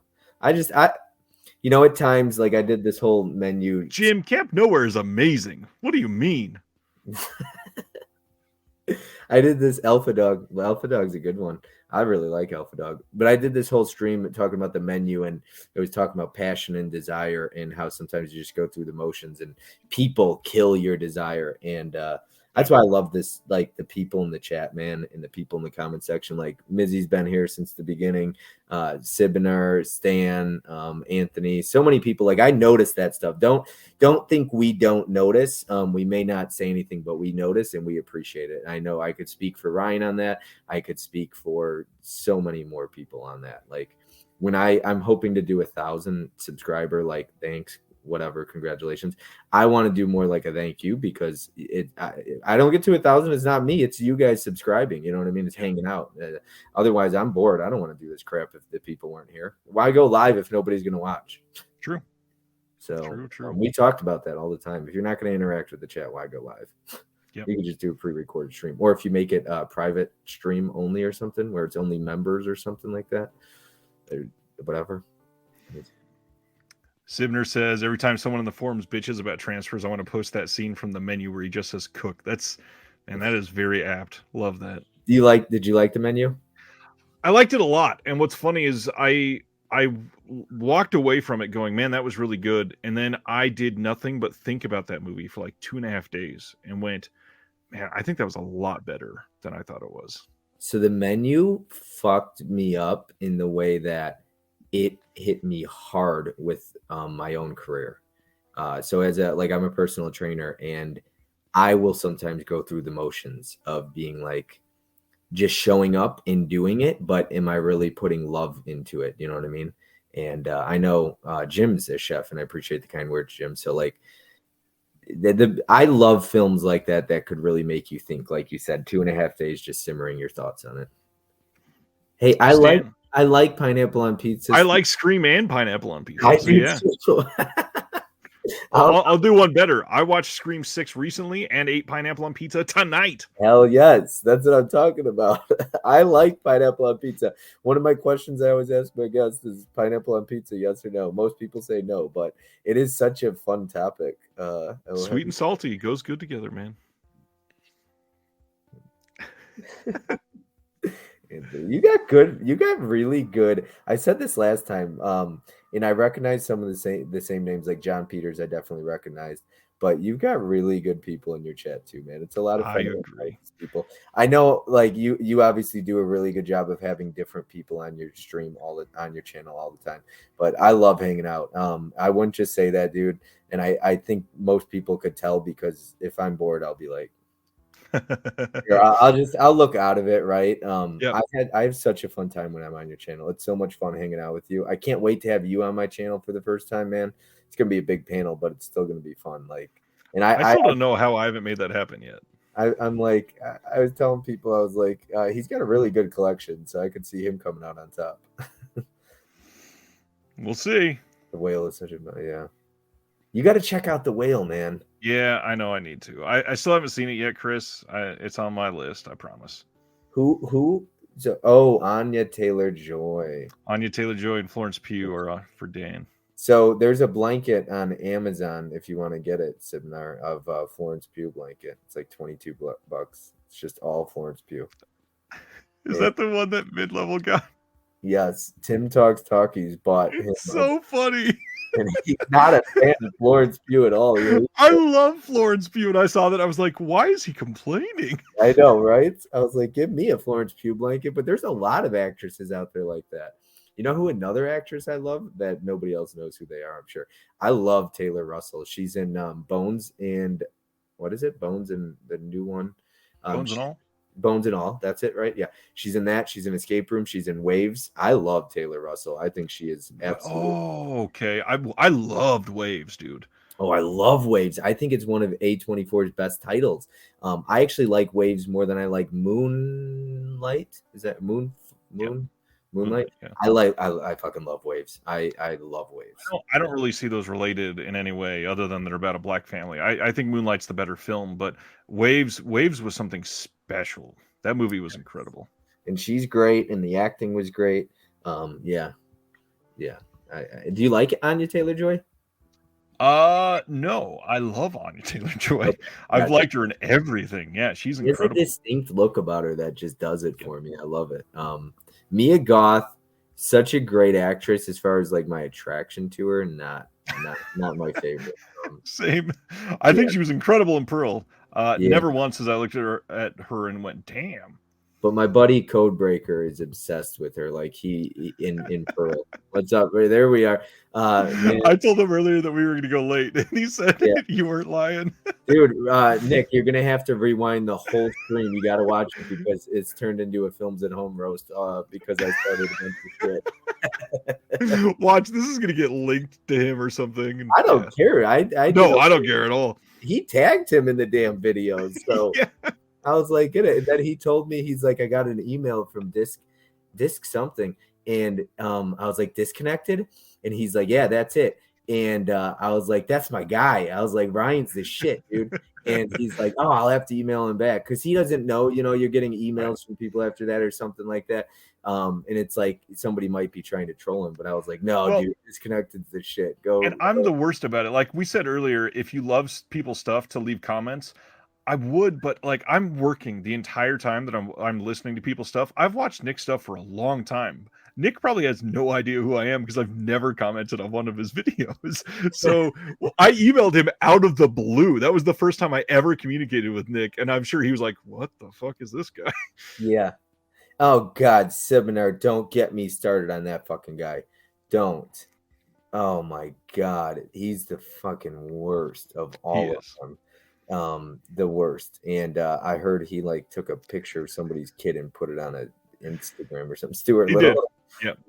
I've said it before, I'll say it again, man. And I've said it in streams.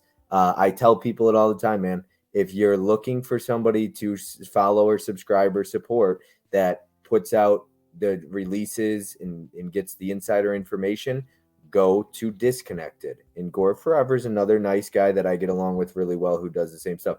Don't go follow those Dawn of the Discs and Dickhead Father and all that stuff. I can't stand those guys. I do not care. Like, see, I'm not one of those people. I'll lose all my damn subscribers talking about Disc Father. I don't appreciate that guy. I don't respect him. He's disrespectful to other people. Hell yeah, and he will watch. He watches all replays. That's the guy he'll do what he says. But he is a piece of shit, and let me explain why. And I'm sorry, but I have to say this because on a comment section, and this is what I mean by disconnected. Okay, yeah, hell yeah, all right, I got this. I don't give no fucks. You're damn right, Stan. So, anyways, it was a post that Disc Father put out, and somebody asked him a question, and it was just a standard question. Maybe it was a stupid question, but if you're putting out information the way that these guys do, like Disconnected, don't treat people with disrespect. And so he like came after this guy. He's like, what kind of stupid fucking question is this? And he just was so disrespectful to him. And I was so pissed off. I commented and I was like, don't be a dick to your supporters. I was like, it's just a question. Answer the question and move on. It's not that hard. Even if it's a stupid question, answer it. Okay. If you're doing the work that you're doing, Disconnected, you need to be respectful. You know what I mean? Yep. Like, it's just respect your supporters, man. Even if it's stupid questions, like, yeah, maybe there are, but you know what? If somebody doesn't know the answer, they got to ask the question. They're never going to get the answer unless they ask it. I have this is true. What did he say? I have two. He said I have 2 people blocked on Twitter, and Bob has mentioned both of them. That's pretty hilarious. Yeah. So that's just that's why I get along with Nick, because him and I are gonna shoot straight. If you don't like it, we're just gonna then unsubscribe. It's not that hard. And that's cool. I don't expect everybody to like me. I have an opinion and I'm gonna say it. And yeah. I don't mind on the discs, but I like Disconnected better. The only thing I don't love about Dawn of the Discs is I hate the leaking bullshit. Like, the fact that they promote people going on websites and like trawling through URLs to find out what's releasing, that is bullshit. That takes away everything from a company. And the worst is a couple of years ago, I think it was 2021, the halfway to Black Friday sale for Vinegar Syndrome, somebody went through and mined through all of the URLs on one of the websites that always got review copies of the Vinegar Syndrome titles to put up the night the sale went live so they can hype everybody up. And they found all of the titles and leaked them like 4 hours early. Dawn of the Disc just goes post everything. That takes away everything from that Vinegar Syndrome sale from the moment it goes live. And not that I'm like, let's worship these companies or they're infallible or they need all of the respect or anything like that. They deserve to have a moment with their titles. Seminar's cracking me up, man. Yeah. And you know what? I hate that too, because I actually like on Instagram Dawn of the Discs. I do not follow Disc Father at all.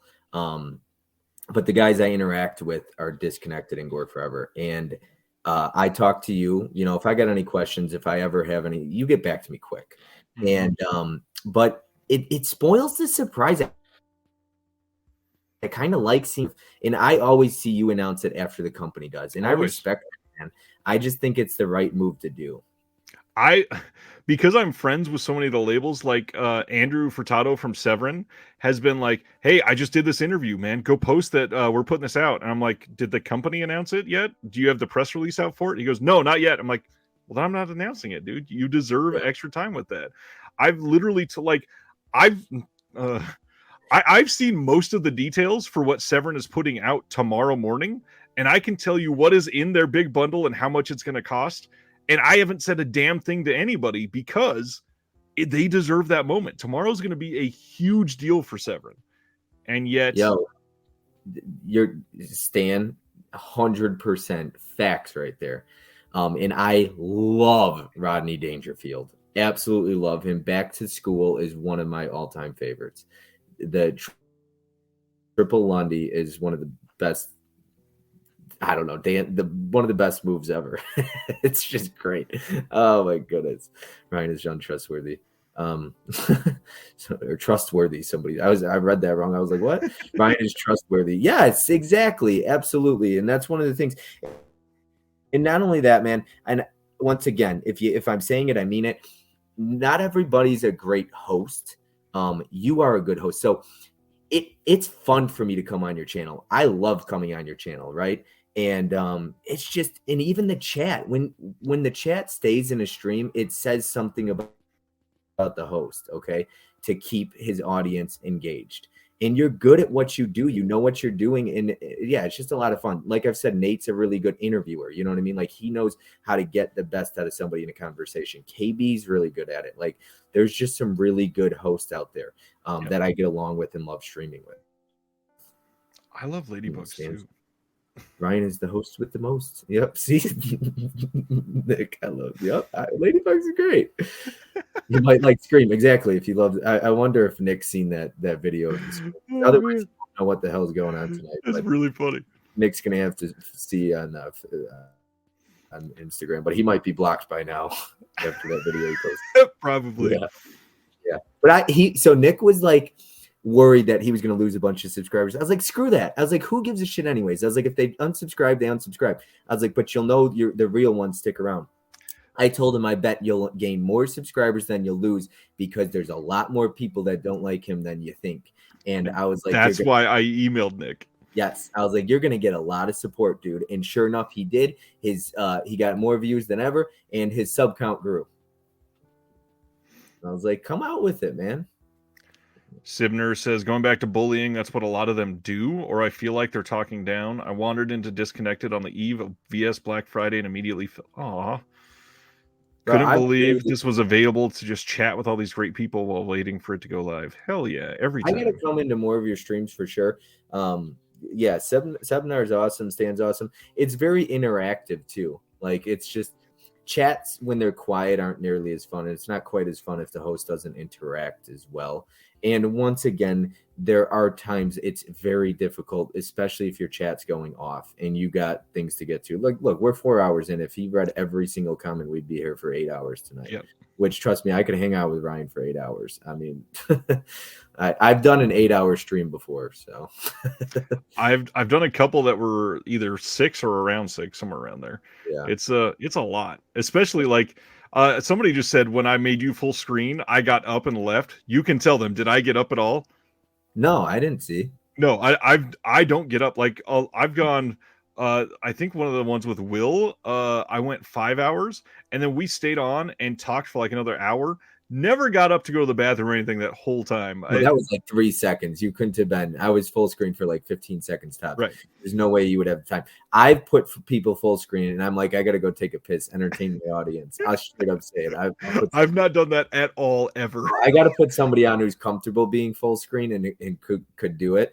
I did it once, and the person was like, I don't know what else to say, and I was like running back. I was like, I'm finishing. Yeah. Oh man, that's funny. I'm going to change. Yes.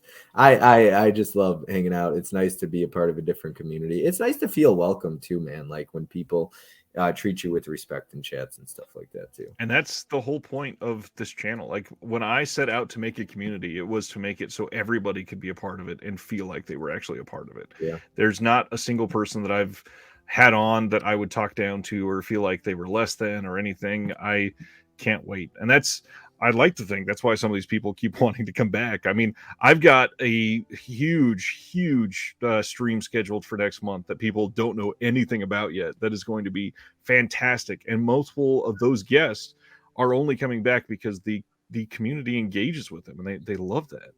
Dude, this is my second time on your channel that I know of for sure. And both times, 4 hours last time, 4 hours this time, I had a blast. And I think every time I come on, hopefully I could come on a third time. You got to go 4 hours every time. It's going to be a standard thing now at this point. But are you guys wearing diapers? What's funny? I took a piss when I left. I've gone through a water bottle and a half already. And nope, yeah. I'm just holding it. Yeah, and I need to drink more water. So that's why I try to do When will I interview Films at Home? Yeah, I'm gonna get him on the next episode of Reconnected and do a top 5 of films that are like Scream. Okay, so I know this might be cliche, but if I'm recommending movies that are similar to Scream, I'm probably gonna, like he said, I Know What You Did Last Summer. I can understand that one, and I would probably say Urban Legend. He also said Lover's Lane, but I haven't seen Lover's Lane yet. Haven't seen it yet either. Okay. And then I said a couple others because I actually was in a group chat and I was recommending actual movies because I love Scream. It's like one of my favorites. That means a lot, Daniel. Or Dan. Dude, and you know what? I'm just going to look, we're going all in on the FAAH or whatever, the hypocrite at home. So if you look at his, so you have 100,000 subscribers and you're getting 5,000 views, 3,000 views, 4,000 views, less than 5% of your subscribers are watching your channel, less than 5% of your views. You know what I mean? Like you got that many, that's a terrible percentage, man. And I think it shows like people might just forget to unsubscribe, man. Like your view count should be way higher than that.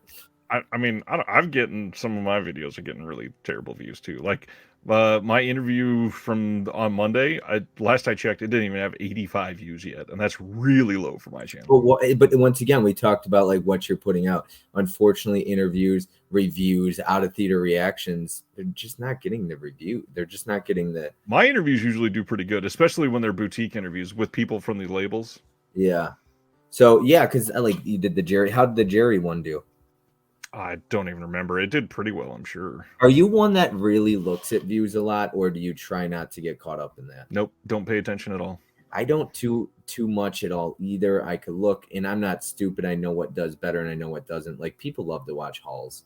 Like that's what usually does so great is movie hauls, and I have fun with it. But I actually like. Look, there's nothing bad with hauls, and I used to do them all the time when I actually had the money to be able to do that. But Lover's Lane blows, yeah. Haven't seen it, but I could get up here and I could be like, okay, this is what I got. It's cool. I like doing it, and I love talking about movies. But I'd rather talk about a topic or a subject that I actually have a ton of passion about. Right.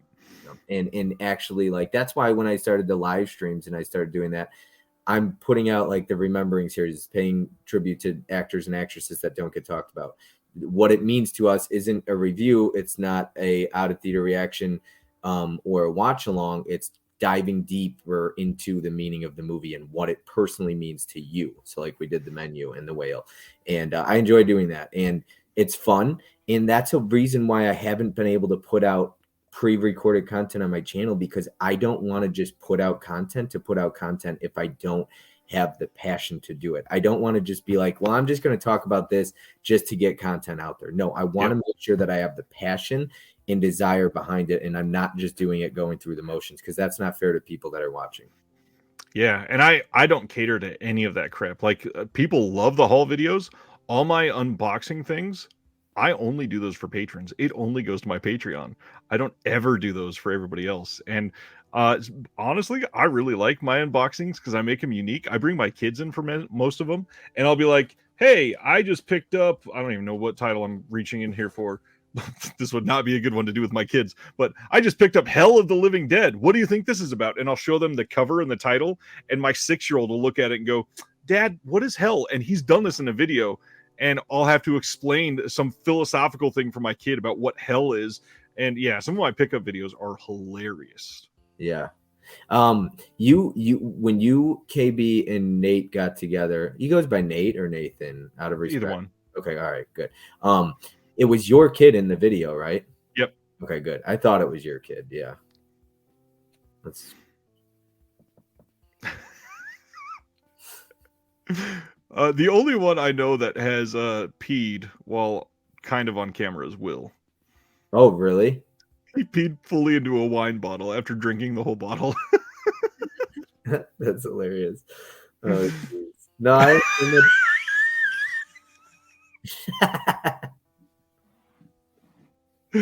Oh, that's amazing, Paul. oh, geez.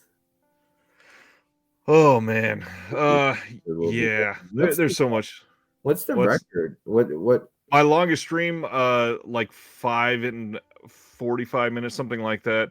Oh, I wow. know that we live streamed the entire Oscars with me and 2 others. That one was pretty damn long. And then me and Will, I think, have gone almost 6 hours one time. Okay. Or maybe it was Jeremy, one of them. Nice. I'm ready to go into a top 5 bullying movies. Just transfer it to something else. Oh, look at that. Tony's got it ready to go. 5 hours, 28 minutes. Tony, you're the man. Look at that. You know what's really cool? Like, I haven't seen Film Nut comment a whole lot, but it's so cool when you'll call somebody out or something and they're still there. They're like, you'll ask a question and then they're on it. And it's like, so when my internet cut out, Magic Hands popped in and he's probably still in here. Like, Magic Hands, if you're still here, let me know. But my internet cut out on the last stream 3 hours in. Let's take this till the sun comes up. It's so cool because they'll hang out and watch. Yep. You'll love not being. But when my internet cut out, my buddy texted me immediately, and he hadn't dropped any comments in your chat really. And then he texted me and he goes, "What happened? You're gone." And it's like, "You've been watching?" I was like, "You didn't even comment." And he's like, "I'm watching the whole time. I'm driving." So it's so cool. You know what I mean? And then Holland was really quiet for a while, and then he'll drop a comment out of nowhere. And it's just like people are still watching. And it's cool. It's really cool that people still watch, even though they might not comment. So time for Bob to break the record. Let's go. Man, don't go. You know, I would never do that to somebody because I could talk for hours.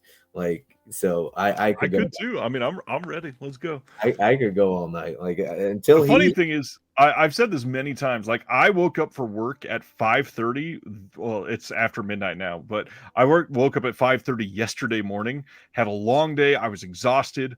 But the moment we go live, something happens in my body, and I'm like, dude, I'm on. I'm wide awake. I could do this for like another 3 hours. Dude, I'm gonna be straight up. So I usually I don't get nervous much in streams anymore. Not really at all, especially when I'm a guest, because it's just relaxing. But I'm like, so even going live with you, I'm just so carefree. Like I just feel so comfortable. I'm not nervous at all. I'm not sweating it out. Tony and I are talking because we're recording next weekend. You did not wake me up at all, I promise. You love dial-up internet. Oh, damn. So I've had this issue twice, and I think it's StreamYard, so stop blaming me, Holland. There's like a dial-up noise, and it's come from my laptop, and I swear, like, I don't hear it. It's not like, I don't know what the fuck it is. So sometimes I wonder if it's StreamYard and not like my laptop. So, but yeah, I don't know. See you later, dude. Gotta joke, guys. It's been fun. Later, dude. Yep. You get up at 5:30. Lucky you. Yeah. So Nick gets up at 12:30 a.m. For trucker life, man. It's rough to drive trucks, but yeah, my commute, by the way, is like 20 feet. I stumble out of bed and walk to the desk and start work. Yeah, I do. I use AOL, so when you're hearing that noise, it's my AOL booting up. Yeah. And for some reason, you're still running on those discs, I guess. Yeah. Dude, good. Yeah. Well, is that a serious question? Is this a genuine question or not? They do good transfers, though.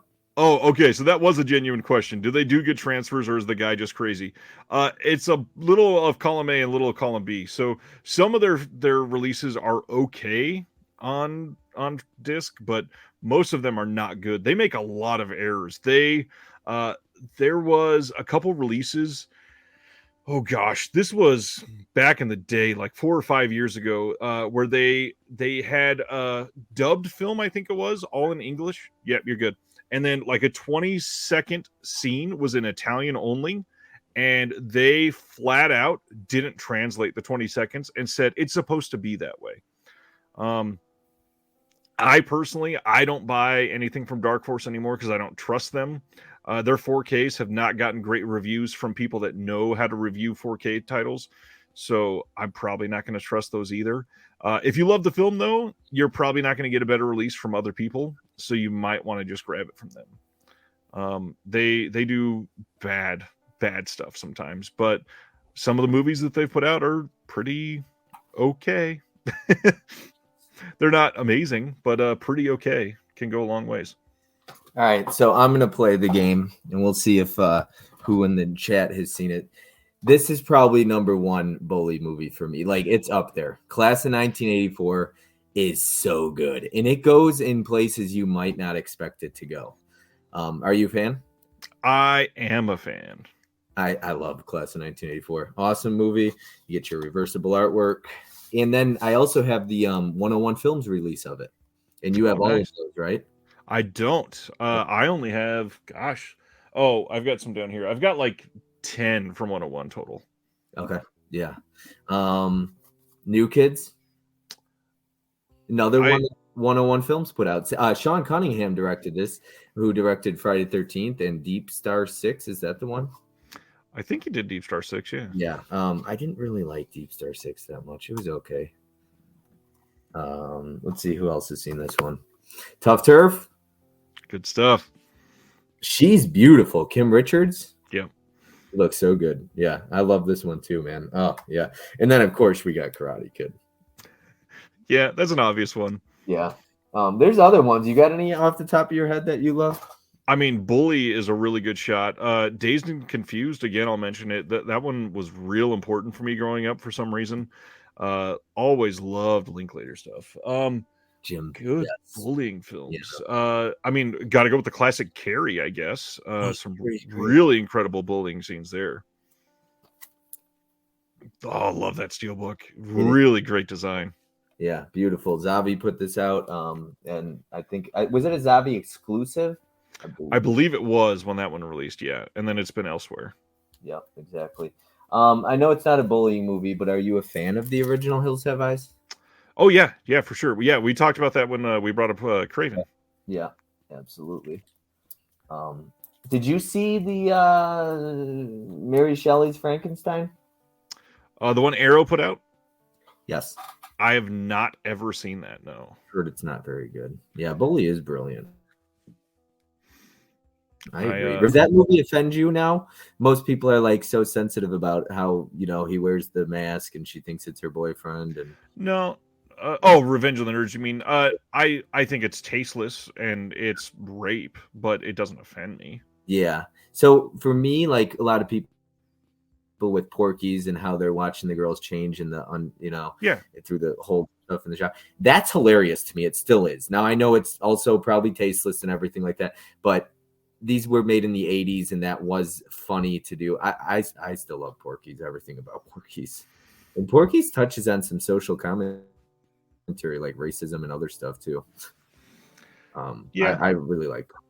Are you a big Porky's fan? I'm not a big Porky's fan. I always loved Revenge of the Nerds more. I don't know why. Revenge of the Nerds isn't even a great movie, really. But the biggest thing, I don't. Those films are of a specific time, and things were more acceptable. That didn't make them right, but they were more culturally acceptable. And as long as it's made aware, either when you're watching it or showing it to somebody that's new to these types of films, that they know it's not acceptable and that doesn't transfer to the future of a generation, then yeah, watch anything you want. I mean, I personally, I don't think I've ever been offended by a movie. Are you American Pie fan? I, for some reason, I'm a huge American Pie fan. I also, they had incredible soundtracks. That was probably the reason why. 182 and all that stuff. So what age will your son be when you show him American Pie? This gets tough because both of my kids are special needs, and so context is really difficult for them. Like they've seen Jurassic Park, which for a lot of people they would have thought they were far too young to see a guy get eaten by a dinosaur. But I struggle with other films. I don't know when I can show something that has like nudity. My kid has never seen a film with nudity, and I have an 8-year-old and a 6-year-old. I'm not dying to show them nudity or anything, but I saw Halloween when I was 8. Okay. And I handled it just fine. I saw Scream when I was like 7. Scared the shit out of me though. I don't know how. I couldn't have been too old when I saw Scream. I was probably like 10. 10? Yeah. Because it came out when I was 9. Something like that. Wow, Holland, you haven't seen Porky's. I missed that comment until Mizzy said something. Holland, we'll talk about this. That's not good. Don't. You haven't seen Porky's. Oh man. Revenge of the Nerds is a prequel to Bloodsport. Paul. Sibner says, we used to think smoking was healthy. Things change, but we can still look back and be humored or interested or offended or entertained by these films, and it doesn't change a damn thing about them. Exactly. All right, Jim, I will watch Sharknado just based on that recommendation alone. Oh, man. Obsessed with Thriller. I am hoping, I don't know what they would do it on, like maybe on a documentary about Michael Jackson or something, but the Thriller, the whole music video has been restored in 4K. And it is up in iTunes on 4K, and it looks incredible. I thought he was talking for a second about is it called Thriller from Vinegar Syndrome, that release? Yeah. Okay, that's what I thought he was talking. So I've never seen that. Is that like another really bad blind spot where the chat's going to come after me? It is. It's a notorious movie. So there's softcore porn in it, right? But no, there's like hardcore porn in some so there's of it. Hardcore porn. Okay. So there's 2 movies that I bought because they were code red titles. I have yet to watch. One of them was, I believe it was Orgy of the Living Dead. Is that correct? Does that sound right? Yes. And then the other one was Porno Holocaust. They're both really boring. Yeah, and they're also probably like, my one buddy was like, there's like 10 minutes of softcore porn and then like a zombie shows up for like a minute. They're boring as hell. Yeah, that's disappointing. Oh well, it's still fun to own them. Thanks, Holland. That was probably exactly what I should have said. It's not like hardcore porn, but there's a lot of ball slapping and brown eyes. So Holland Oates loves his rape revenge movies. He loves. I actually really enjoy them too. I think I do too. Last House on the Left is great. I honestly like all 3 of the remake. Like I Spit on Your Grave, I Spit on Your Grave 2, and I Spit on Your Grave 3. I was a fan of all 3 of them. I can't stand the sequels. You can't stand the sequels, so I have fun with them because there's great kills in that one. But the remake of I Spit on Your Grave from I think 2010, loved it. The remake is good. Everything else after that, no. She's also beautiful. Stan, yes, that's the one. Yeah. I gotta see it. It's not for everyone, but if you want to. If you want to see something crazy, watch The Sinful Dwarf. Yep. Sinful Dwarf. Yep. Yeah. Except the Nightingale. Yeah, so Nightingale. Nightingale is not weird. That movie is a freaking masterpiece. Yeah, I gotta check that out. I have to check that out. Do you guys like Swallow? I liked Swallow until the last 15 minutes. I thought it had just the worst ending. Yeah, she swallowed some really weird shit in that movie. And that's one of the reasons why I liked it, because Pika, or Pika, however you say it, is a very real thing. And it's never been shown in film in a realistic way. And they really covered it in a very respectful way. And then the last 15 minutes, you just dropped all of like the respect that they had earned. It was just bad. I gotta see Nightingale so badly. That's the one I have to see. I really want the Second Sight limited edition. Do you have that? I have every Second Sight limited. You show it, or is it by you? Is it should be within hand's reach? Yeah. You have every Second Sight limited edition? Yeah. Oh my god. Nightingale. Oh my god, dude. I love that release. I want that so badly. It's so nice. Second Sight does incredible work. Great transfers. Oh, beautiful. Absolutely beautiful. The black Blu-ray cases. Wonderful release. Nice styled art on everything. Of course, really great art cards. Long book. Lots of writing, not just giant pictures. Yeah, solid film all in. Beautiful film. Like there's a 2.5 minute scene that is really difficult to watch, but the rest of the movie, it is cathartic for what you went through for those 2.5 minutes. Why is Picnic at the Hanging Rock so big, like the Drive in Dawn of the Dead? Because it comes with a novel, literally. Yeah, so why that one over the others like Hitcher, Texas Chainsaw Massacre, to get that same exact size treatment? Possible. Hitcher's not based on a novel, I don't think. Oh, okay. So that's what you're. Yeah, okay. I get what you're saying, because Dawn of the Dead was right, and they had a total like the whole freaking script with it or something. Well, that one is just out of arm's reach, but yeah, that one has That one had like 7 or 8 discs though too. Hitcher will not have that many. Yeah, I am green with envy. You're not kidding. I really want that for sure.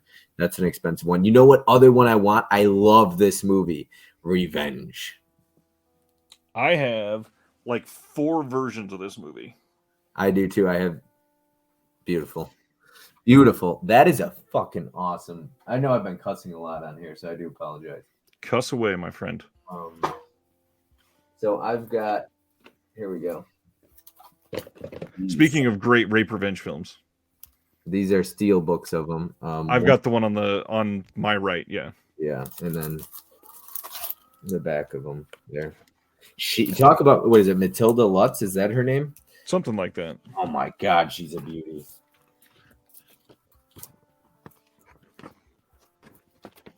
I love all of the just super bright art with this film. Dude, that artwork is remarkable. Absolutely remarkable. I got the standard Blu-ray, and I know Mizzy just recently grabbed it. I just love Revenge so much.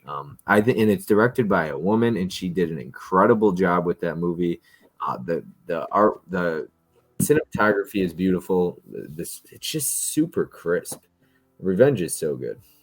You know what super rare second sight I have?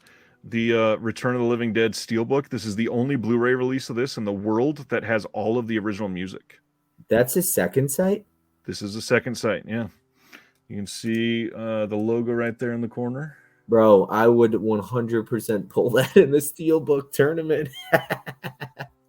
I would if I had that. I don't. Well, hopefully not many people are watching that are going to be on it, but that was one that I had on my list. I've already made a list of some of my rarest ones, and that's certainly one of them. I think I'm going to do. So it goes by pretty fast. I'm probably going to do 10 rounds. It sounds like a lot, but it flies by because sometimes you'll pull something and nobody will move, and then it moves fast. You don't have any questions as far as that goes, right? It's pretty self-explanatory. Yeah. I've got another second sight steelbook, and this one I found at a trilogy. No. I found this at a U shop in Kansas City for $7.99, and this came out in the UK only. Look at how rare this is. Piranha.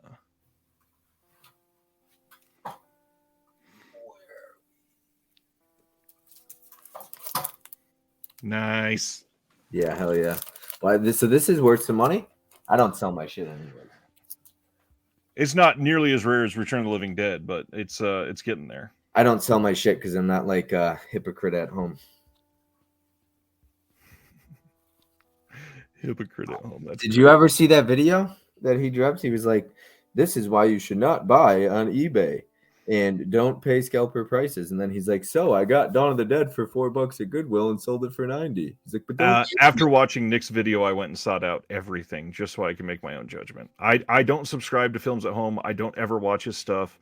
I did years ago, and many people, I guess people that are watching this 4.5 hours in will know because I've never explicitly said it was him, but he is the reason I started this channel because he came out and flat out lied about multiple things in videos.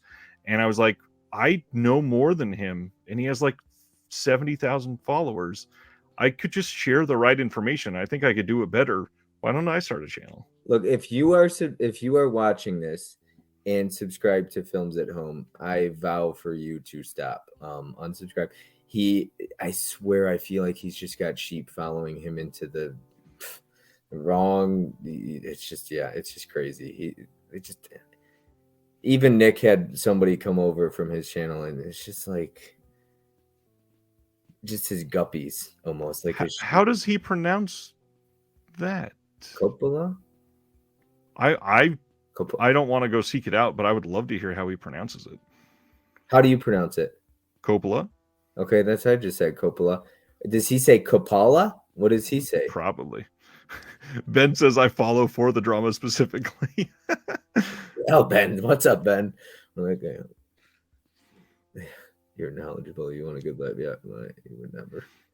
That's Nick and I talk about that a lot, man. It's all about being real and being straight up. Yeah, see, exactly. Jeff Minion, because you got to be careful because he's got his minions out there. What did I do to give off Jeff Minion vibes, though? Yeah. Coppola. Wait, does he say Cop-a-la? Coppola. Okay, Coppola. Francis Ford Coppola. Really? I don't even. Wow. So I would either say Coppola or Coppola. This is exactly what he does. Coppola? He says it the way that you just said it. So yeah, Coppola. And it's Coppola. Coppola. Wait, so this is... He has done this so many times. He finds a review for a disc and then literally quotes it word for word. Yeah, I'm probably gonna get some hate. I got some DMs on Instagram I'm gonna come into. Coppola. Okay, Coppola, I think is how he's saying it. Coppola. Francis Ford Coppola is how I say it. Coppola is correct. That's how I pronounce it. And he says Coppola. Crapola. Not Crapola. a big. Are you a Godfather fan? So that's my biggest blind spot. You haven't seen any of them? No, that's my biggest blind spot, man. Wow.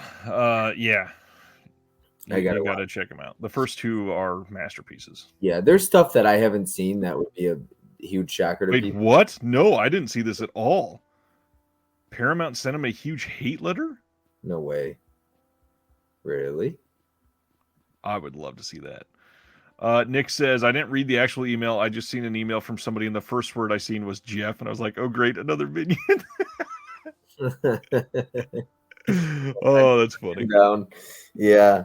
Man, Ben has never seen The Godfathers either. Man. Yeah. They're just a blind spot for me. There's other stuff that I'm not interested in seeing. So I've never seen Indiana Jones, and I'll be binge watching all 4 of them before the new one comes out. I got the Steelbook set up there. I'll be watching all 4 before the new one comes out. You can probably skip the 4th one. Like, I know that it's a meme to say that it doesn't exist. It's not great, and it doesn't really have an effect on this new one, supposedly. Yeah. So talking about his podcast, he's got Mid-Level Media coming on there very soon. I saw that. And I'm excited for that. I want to hear. I want to hear how honesty is.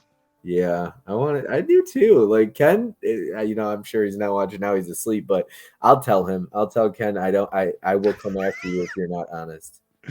Sibner says he complained to them about planes, trains, and automobiles, and they were like, "What the fuck are you talking about? We don't know these words that you're saying." Wow. Wow. I know, and I know. I feel bad because I just saw KB still in here. And I don't know. I think KB gets along. KB gets along with everyone. He does. Yeah. I feel bad to talk about this way because I know KB gets along with absolutely everyone. Blobby Grain is. Oh, that's funny.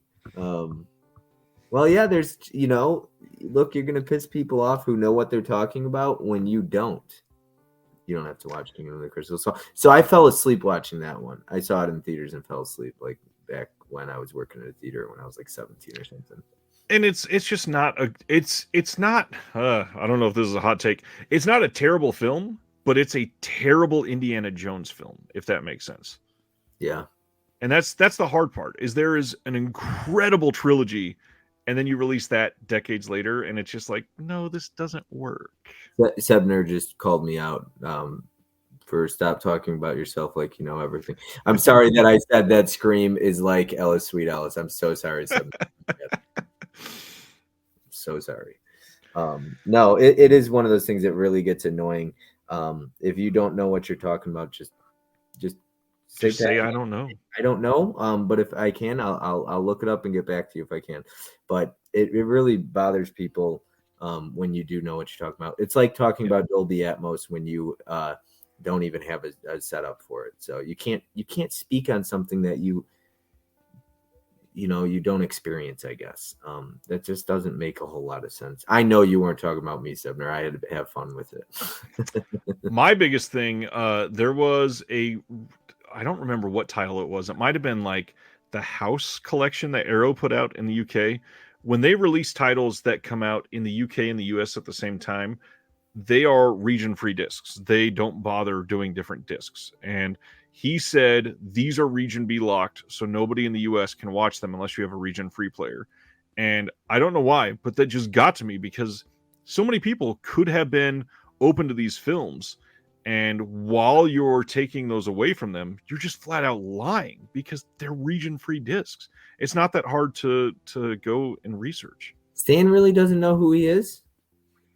Stan does not. Stan only knows this channel because a personal friend of his in real life came on my channel and invited him to come watch. And Stan has been a good friend of mine since that day last July. Stan, you're awesome. Don't worry about it. You don't need to know who he is, though. What is this cult of cinema? What happened? You mentioned Flip's name. Can you share a story? Flip is a friend of mine that we used to do a weekly show every Tuesday called A Disc Covering Cinema, and Flip gets wild. Another wonderful YouTuber named Serial at Midnight did a video with Cult of Cinema. That's how you're being sarcastic. I would never be sarcastic. I don't know what you're talking about. Serial at Midnight and Aaron Pinn from Cult of Cinema, they did a video together talking about how the collecting side of this hobby is killing it, and basically how people shouldn't be collecting these. And it came off to me, it felt a little like I'm better than you type of thing. And so they put this video out in the morning. And so Flip and I, we came on and did a stream that night, kind of responding to it and just saying, buy what you want. It's your money. Don't let people tell you what to buy. Do whatever you want. And Cult of Cinema Aaron, who's a friend of mine, was watching live and commenting in the channel and got offended because Flip said a couple things. And I was like, Aaron, do you want to come on the channel? We can just talk this out. And the stream turned into the three of us having a real grown-up conversation. Oh, that's cool. See, that's cool. Yeah, some people get really upset about that and get in their feelings. They can't have a conversation. Some people get super pissed off when you hate a movie they love. A lot of people just think that they're right and you're wrong, and you're not allowed an opinion. So the biggest channel that I actually subscribe to is Dave Durant and Mid-Level Media. I don't even have a channel that I subscribe to over to 20,000, to be honest with you. They don't need my support anyways, but they're also not good content creators, like, to be honest with you. I know that some people out here are like, no, there's really good ones. Well, let me know who they are because I don't subscribe to them. I really like supporting the little guy. Same. I got a buddy. I watch all of his content. I've been watching since he had like 30 subscribers, and now he's up to 300, and I watch every single one of his videos without fail. But he's a very good friend of mine, and he's one of the smaller channels out there, but he actually has good content, and he brings energy. See, I don't want to, like, if that's you out there, if you create content, cool. But if you're monotone and you are reading from a script or anything, I'm not watching you. Oh my gosh. Yeah, I'm not super into that either. Is Sibnar being sarcastic, or is? I've honestly never heard of 4K Kings, but that sounds like a genuine recommendation here. Oh, okay. Ryan, Bob, did you hear Hot Dog the movie is beyond terrible? All the popular people love Hamburger Hill. That's what they say in the internet world. Yes. Oh, geez. Anthony. No, he's serious. Okay, because there's somebody named something else very similar to 4K King, and I wasn't sure. I don't know who that is, though. Yeah, I've never heard of him. Energy is everything. Completely agree. You got to check out. Nick did a video where it's great. He did a video when he was like pretty early on, but it was his intro, and Nick's really good at creating fun intros. And he's like, he starts it, and it's like a Simpsons, I think, clip that he shows, but he's like, "Hi guys, my name's Nick, and today I've got a video for you." And then he plays like a Simpson clip, and it's like, "Hey Nick," and then he keeps going, and he's really boring. And then all of a sudden, another version of himself comes on the screen. He's like, "Man, get that shit out of here. There's other big channels for that." And he was directly calling out films at home. Nice. So nice. Yeah, it was funny. Yeah. But yeah, shout out to KB. I know KB's gonna come after me on Instagram. He's gonna be like, "Man, you're shitting on this guy. He's my friend." Because KB loves everyone, man. KB gets along with everyone. Should try Tim Talks Talkies. Never heard of him. Never once. Dude, Tim Talks Talkies. It's a joke. He was in the chat earlier. Oh, I know, I was in his 90s video. Yeah, no, I know. You know who he is. Yeah, Tim Talks Talkies is my guy. I agree. Jim Powers. I got to get Jim back on my channel. There was a time he was on there and the internet was cutting out, but I got to get him back on. Jim's another good guy. Mitchell, I have tried. Mr. Parka does not respond to any messages. Ooh, really? How do you feel about when people? Does it bother you? Are you like, I don't know, if they don't get back to you? I guess they're lost, if anything. No, especially in the internet age where a lot of things go to like message requests. I know I'm like super anal about that. I check everything all the time just because I don't want people to feel bad. And it leads to great things. I just put out that video recently, and the only reason I helped somebody open a physical media store in Canada from here in Kansas City is because I checked my message request when he checked for advice. So stuff like that, I always check. So I don't necessarily get upset or offended, but there are certain things like I've had people be really messed up. I will never publicly say the name, but I've had somebody, I wrote a long thing saying like, I respect your work in the industry. I've loved what you've done for a long time. I appreciate this. I have this idea for a video, and I interview people from boutiques on my channel, and I was wondering if you'd like to come on. I had somebody got that long message from me on Facebook, read the message, saw the message, heart reacted to the message, and then finished the message and changed it to a laugh react and never said anything to me other than that. I was like, that's really shitty. Yeah. Elliot from the UK. Do you subscribe to him? Do you know who that is? I know who Elliot Cohen is, and he was supposed to be a part of Shelf Shock Rewind, and we just didn't get to him in time. He's very busy and doesn't. Yeah, I've got nothing against Elliot necessarily. He's a nice guy. I've always thought he was a nice guy. He's close friends with Nathan as well. Oh, okay, yeah, but UK too, because they're 6 hours ahead, I believe. Yep. Of the Eastern time people. You're Eastern time? I am Central. You're Central as well, so I'm also 1:10 a.m. here. Curious who out there is at 2:10 a.m. right now. A lot of them, I'm sure. Mizzy's at 2:10 a.m. I know. And then all of our Pacific friends, they're like, it's only 11. What's going on? Yeah, I know. And then the UK people are probably going to start jumping in here in a minute. If you got any UK subscribers, because I've got a bunch. I mean, Tony is still watching. Probably he's in Melbourne. It's already like midday on Friday over there. Yeah. And Oh Sadness, is that the movie Sadness or something else? Because did you see Sadness? No, I did. I love the sadness. Mitchell is talking about Mr. Parka not responding. Oh, okay. I really like Sadness. I really liked it too. I was hoping that and it still could, obviously. It's still very recently released. I'm hoping that a lot of people watch that and go, damn, we need to make a really bloody, violent film.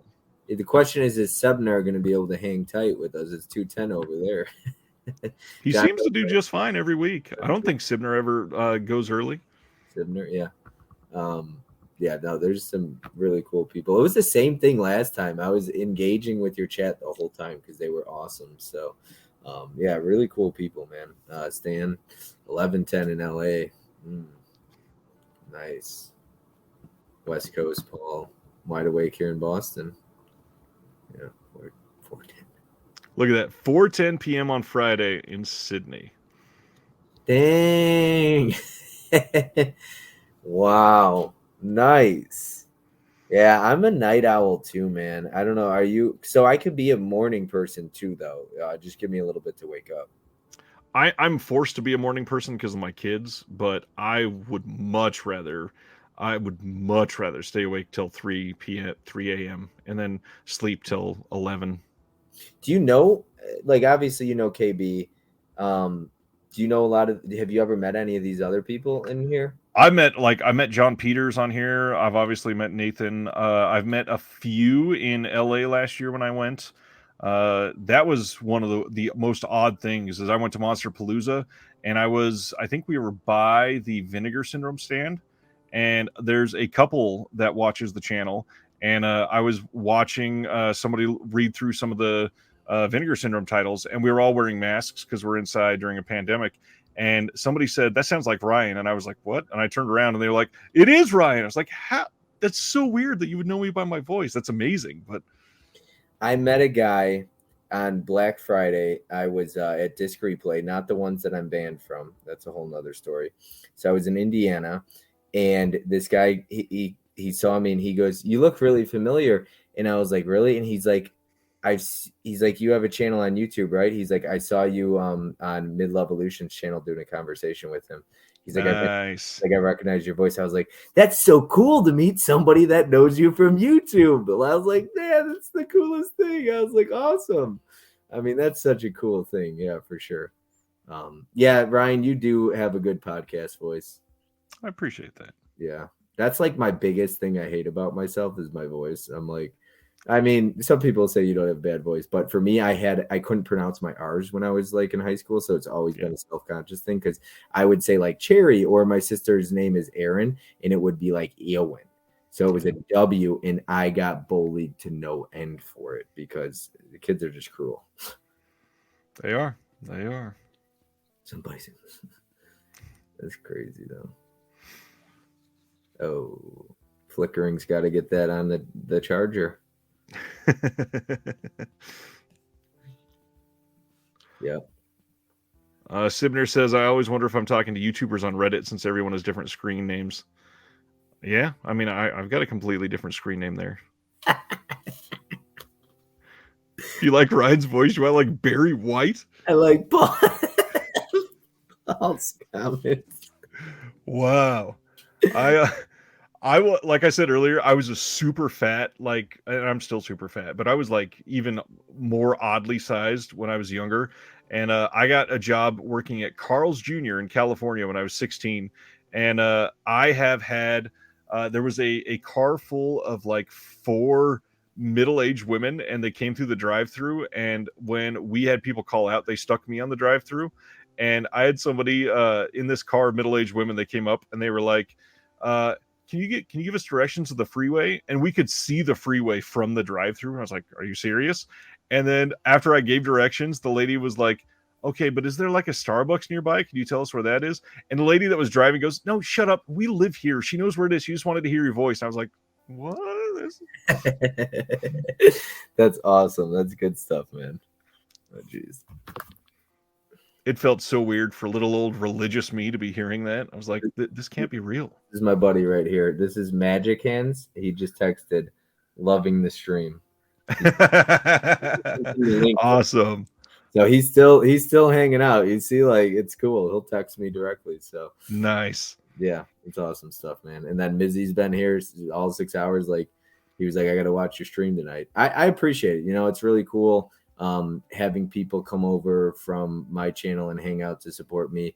And like I said, honestly, if you're here from my channel, make sure to subscribe to Disconnected. It's worth the subscribe. It's worth the sub. He's got a lot of other good content like this, good interviews he's done. So yeah, seriously subscribe. And it's cool because when I host something and people come over from other channels, but like I mean it. Do any names sound familiar? Like, does Whirling sound familiar? I think I've seen them in a chat. Okay, because I thought he came over from your channel, but there's another one that he directly said he came over from your channel, and he almost comments on every single one of my videos. So Nick says, got to head into work. Time to hop on this tractor trailer. Work 13 hours. Much love to y'all, Bob. I will see you tomorrow on the live stream. And Ryan, can't wait to work with you also. Hell yeah. Oh, thanks, Mizzy. Yep. And Jim. Yeah. Hell yeah. Thanks, Jim. Yeah. And I literally put out interviews every single week. I've had people ask, like, how do you keep doing this? You do some of these like multiple times a week. I do this every single Thursday. I've only ever missed one in the almost 2 years. You do a couple a week though, like some of the like spontaneous. I do special weeks, yeah. Yeah. Yep. Yeah, I agree with Jim. I agree with everybody in the chat. That's like some people have hot takes or shit takes or just talk shit for no reason. Like everybody in the chat, dude, you seriously on point tonight. And that's the thing. Like I'm probably gonna have to knock on wood or something for this. I still don't have any mods for my channel. Ooh. I've never had anything happen. I've had one time where I've had to delete comments on my videos, and it's because one person was sexist, and it pissed me the fuck off. Oh no, I got trolls now, mainly because I don't take shit and I stick up for my guests. If you want to come into my stream and talk shit about me, I welcome it. Go right ahead. Do not shit about my guests. I draw a line there. And some people are really fucking cruel. And when you pick up for other people, then you get your own. So I have trolls now. They're like, oh, Bob the Baldy. And I'm just like, that's the most, like, is that your most creative, like, insult? I love shaving my head. Seriously, this is great. I love shaving this. Every week, man. I love not having to worry about it. So the worst part is having to shave it every couple weeks. Yeah. So I'm just like, go ahead. Y'all talk that shit. I shave it on my own anyways. If I wanted to grow it out, I could. I don't. So yeah, it's just funny. And trolls are stupid, man. Like, seriously, they don't even have good stuff. And then they say something and then they leave. But yeah, some of them get bad though. We had somebody spell N-I and so on and so forth individually. And it was just like, it was really bad. So we respect. Yeah, if that was happening, I would have mods like immediately. Really yeah. Bob Statham. Bald's beautiful. Bald is beautiful. Thank you. I'm just waiting to find a woman out there who enjoys a bald guy in movies. And then I'll be set. And I won't be YouTubing as much because I'll be spending time with her. That's great. Little emojis of trolls. It's funny. I went on a date with somebody and then they saw the apartment and the collection. It's like, I think sometimes this is a deal breaker to some people. They don't know how to handle it. I don't know if it's like they think you're a hoarder or something. Because this small section right here, I got another one right here. I have a whole movie room with like, I don't know, a couple thousand more. And I just stream out here now. So yeah, my movie room is not clean right now because I've been reorganizing stuff, and I've said that for like 4 months. But what's funny is the way my house is set up is I can open the door and you see one movie shelf facing the door, and everybody's like, "Oh, that's a nice collection." And then you step forward and you see the room, and every single time people are like, "Oh, nice," as they're looking at those. But then they step forward and you hear like under their breath, "Holy fuck," or something like that. It's amazing every time. KB said, and looks like Naomi Watts. Or another person in particular, KB knows who I'm talking about. Naomi Watts is great, though. Yes, I agree. But I love Naomi Watts. Are you a fan? She is so good in the ring. Yeah. And I prefer the original Funny Games, but she is great in the Funny Games remake. Oh, yeah, the remake. I also, speaking of people who just, because I think the same director of the original Funny Games did the remake, right? Mm-hmm. Same thing Dick Maas did with Down and Lift. And I really like Down. I'm a big fan of Down. Are you a fan of Down? Never seen it. Oh, okay. So you've never seen Down. Hopefully, I'm counting on Sibner. He seems like he's seen a lot of stuff. Sibner, have you seen Down? Yeah, she's great in Mulholland Drive too. Oh yeah, and there's a great scene in that too. And I'll probably get some hate for this. I don't hate Peter Jackson King Kong. I think she was decent in that too. Yeah. Oh, KB, I love you. That's amazing. And I meant it. If you got free time tomorrow, hang out, do something. Man, that's BS. What about me? I want to come over. It's just a short drive. Come on over. Don't worry about it, Minzy.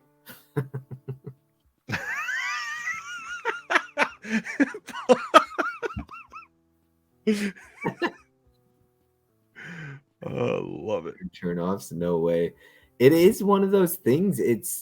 It's such a niche thing, niche. I'd say niche, but it's such a niche thing that some people don't know how to take it, I guess, or don't appreciate it or whatever. So if you find somebody who just doesn't understand affection or love for movies, they're not going to understand something like this. When your whole apartment is all movies and pretty much everything revolving around movies, it's Sibner was in Fair Game with Naomi Watts and Sean Penn. No way. I told you he works in film. Yeah. Damn, no way. Brandon finally, you guys are going for a record. Yep. Stan, I hope so soon, especially now that I have like so many more people to come see in LA. Last time it was like a grudge match to go back to California, but now I have actual friends other than Jeremy to come see in California. Dude, this community, and you built your own community here as well. It's like the people you make on YouTube, regardless of what community, though. It's so cool. Like there's so many people I talk to on a daily basis on the phone, not just Instagram. Just to be able to hang out for 6 hours with somebody, just one-on-one, Yep. like you got to be able to get along to be able to do that. Exactly. So it's a lot of fun. There's a lot of cool people, man. And I really hope that I get to meet a lot of these people, like UKB and Nate, for example. I would love that. Yeah. It might be a deal breaker. Yeah, so I have this. Anybody who doesn't know, in my intros, I use a machete to open up my boxes, and it's a play now at this point. But I got a complaint about the knife I used to use, so I went out and got a machete for it. I was like, all right, I got a complaint about the knife. Here's a new one. And I pull it out. It's just this big ass machete. That's funny. Oh, yeah, it'd be fun. Dick Maas directed Lift, and then he did Down, and it's Naomi Watts and James Marshall. And I'm a big James Marshall fan. I'm really curious to hear anybody in the chat, including yourself. I definitely want to hear if they've seen this. One of my favorite films of the 90s is Gladiator, 1992, Cuba Gooding Jr., James Marshall, and also, oh my God, what is his name? I'm drawing a blank. Brian Dennehy. And it's like a boxing movie, kind of underground boxing. I don't even recognize the name James Marshall. Check out Gladiator from 1992. I don't know if you'll like it, but I fucking love Gladiator from 1992. Oh shit, that is my Good Men. James Marshall's really good. I mean, I don't want to say like he's great, but he's awesome. Oh, he's the guy from Twin Peaks Fire Walk with Me. Okay.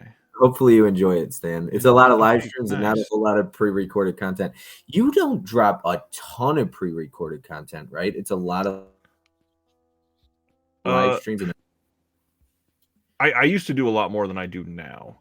All of my interviews are pre-recorded. Like I've got the next 3 weeks of interviews already done. Yeah, exactly. So that's a lot of your pre-recorded content then, right? It is, yeah. I used to do I did label guides, which I know that you've watched some of those, where it's like, here's everything you need to know about Scream Factory, and I showed my entire collection, the best place to buy from them, when they go on sale, how they ship, and all that kind of stuff. Which I like what you did with the woman that directed The Stylist. Thank you. Yeah, she's pretty too, and she's here in Kansas City. Yeah, she's pretty. She's got an OnlyFans page you can subscribe to. Are you serious? Yeah. I don't do OnlyFans, but that's enticing. I'm going to start my own OnlyFans. KB knows her. He just went and saw her again at Panic Fest. I want KB. I didn't hear his take on Bury the Bride. I heard the whole Rad Pack's take on it, but I'm curious to hear if KB was a big fan of Bury the Bride. I know he likes Scout Taylor Compton, so. Oh. It's so perfect because Scream is still in the title. Oh, thanks, Jim. That man, yeah. You guys are amazing. Will she jump on for KB for a conversation? That would be freaking awesome. I think that she's already said that she would. It's just she just directed another movie. She's been very busy. Is Arrow going to put that out too, or no? Who knows? Because it's her second film, she might be under a contract for something else. Okay, gotcha. Do you find that boutique labels sometimes like to work with the same directors? Like, of course, yeah. And a lot of times those come in like bundle deals when they sign the contract. They'll like a lot of the we were talking about Charlton Heston or Clint Eastwood, Kino. A lot of those came in the same bundle. Yeah, he said CKB liked it. That's what I'm saying, because I watched Bury the Bride at home and I did not love it. KB, no disrespect, I just didn't get into Bury the Bride. It didn't work for me.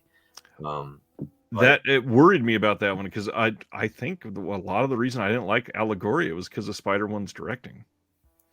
And once again, I think seeing it at Panic Fest probably makes a huge difference. When you see it with the crowd, you even see it with the director, the cast, like Scout Taylor Compton. Yeah. Yeah.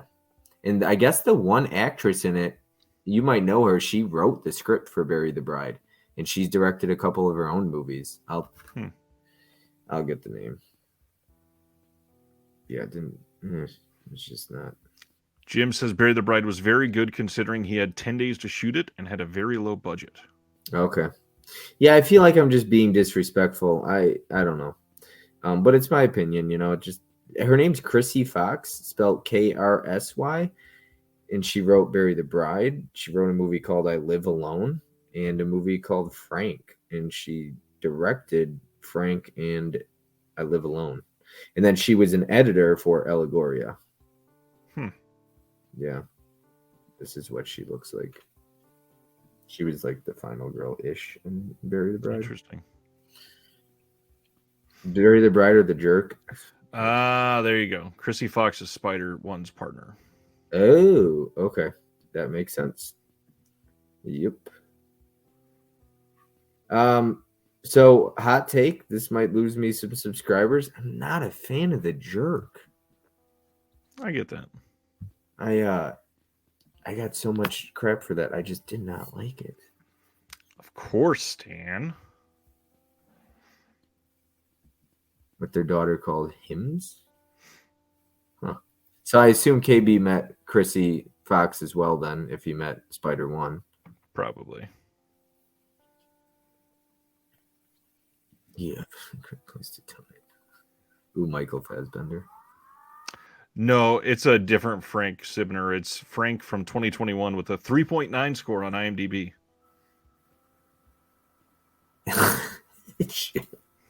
If you like Scream, you'll like The Jerk.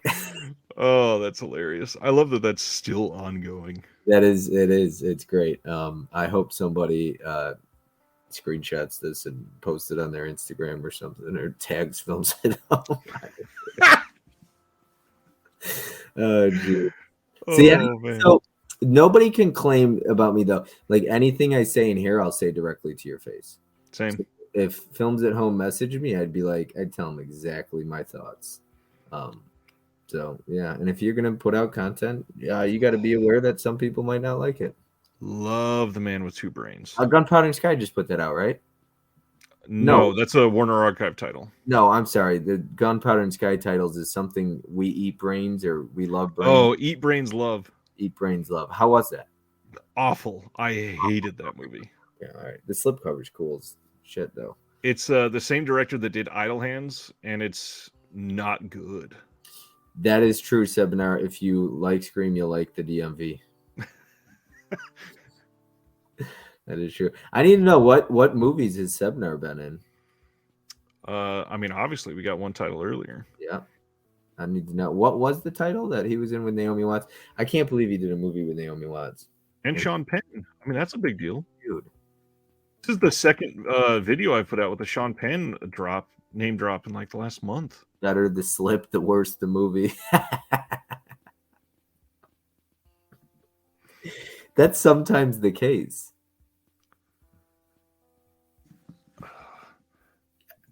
I'm trying to find Sibner's IMDb. How come there's nothing there?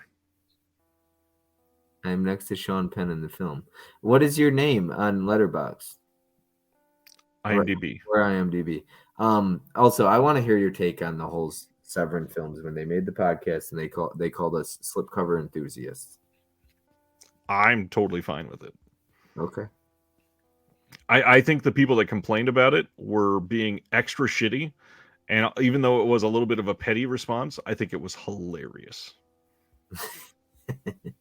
I do like the fact that they called him Dickhead Father. I have had in their podcast. In their podcast, they called him that. I messaged you while I was listening to the podcast, and I was like, "Did they just call Disc Father Dickhead Father?" I was like, "Can you tell me if I was hearing that correctly?" And you were like, "Yes, you heard it correctly." I was going to say I've had, I think it's either 4 or 5 labels off air. They won't record this, obviously, but tell me that they hate Dawn of the Dicks, and they use the term Dawn of the Dicks. Oh, it wasn't Dick Father that they said. It was Dawn of the Dicks that they said. Never mind. Yeah. I'm sorry. But most people probably don't like Disc Father either, right? No. Yeah. Well, a lot of people, they don't know a lot of the stories behind Disc Father. And Disc Father is terrible because he doesn't have insider knowledge for everything. I think he has one studio attachment, and he guesses about other stuff that he thinks are coming, and he mocks up his own artwork and says, "This is coming on 4K," and people are like, "Oh my god," and share it, and it goes everywhere. He did Tommy Boy and many others, and I called him out for it once. I was like, "This never came to 4K, dude." Yeah. Yeah, he took a picture of somebody's son and posted it, like special needs kid or something. Facebook group administrator who got into an open fight with him. Yeah, that's just not like, dude, seriously. So one thing I'm a big believer in that really pisses me off when you do this. If you're DMing somebody, do not screenshot DMs and post them on your story. You keep that shit between the two of you. You keep it private. Do not go screenshotting stuff of their son or daughter or their wife or kids or whatever. You keep that shit between the two of you. If you got a problem, keep it between the two. Don't go to your story. I hate that. It It's is called direct messaging for a reason. yeah, it's childish and exactly, it's private messaging. So stop that crap. Like I hate that when people do that. It's so crappy. Yeah, I've reported that crap on EJ. Hell yeah, dude. What's his first name? Dan. Dan. Dan the man. I agree. Yeah. Lots of Steve Martin talk. I loved Steve Martin films. Do you like Bowfinger? It's okay. It's not one of my favorites from him. How about Eddie Murphy? I like his really old comedy, like the actual pushing the edge type of things that he did, but I really like I don't want to say Norbit. I hate Norbit. I really like 48 Hours. Yeah, it's a good one. 48 Hours is a lot of fun. How do you feel about Paramount re-releasing all their 4Ks? Their Blu-rays on 4K from like Paramount Presents line. Everything gets a 4K basically now. Well, not everything. They still have a ton that they haven't given a 4K to. Only a few. But I love it so much that we have a term that we use on the Discord when something gets released on 4K, like a handful of months after it came out on Blu-ray. We call it pulling a Paramount. does it bother you though? Oh yeah, it pisses me off. I for like brazen money cash grabs, I hate that shit. Yeah, and it is. Yep. Absolutely. I'm happy that they're finally diving into plenty of Blu-rays and stuff. Yes, I completely agree. But it's annoying when they do that. And the interview I'm putting up next Monday is actually somebody that works very closely with Paramount. So yeah. Do you get into some of this? Not really. There's some that he can't say, and actually I had to pull some of it out of the interview. Unfortunately. Will you get like, are you working on trying to get like Arrow Video, like the guy from Kino Lorber, like Serial Midnight had? I am probably not going to get him. I have a couple other ways that I would try to get him, but it's I do have somebody at Arrow that's already said yes. He's just waiting to be a little more free. He's been super busy. So my biggest problem, I'm sure I don't think anybody else in here right now gets review copies, but with review copies, and I got friends that get review. I got some review copies. I got very close friends that get review copies. My problem with people in one particular that gets review copies, he gets everything for free. When you make a video and you say, spend your money by day one to support the studios, and you're getting everything for free, it's like, well, I wonder who we're talking about. why are you going to call us out and tell us to spend our money day one when you're getting stuff for free and you don't support the studios by spending your own money on them? Like, yeah, don't worry about it if I buy from sales. I buy plenty of stuff day one, but I'm not getting stuff for free either. So, and then I hate when people go on eBay and sell review copies, and we could see because half the time they have a hole punch in them in the barcode, and they're selling it for cost price. It's like, dude, you got that shit for free. Give it away if you don't want it. Yeah, it's annoying. What about Bill Lustig? I've tried. He was traveling, and I'm still in talks, actually.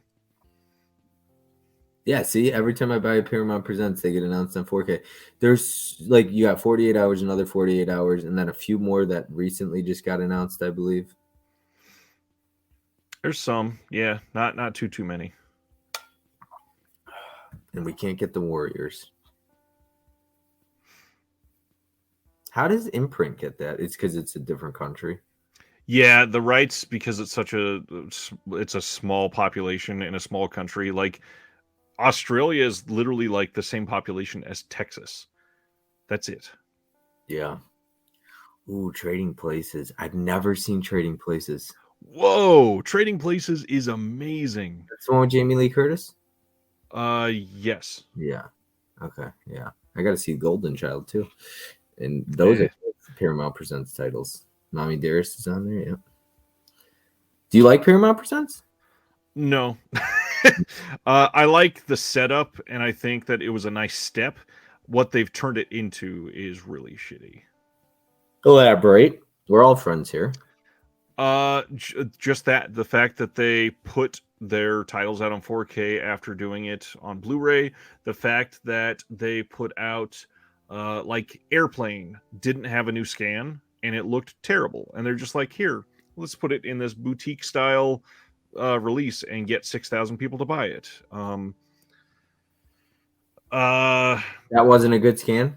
No, it's the Airplane hasn't had a good scan in ages. But did they just announce it on 4K? No. Okay, that was. I think I saw a rumor, and it was probably on Dawn of the Discs channel, maybe, or somebody else. I don't know. I don't think he's announced that either. It might have been Discfather.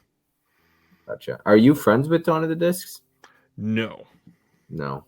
What's with the Watergate crap? Or is that what you call that? What Watergate. is that when you label your own? Discfather's done it with Steelbooks. He'll put his trade stamp on it, like. Oh, and that's because he makes those images, and he doesn't want people to steal them. He's a clown, dude. He's the biggest clown of all. Yeah, that's garbage. Man, Terry hasn't seen Trading Places either. Come on. Yeah. Don't even want to mention T2 scan. T2 scan? Yeah, the Terminator 2 scan is god awful. It's one of the worst. I think it might only be second worst to the original Pirates of the Caribbean 4K. Disney? Yep. Don't get me started on Disney. That's what will grind my gears. But you're Mommy Dearest is great. You're a Disney fan, right? I mean, like the park is a fun time. I think some of the animation is great. I'm not like a Disney apologist. Okay, gotcha. Well, some people get pissed off about that, but God, there's so many movies in their Fox catalog they could put out on Blu-ray or even 4K.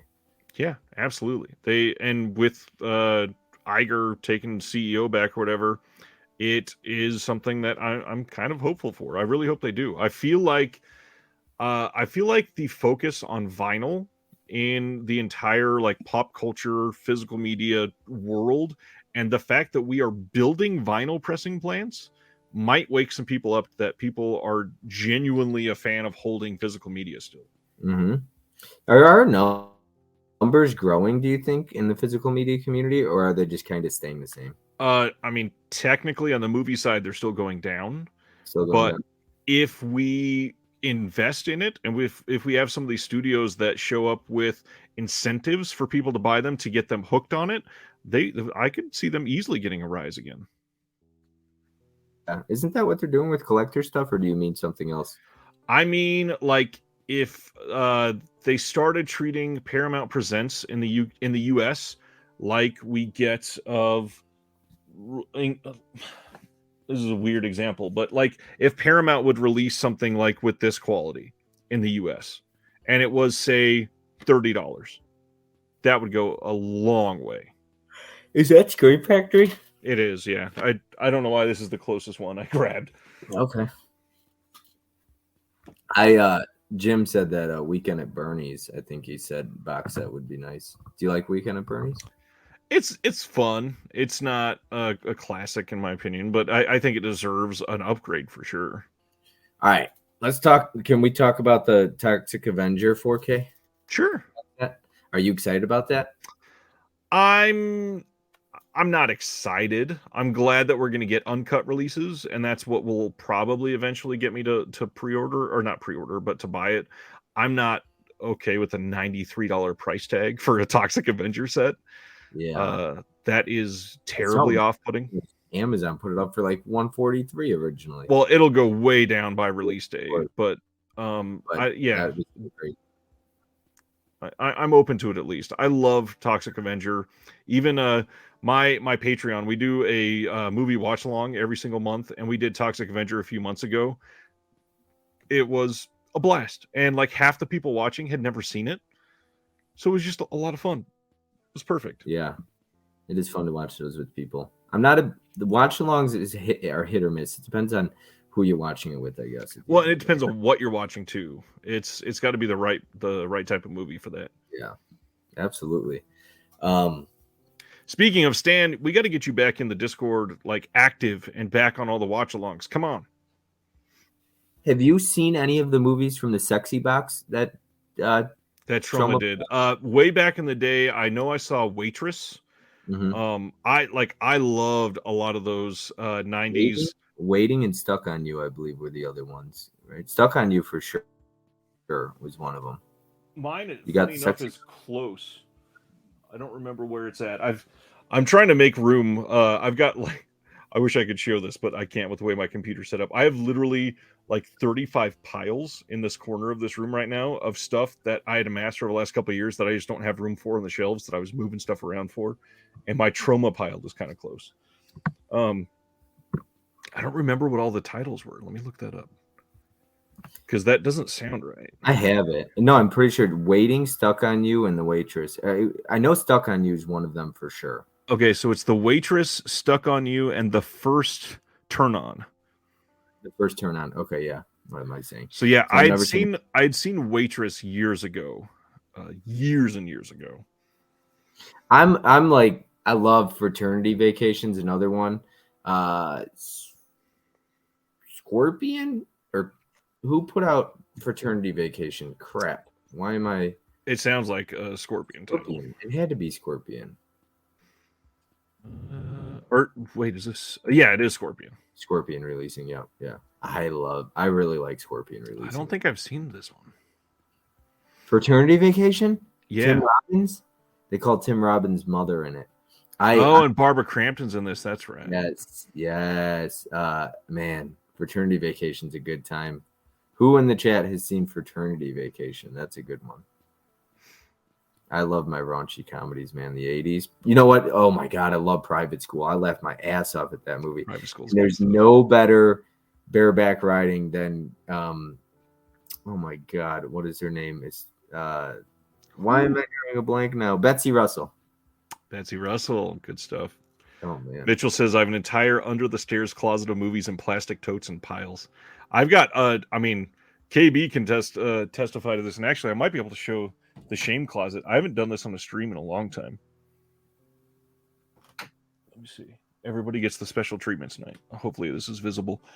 So this is all of my mainstream like studio titles that are not boutiques. This is going to look very unorganized, but I promise it is organized. And okay, here we go. Oh, I see Text Chainsaw Massacre. That is a NECA figure. A whole bunch of steelbooks in there. 2 of those piles on the bottom are all steelbooks. How many steelbooks do you have? Probably like 700, something like that. Oh yeah, yeah. Yeah, absolutely. That steelbooks and slipcovers tournament, they're in trouble. Oh man. The first step is admitting I have a problem. I've admitted that for years, my friend. Absolutely. I say Christmas is the crank from the shame closet. I just sent that to Anthony. He had me buy him a pair of socks from the Vinegar Syndrome store, and I sent him that with my Christmas with the Cranks Blu-ray because I do not like that movie. Did you like Cheerleader Camp? It's all right. Yeah, I wasn't in love with it, but it's okay, like you said. KB, I couldn't step in that freaking closet. It's actually more organized than the last time you were here, KB.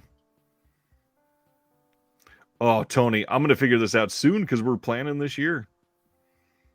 Nick is back. Now I'm driving a tractor trailer. Skulder has shame rooms. Yeah.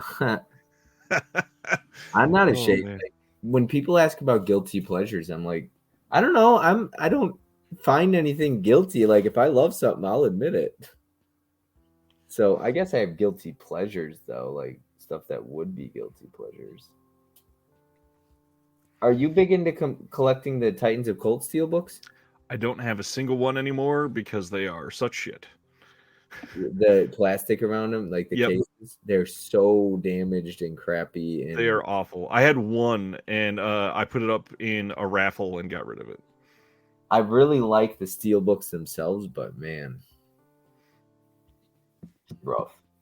How about Reanimator? That's Barbara Crampton, right? It is, and Yeah. she'll still never be topped from Beyond. She's incredible in that one. So one of my friends said that he met her, and he like brought up Chopping Mall, and she's like, "That's one of your favorites," and he was like, "Yeah," and I guess it like made the conversation awkward because she was like, "It's okay, it's silly," um, and he's like, "It was just really awkward after that interaction." But did you like Chopping Mall? It's okay. No, you sound like her. It's okay. It's silly. Yeah, that was the joke. I, It's yeah. it's not great. I have so much fun with it though. I've got nostalgia for it, but I don't think it's like a wonderful movie or anything. Wait, which Terrifier set did you put on eBay? Cinemuseum from Italy. Ooh, and Orbit had that. They had a media book. They had that Cinemuseum thing up for pre-order. Oh no, he's talking about the first Terrifier. Oh They weren't doing pre-order. This was a couple years ago. no, the new Terrifier 2 they put up though. Yeah. Is that still in stock? Probably not. I don't think so. Yeah, I got the other one from Umbrella with the glasses. I've seen your streams with the glasses. Yeah. I'm super jealous. I love those glasses. I love I missed out on the Winnie the Pooh Blood and Honey though from Umbrella. And I was talking about that with some friends earlier today. I really wanted that. Did you see Umbrella Winnie the Pooh? I've not. It's not something that I was prioritizing because it looked really bad. But it seems like something you would watch though. Oh, I will absolutely watch it. It's just not one like my watch list is 5 billion titles long. It's about 2.5 billion down that list. Yeah. I got about 900 on mine on Letterboxd. Like what you like and run with it. Absolutely. I love the Umbrella release of Terrifier 2. Comes with a VHS, art cards, and it came with a shit ton of art cards. Yeah. A lot. And it's just beautiful. Tony says, my ultimate guilty pleasures are Showgirls, Bolero, The Lonely Lady, and Battlefield Earth. There's no such thing as a guilty pleasure. I will say that till I die. Showgirls is a good movie, and I will stand by that. Battlefield Earth is not. You know what else is not good is Beach Babes from Beyond. Yeah, I've no desire to see that. What's up with Full Moon going into the 60 minutes in shorts now or whatever? They're like all their movies are like under an hour 15 and stuff. I mean, I'm not really a Full Moon person. Okay, gotcha. Yeah, I agree, Stan. Didn't Big Wynorski didn't he direct that Bigfoot movie? Bigfoot, which one? Wynorski's done a lot of stuff. Yeah, it's definitely not a good one. No, it's not. He directed this Bigfoot movie recently, and I own it. I haven't seen it, and somebody told me there's literally like all these former porn stars, and there's not one single like nude scene in the movie, which is what it is. But it's just funny. I haven't watched it. That's not the reason I haven't watched it. Bigfoot or Bust. Yes, I've heard it's so bad. It's so bad. I have it. Magic Meatball? What the hell is that? He's put out so many crazy titles. Scared Topless, Legend of the Naked Ghost, Cobra Gator. Sexapede. Piranaconda. Busty Co-eds versus Lusty Cheerleaders. That sounds like something I would watch. Sexy Wives Syndrome, spelled S-I-N, of course. Dino Croc versus Super Gator. The Hills Have Thighs. The Devil Wears Nada. The Hills Have Thighs. Cleavage Field. That sounds like another one I would watch. The Lusty Busty Babacue. That sounds like another one I would watch. The Da Vinci Co-ed.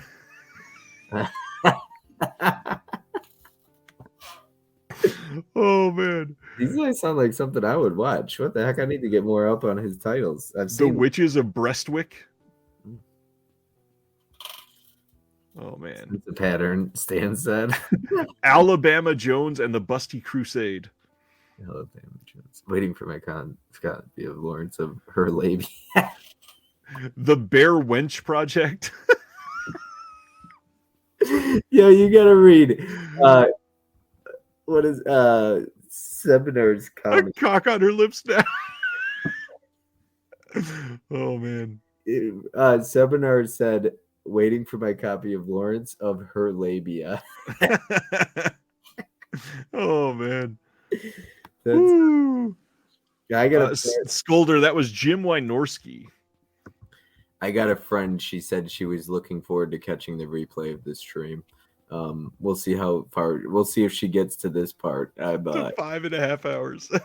She gets I love this. how Let me last know. time you did 4 hours and 1 minute, and now you're like, let's go a little longer. Here we are, almost 2 o'clock here. I'm going for the record. I need to break it. If I don't know about your buddy that did it with you. He's gonna get pissed. But who'd you do it with?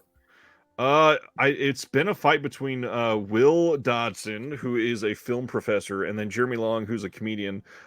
Jeremy, I think, still holds the record, but I'm not entirely sure. He did a bunch of bikini movies too. Bikini Chain Gang. David Lynch's Poon. It's not Caprice. No, she was here earlier though. Hey Caprice. Rant. What's the rant about? What are we supposed to rant about? Probably getting us to rant about something. No. That's fine. Waiting for you to see you next Wednesday. Oh my goodness.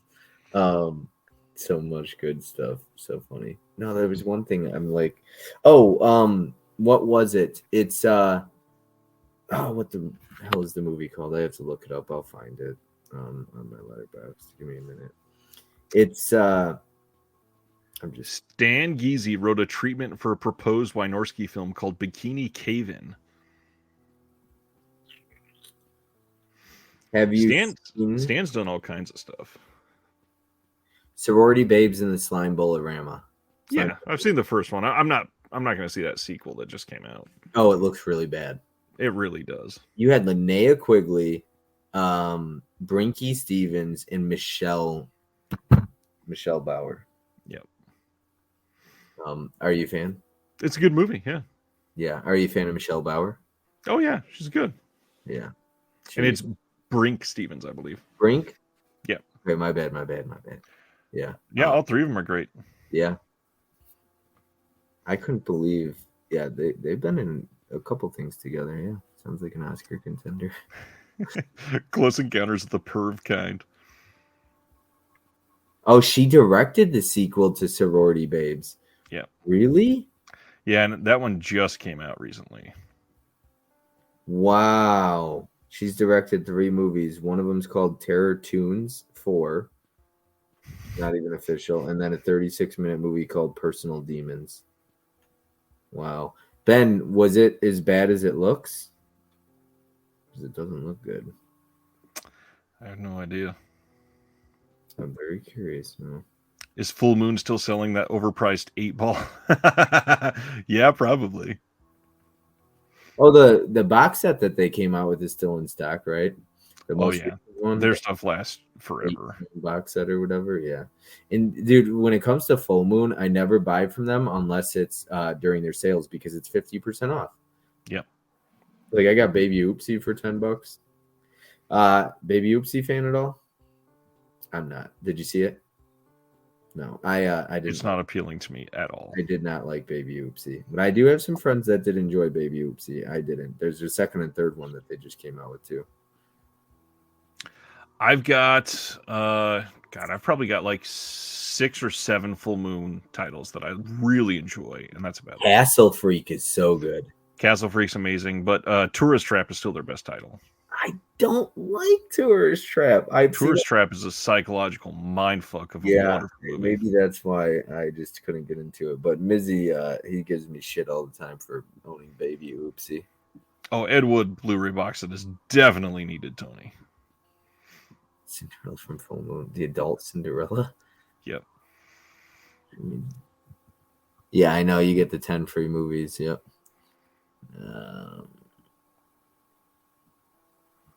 Lots of nudity and bad jokes. Then it's great. You could always count on Ben. He's seen some obscure crap too. But yeah, you got a lot of people in here that have seen some. Ginger Dead Man 2 is their best movie. Ginger. Have you seen all the Ginger Dead Mans or Ginger? I don't think I've ever seen any of them. Okay, how about like Munchies and all those? They're okay. I'll prefer Ghoulies any day of the week. So Ghoulies or Critters? That one's tough. Probably Critters. So Sardis bought the Full Moon box set. Yep. Um, Snatch Me If You Can. I really we were How just about Ass and the Furious? Ass and the Furious movie. I just made that up. Oh wow! I was like, that sounds like a porno for sure, though. I've never seen Ghoulies, but I really should watch them. I have the first and second, but are the third and fourth on anything at all? There was rumors or rumblings that they might go to Vestron or something, the third one or something like that. I do think Lionsgate has the rights to them, so that would make sense. But I don't know. Yeah, you know what movie I did not like was Killer Tomatoes, Attack the Killer. Really? I didn't have fun with that. I didn't have fun with either one, and I've never even seen the third or fourth one from. They attack France in the one, and then something else. I've never seen 3 and 4. I've seen the first two. They're fun. Yeah, I'm not a fan. Yeah, didn't work for me. Cleavage Field is another good one. That's another Wynorski title. Mad Muff Fury Road. No. Mad Muff Furry Road. Oh, Furry Road. Get it right. Come on, Bob. Oh, jeez. Oh, my goodness. You know what I hate? Evil Bong films? Yeah, you seen those? I have no desire to see them. Yeah, Evil Bong, man. You're more into the Vinegar Syndrome type of stuff, right? Yeah. I've liked most of the Vinegar Syndrome films, for sure. How about Wolfpack?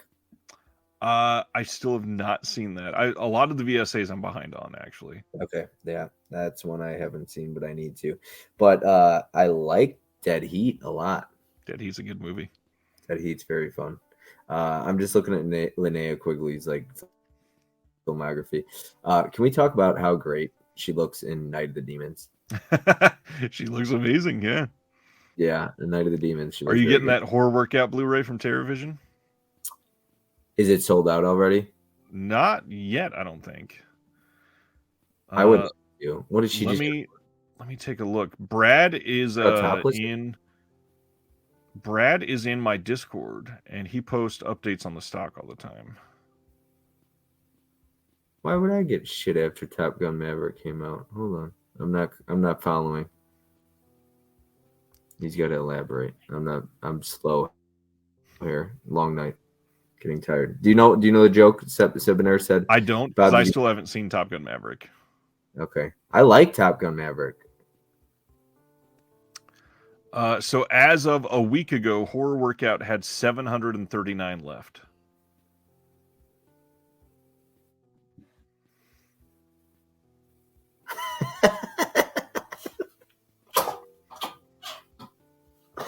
Seminar. I've learned 2 things from this stream. Films at Home has never seen Alice, Sweet Alice, and Bob is very horny. This is true.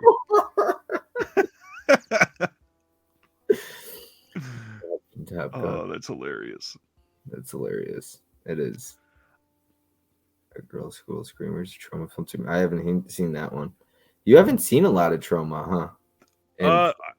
I've seen a lot of the Trauma produced titles, and I've seen a lot of the older Trauma direct titles. I've not stayed up to date with like the last 18 years of Trauma in independent direct from them titles.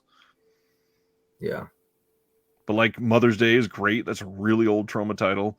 Got even like Return to Nukem High, Tromeo and Juliet is. I will stand on both feet and say Tromeo and Juliet is one of the best Shakespeare adaptations ever. Yeah. The chat's cracked me up. Now, did you know in Return of the Living Dead, Linnea Quigley, I guess they didn't like the way her bush looked. So they asked her, like, I think something about like shave it and then a mold over it or something like that. Somebody in the chat will have to tell me have to tell me like what they exactly did. But yeah, because if you watch it, like I was like, this doesn't seem normal for the 80s. But yeah, they'd like put something over it. Somebody in the chat is gonna have to tell me the exact like fact of that. Splendid. Cool. Yeah, this was one of the $10 VS titles for sure. And the horror workout is down to 533. I thought he was gonna say $533. That's 533. Okay, still waiting for all the Romeo and Juliet. Romeo and Juliet is great. I haven't seen it. I haven't seen Bloodhook either. And Yeah. I think it's overhyped. Slip from Vinegar Syndrome though. Well, and it's gone down in price because they did the VSMC slip, but it's still expensive. I've never seen a Bay in Blood or Bay of Blood. Yeah, Bava. Yeah, is it good? Yeah. Bava's, a master. Yeah. Yeah. They could share. USA Up All Night was great. Monster Vision, of course. Joe Bob is the man. Yeah, Ben explained what they did with Linnea Quigley in Night of the Living Dead. She had to wear a merkin. Yeah, cover it. Man, I miss USA.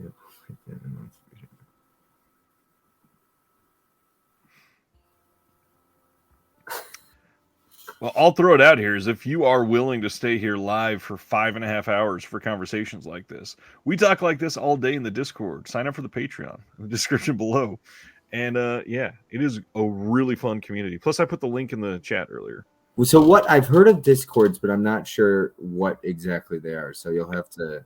It's like a chat room. It's a wonderful chat room, basically. I've got different channels in my server that we go to for release announcements, watches and reviews, film discussion, post our pickups where I find deals online, stock updates. We buy, sell, and trade with each other. And then we talk about other stuff, books, off-topic stuff. We have a memes channel. And then I've got my voice channel on there where we do the movie watch along once a month. And I'm just trying to, you guys, I'm trying to get Ryan here to go 24 more minutes and 40. I don't know. Ryan, gonna need you to slow down in those sale posts. You're killing my wallet. I'd apologize, but it's pretty bad. Dude, sales are just, they don't stop. No. Do you partake in most of them or not really? I've not been buying very much. Like I just put in my first Diabolic order in months. You know what though? When you're up to date the way you are on most labels, it makes it easy. And when you have what you want already, right? Because then there's but like I think it was Anthony I was joking with the other day. I could probably spend like $4,500 on titles that I want right now if I just randomly had a ton of money. I have a list of all the stuff I've missed out on, and it's over like 1,000 movies that I want. I could like which labels, like Second Sight, for example. I want all their limited edition stuff. I can't believe you have all of those, and you have them all within arm's reach. Well, kind of. It's a long shelf, and I've got everything's in alphabetical order. So I've got from Extro all the way through the Strangers on this top shelf. Here you can see some of them, and then I can reach like the first half of the A's through the C's, but then everything from like Dawn of the Dead all the way through the Craze is really hard to reach, but I can try. What about, okay, I'm going to name some. Upgrade. It's right here. Oh my God. Can you please show it off if it's open? Or is Absolutely. Of course it's open. Okay. So you're not an in-box collector or whatever. Like this. No, I will try to open everything eventually. A lot of my stuff is still sealed, but that's just because I have multiple copies. Like if you have another Blu-ray of it though, would you keep this sealed or do you still? No, especially because this has different special features. I watch as much as I can. I like it too. I mean, there's stuff in it. I want to see it. Nice thick book. Dude, Upgrade is so good. I, for some reason, skipped this for a couple years, and then I finally watched it, and I was like, why did I not see this on opening day? What's the... Breaking news, check my email from Wicked Vision.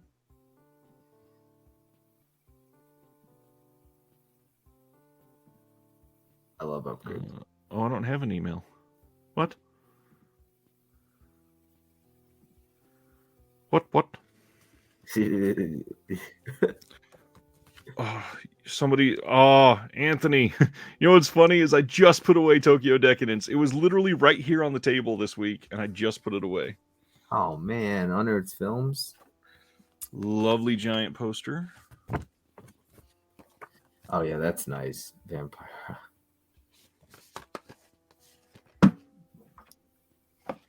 So Sibinar gets early information too, then? No, I must not be signed up to a newsletter that he's getting. Gotcha. Oh man, that's a good release. Do you like When a Stranger Calls? Yeah. The first one's good. I'm not a big fan of the second one. I'm not a big fan of the second one either. Ooh, let's see here. Did you get Monster yet?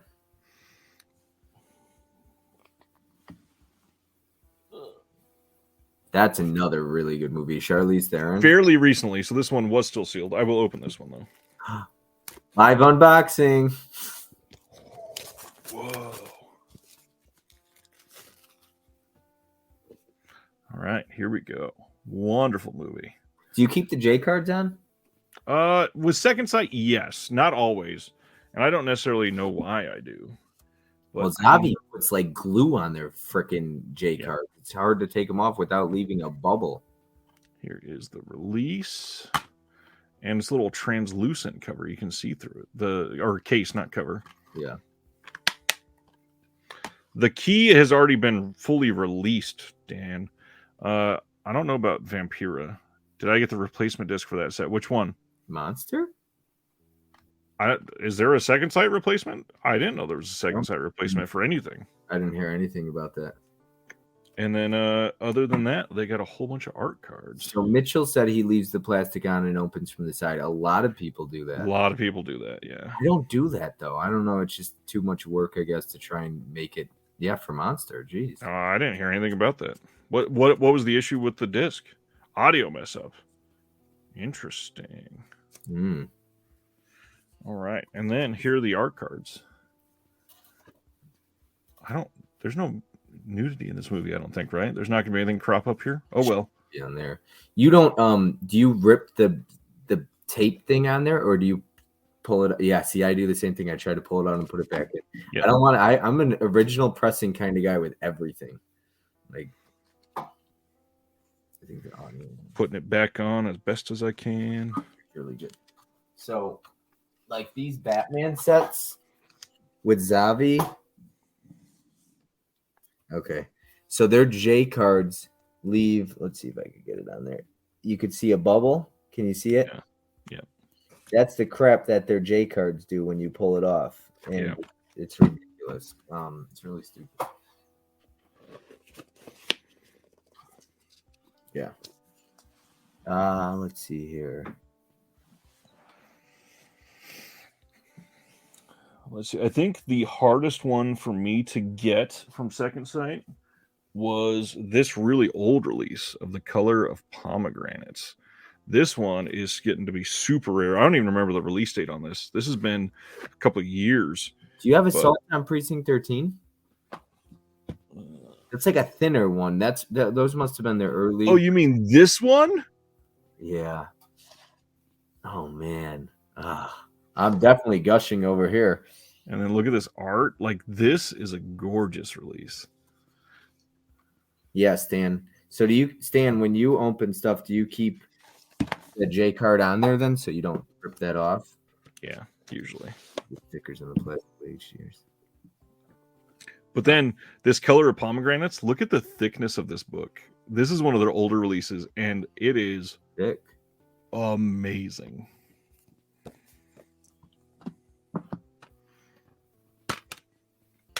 So what does Mike do over Grindhouse with J card? He takes off, like, on Arrow boxes, he'll take the J card off and try to put it in the box with the film so that he still has them, but it's not just stuck. Okay. Which I love doing. I do that too when I can, if it's something like that.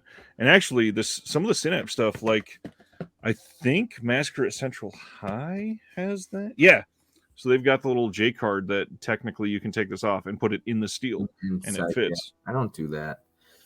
You take your digital copies and throw them out after you use them or sell them or whatever you do with them? I usually do use them, yeah. Do you or I give them away in the chat. Do you throw them away or do you keep them in the case? Oh, I absolutely throw it away. Okay. I'm curious what they do with those as well. I feel like I'm the only one who keeps them in the damn thing. I don't know. It's an original pressing thing for me. There I go. If I want to copy and paste to the chat. I haven't gotten anything from you yet, Dan. Yeah, I didn't see it. I think he's trying to email me because the only people that can post links are mods and the creator. Huh. Mike gave his own personal slipcover of My Bloody Valentine to Anthony. Oh, nice.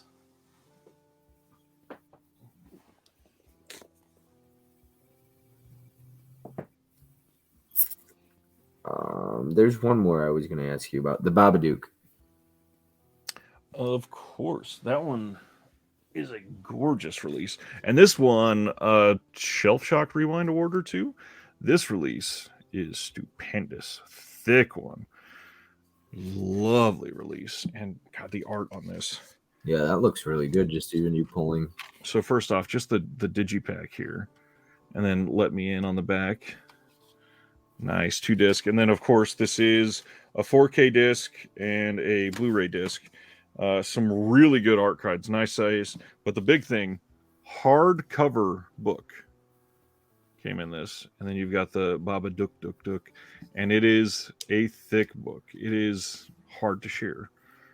You know, I didn't think I'd like that movie, and I actually appreciated it. I love the Baba Duk. Jennifer Kent, right? Yeah. Same director. And same director of The Nightingale. Yeah. A lot of people don't like those digipacks type of things. The digipack. Yeah, and I get that. I'm not a huge fan. But that second thing, they did it with Drive. They do it with Dawn of the Dead, pretty much. It's all their same stuff. At least I guess it's consistent. Did you get Martin yet? Yeah. This is a lovely release. Movie looks incredible. Now that's thick, right? Yeah, that's I mean, this is thinner than the Babadook, I think. Is it? Yeah, just slightly. Way bigger.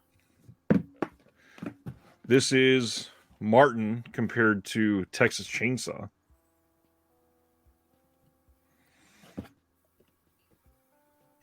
Oh, Tony's leaving. Have a good night, Tony. It was nice talking. Nice hanging out. Thanks. Sent you the email, Ryan. Okay. Is Martin still in stock, right? That one is hard to find right now, but I don't think they've come out and said that it's out of print. I gotta get this Texas Chainsaw Massacre. You said it's still in sight. It's still in stock from Second Sight, because I thought I heard something about Orbit was getting it for the last time. Is that true or no? I did not hear that from them.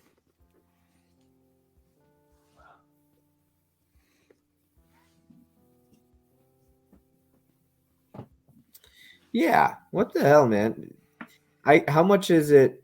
$37.49 end up being our price out here. You know, how much is it if you 37 in what, UK? Yeah. So it's like 40 something. It'll be probably like 49-ish. Yeah, so $50. Yeah, people are ridiculous trying to get $130 for that. It's absolutely. Ryan, thank you so much, because it's still in stock, and I really thought I missed out on that big time. So, yeah, $37.49 is $46.77. Anybody out there? That's Second Sight's website for the Texas Chainsaw Massacre. So, yep, you could definitely still get it. Yeah, and it's still coming in at Diabolic and Orbit and all that stuff. Mitchell, nobody has the rights to that longer cut of Martin right now. No. Wait, Second Sight's not shipping to US right now? Second Sight is shipping to the US. I just got Texas Chainsaw from them. There are very specific titles that they cannot legally sell direct to US customers. I believe Martin is one of them. Gotcha. Texas Chainsaw is not one of them. Yeah, absolutely. My buddy just texted me. He said, y'all trying to break 6 hours? 13 more minutes. I wasn't, but I guess so. Yeah, right. Trouble Second Sight. People on eBay just take How many copies of Texas Chainsaw Massacre do I have? At the moment, I've got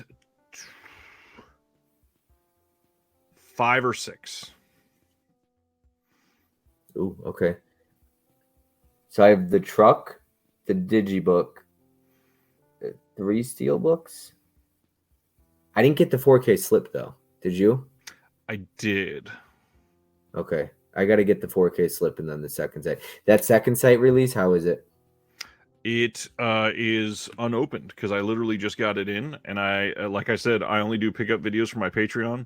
You guys are the first ones to see this tonight. I haven't shared this with anybody. You're not opening it now, though. And it even came with the store exclusive second site art cards. But these are bonuses. You're not opening that for us now, though, are you? It's only for the patrons.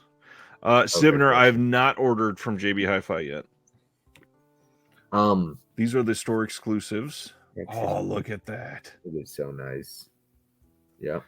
And then this one. And I love these because they just add on to the ones that are already in this. And Dawn of the Dead did they did the same thing. You get a couple extra art cards if you order directly through them. I think so, but yeah, I didn't order Dawn of the we couldn't get that shipped directly to us. Unfortunately. Yeah, what do you have for Patreon? What is it, like $5 a month? First tier is $3, but to get in the Discord it's $7. Gotcha.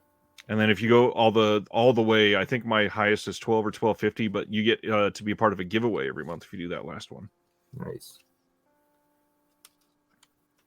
I send like 5 or 6 boutique releases to one patron every month. I'm so glad you told me about Texas Chainsaw Massacre, man. And Revenge seems like it comes in and out of stock on Second Sight's website often too. The standard edition does. The limited edition is long sold out. Oh, really? Yeah, I need to get that Revenge one. Yeah, the standard edition's on there. Yeah, the limited edition. Stan says, I have more editions of Texas Chainsaw in my collection than I can count. Yeah, Revenge I got to get on eBay.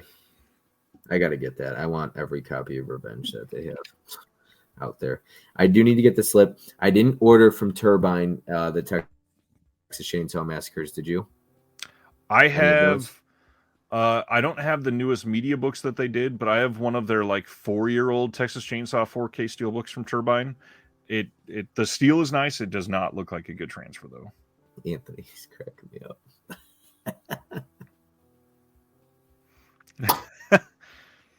What is the movie I have the most copies of? I think it's John Carpenter's The Thing.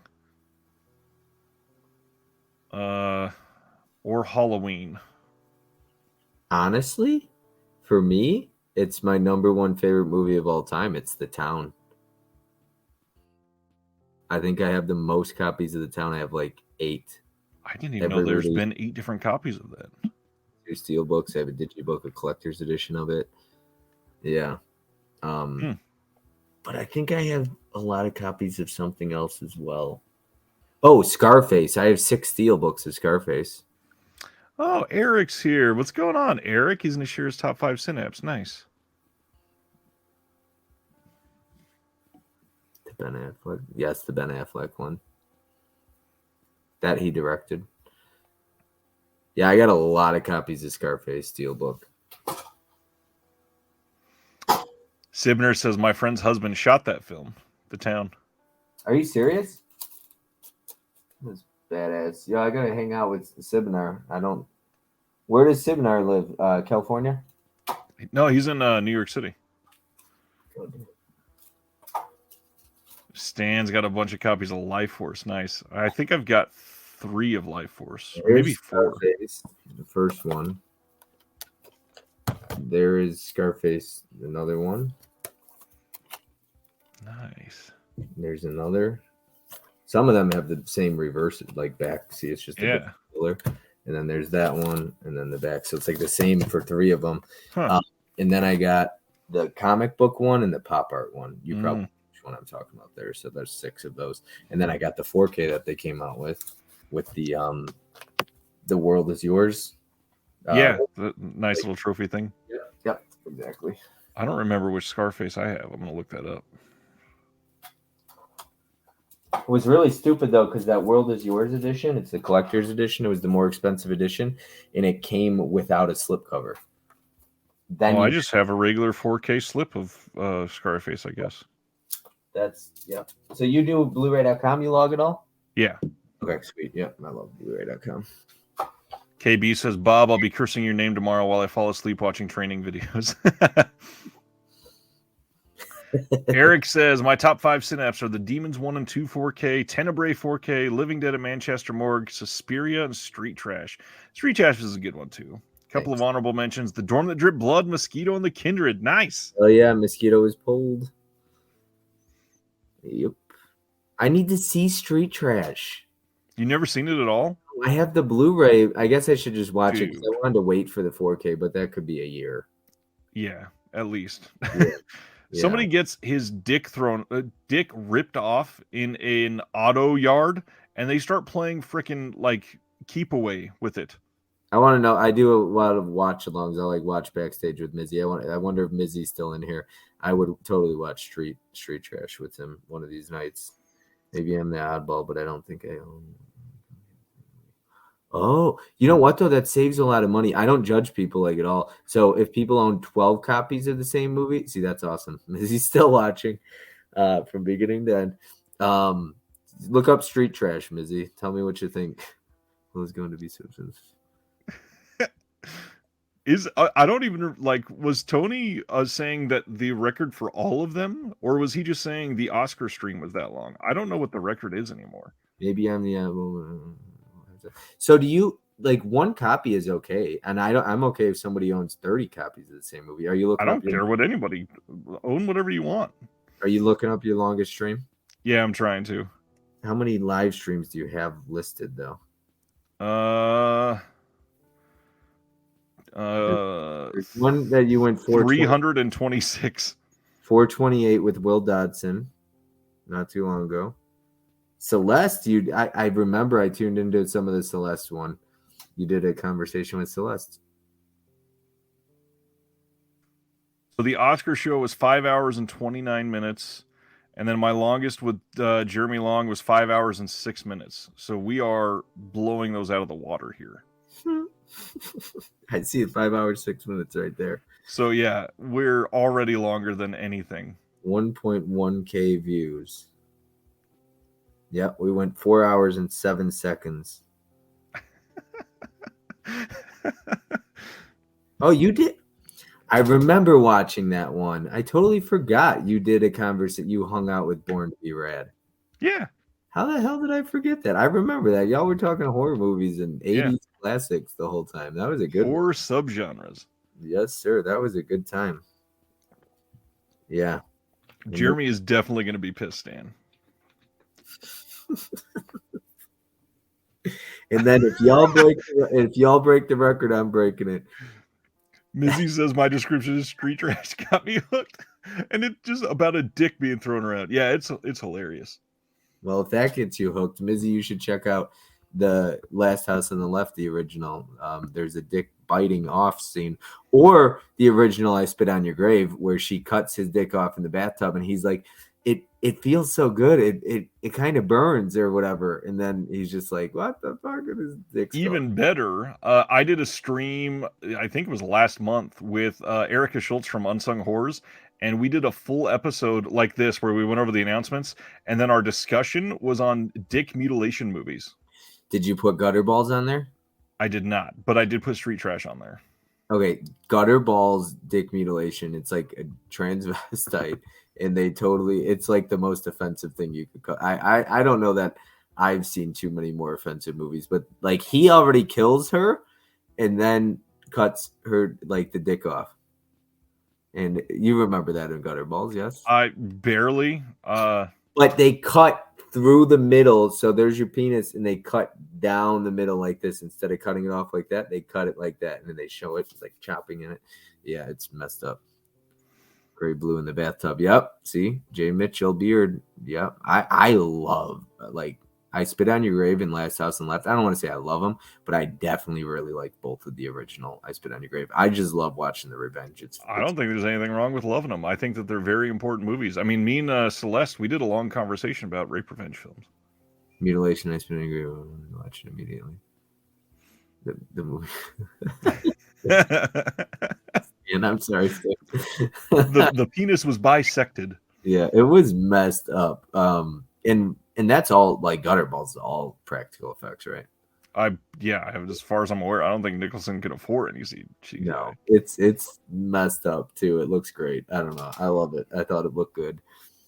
And there's some good stuff. This has been such a long stream. I've had to take out my AirPods and let them charge while I only listen to one AirPod. That's funny. That's great. Yeah. Well, your longest stream. Yeah, I went mid-levolution. I'm probably gonna get a message from Ken tomorrow and be like, you aren't allowed to do 6-hour streams with anyone but mid-levolution. Hell no, he's a part of this faction. I'll fight mid-levolution. I'll be like, okay. I'll probably end up joining mid-levolution, I guess. Speaking of, I'm on with Ken next week. Everybody needs to come watch that. The roundtable, right? Yeah. I'm excited for that.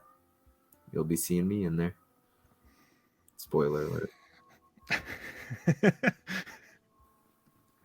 Good stuff. And that's your first roundtable with him, right?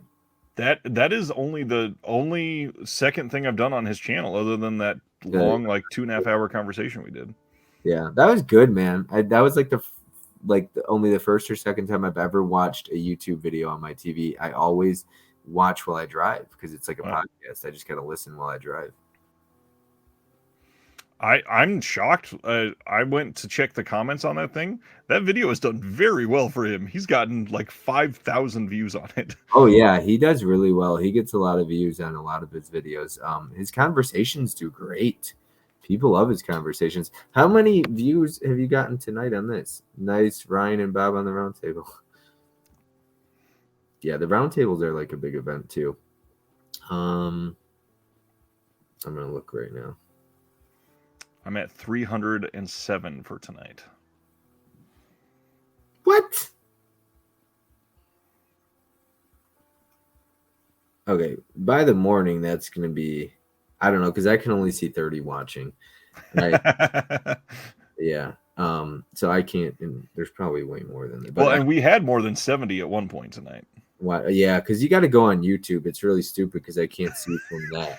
KB's tapping out. Good night, KB. Yeah. Good night, KB. Well, yeah, we made it 6 hours, didn't we? 6 hours, 27 seconds. You ready to go to bed yet?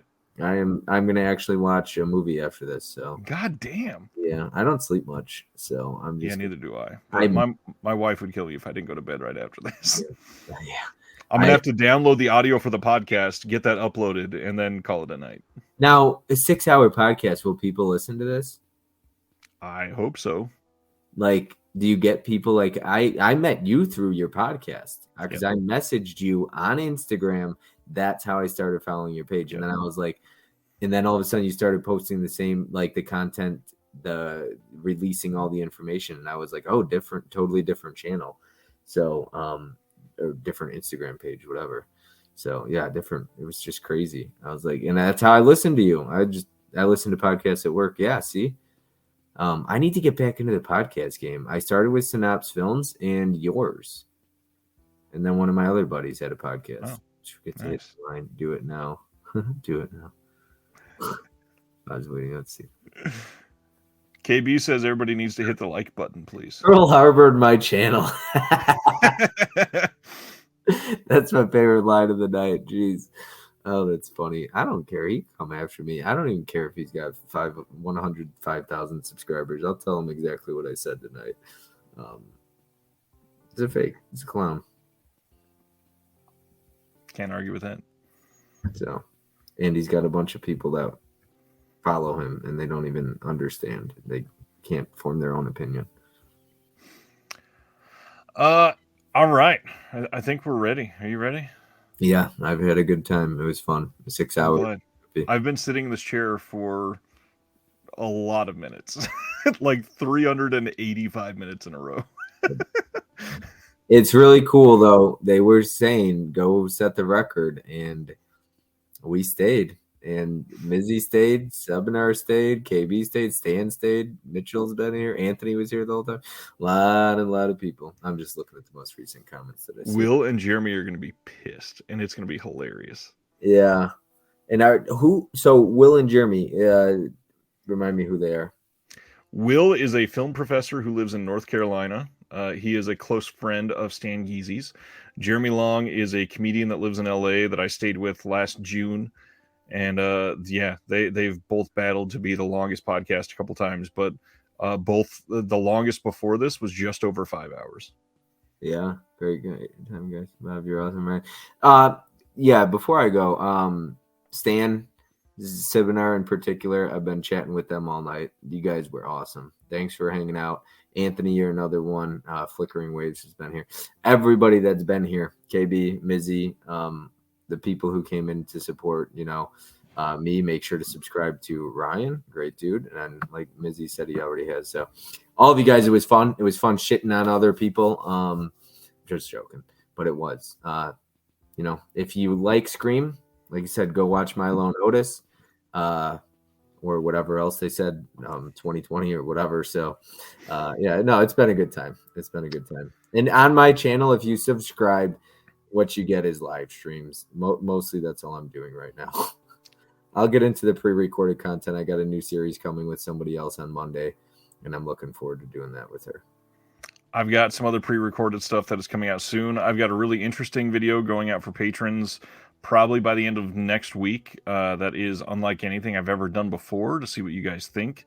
And other than that, I've got some pretty incredible interviews already recorded that are going up. If you are a patron, you get my stuff early usually. Like I have an interview going out on Monday. I had people get that interview on Wednesday when they were a patron. So if you like seeing some of the stuff early and generating conversation around it, do it. But the big thing for me is the Discord. Subscribe to the channel if you haven't and you're here from Bob. But also everybody that watches me, go watch Bob. He's a fun dude. Do what you can, hang out, make friends, join a community, do it well. Like the video, all that fun stuff. I'm going to hit the button to play a video as we go out. Thank you all for watching. Bob, we'll talk again in just a minute. Have a good one. Have a good night, everybody. Thank you for watching The Disconnected. On the way out, make sure that you are subscribed to the channel, that you've liked the video, and that you've copied the link to be able to share with someone else that may appreciate this.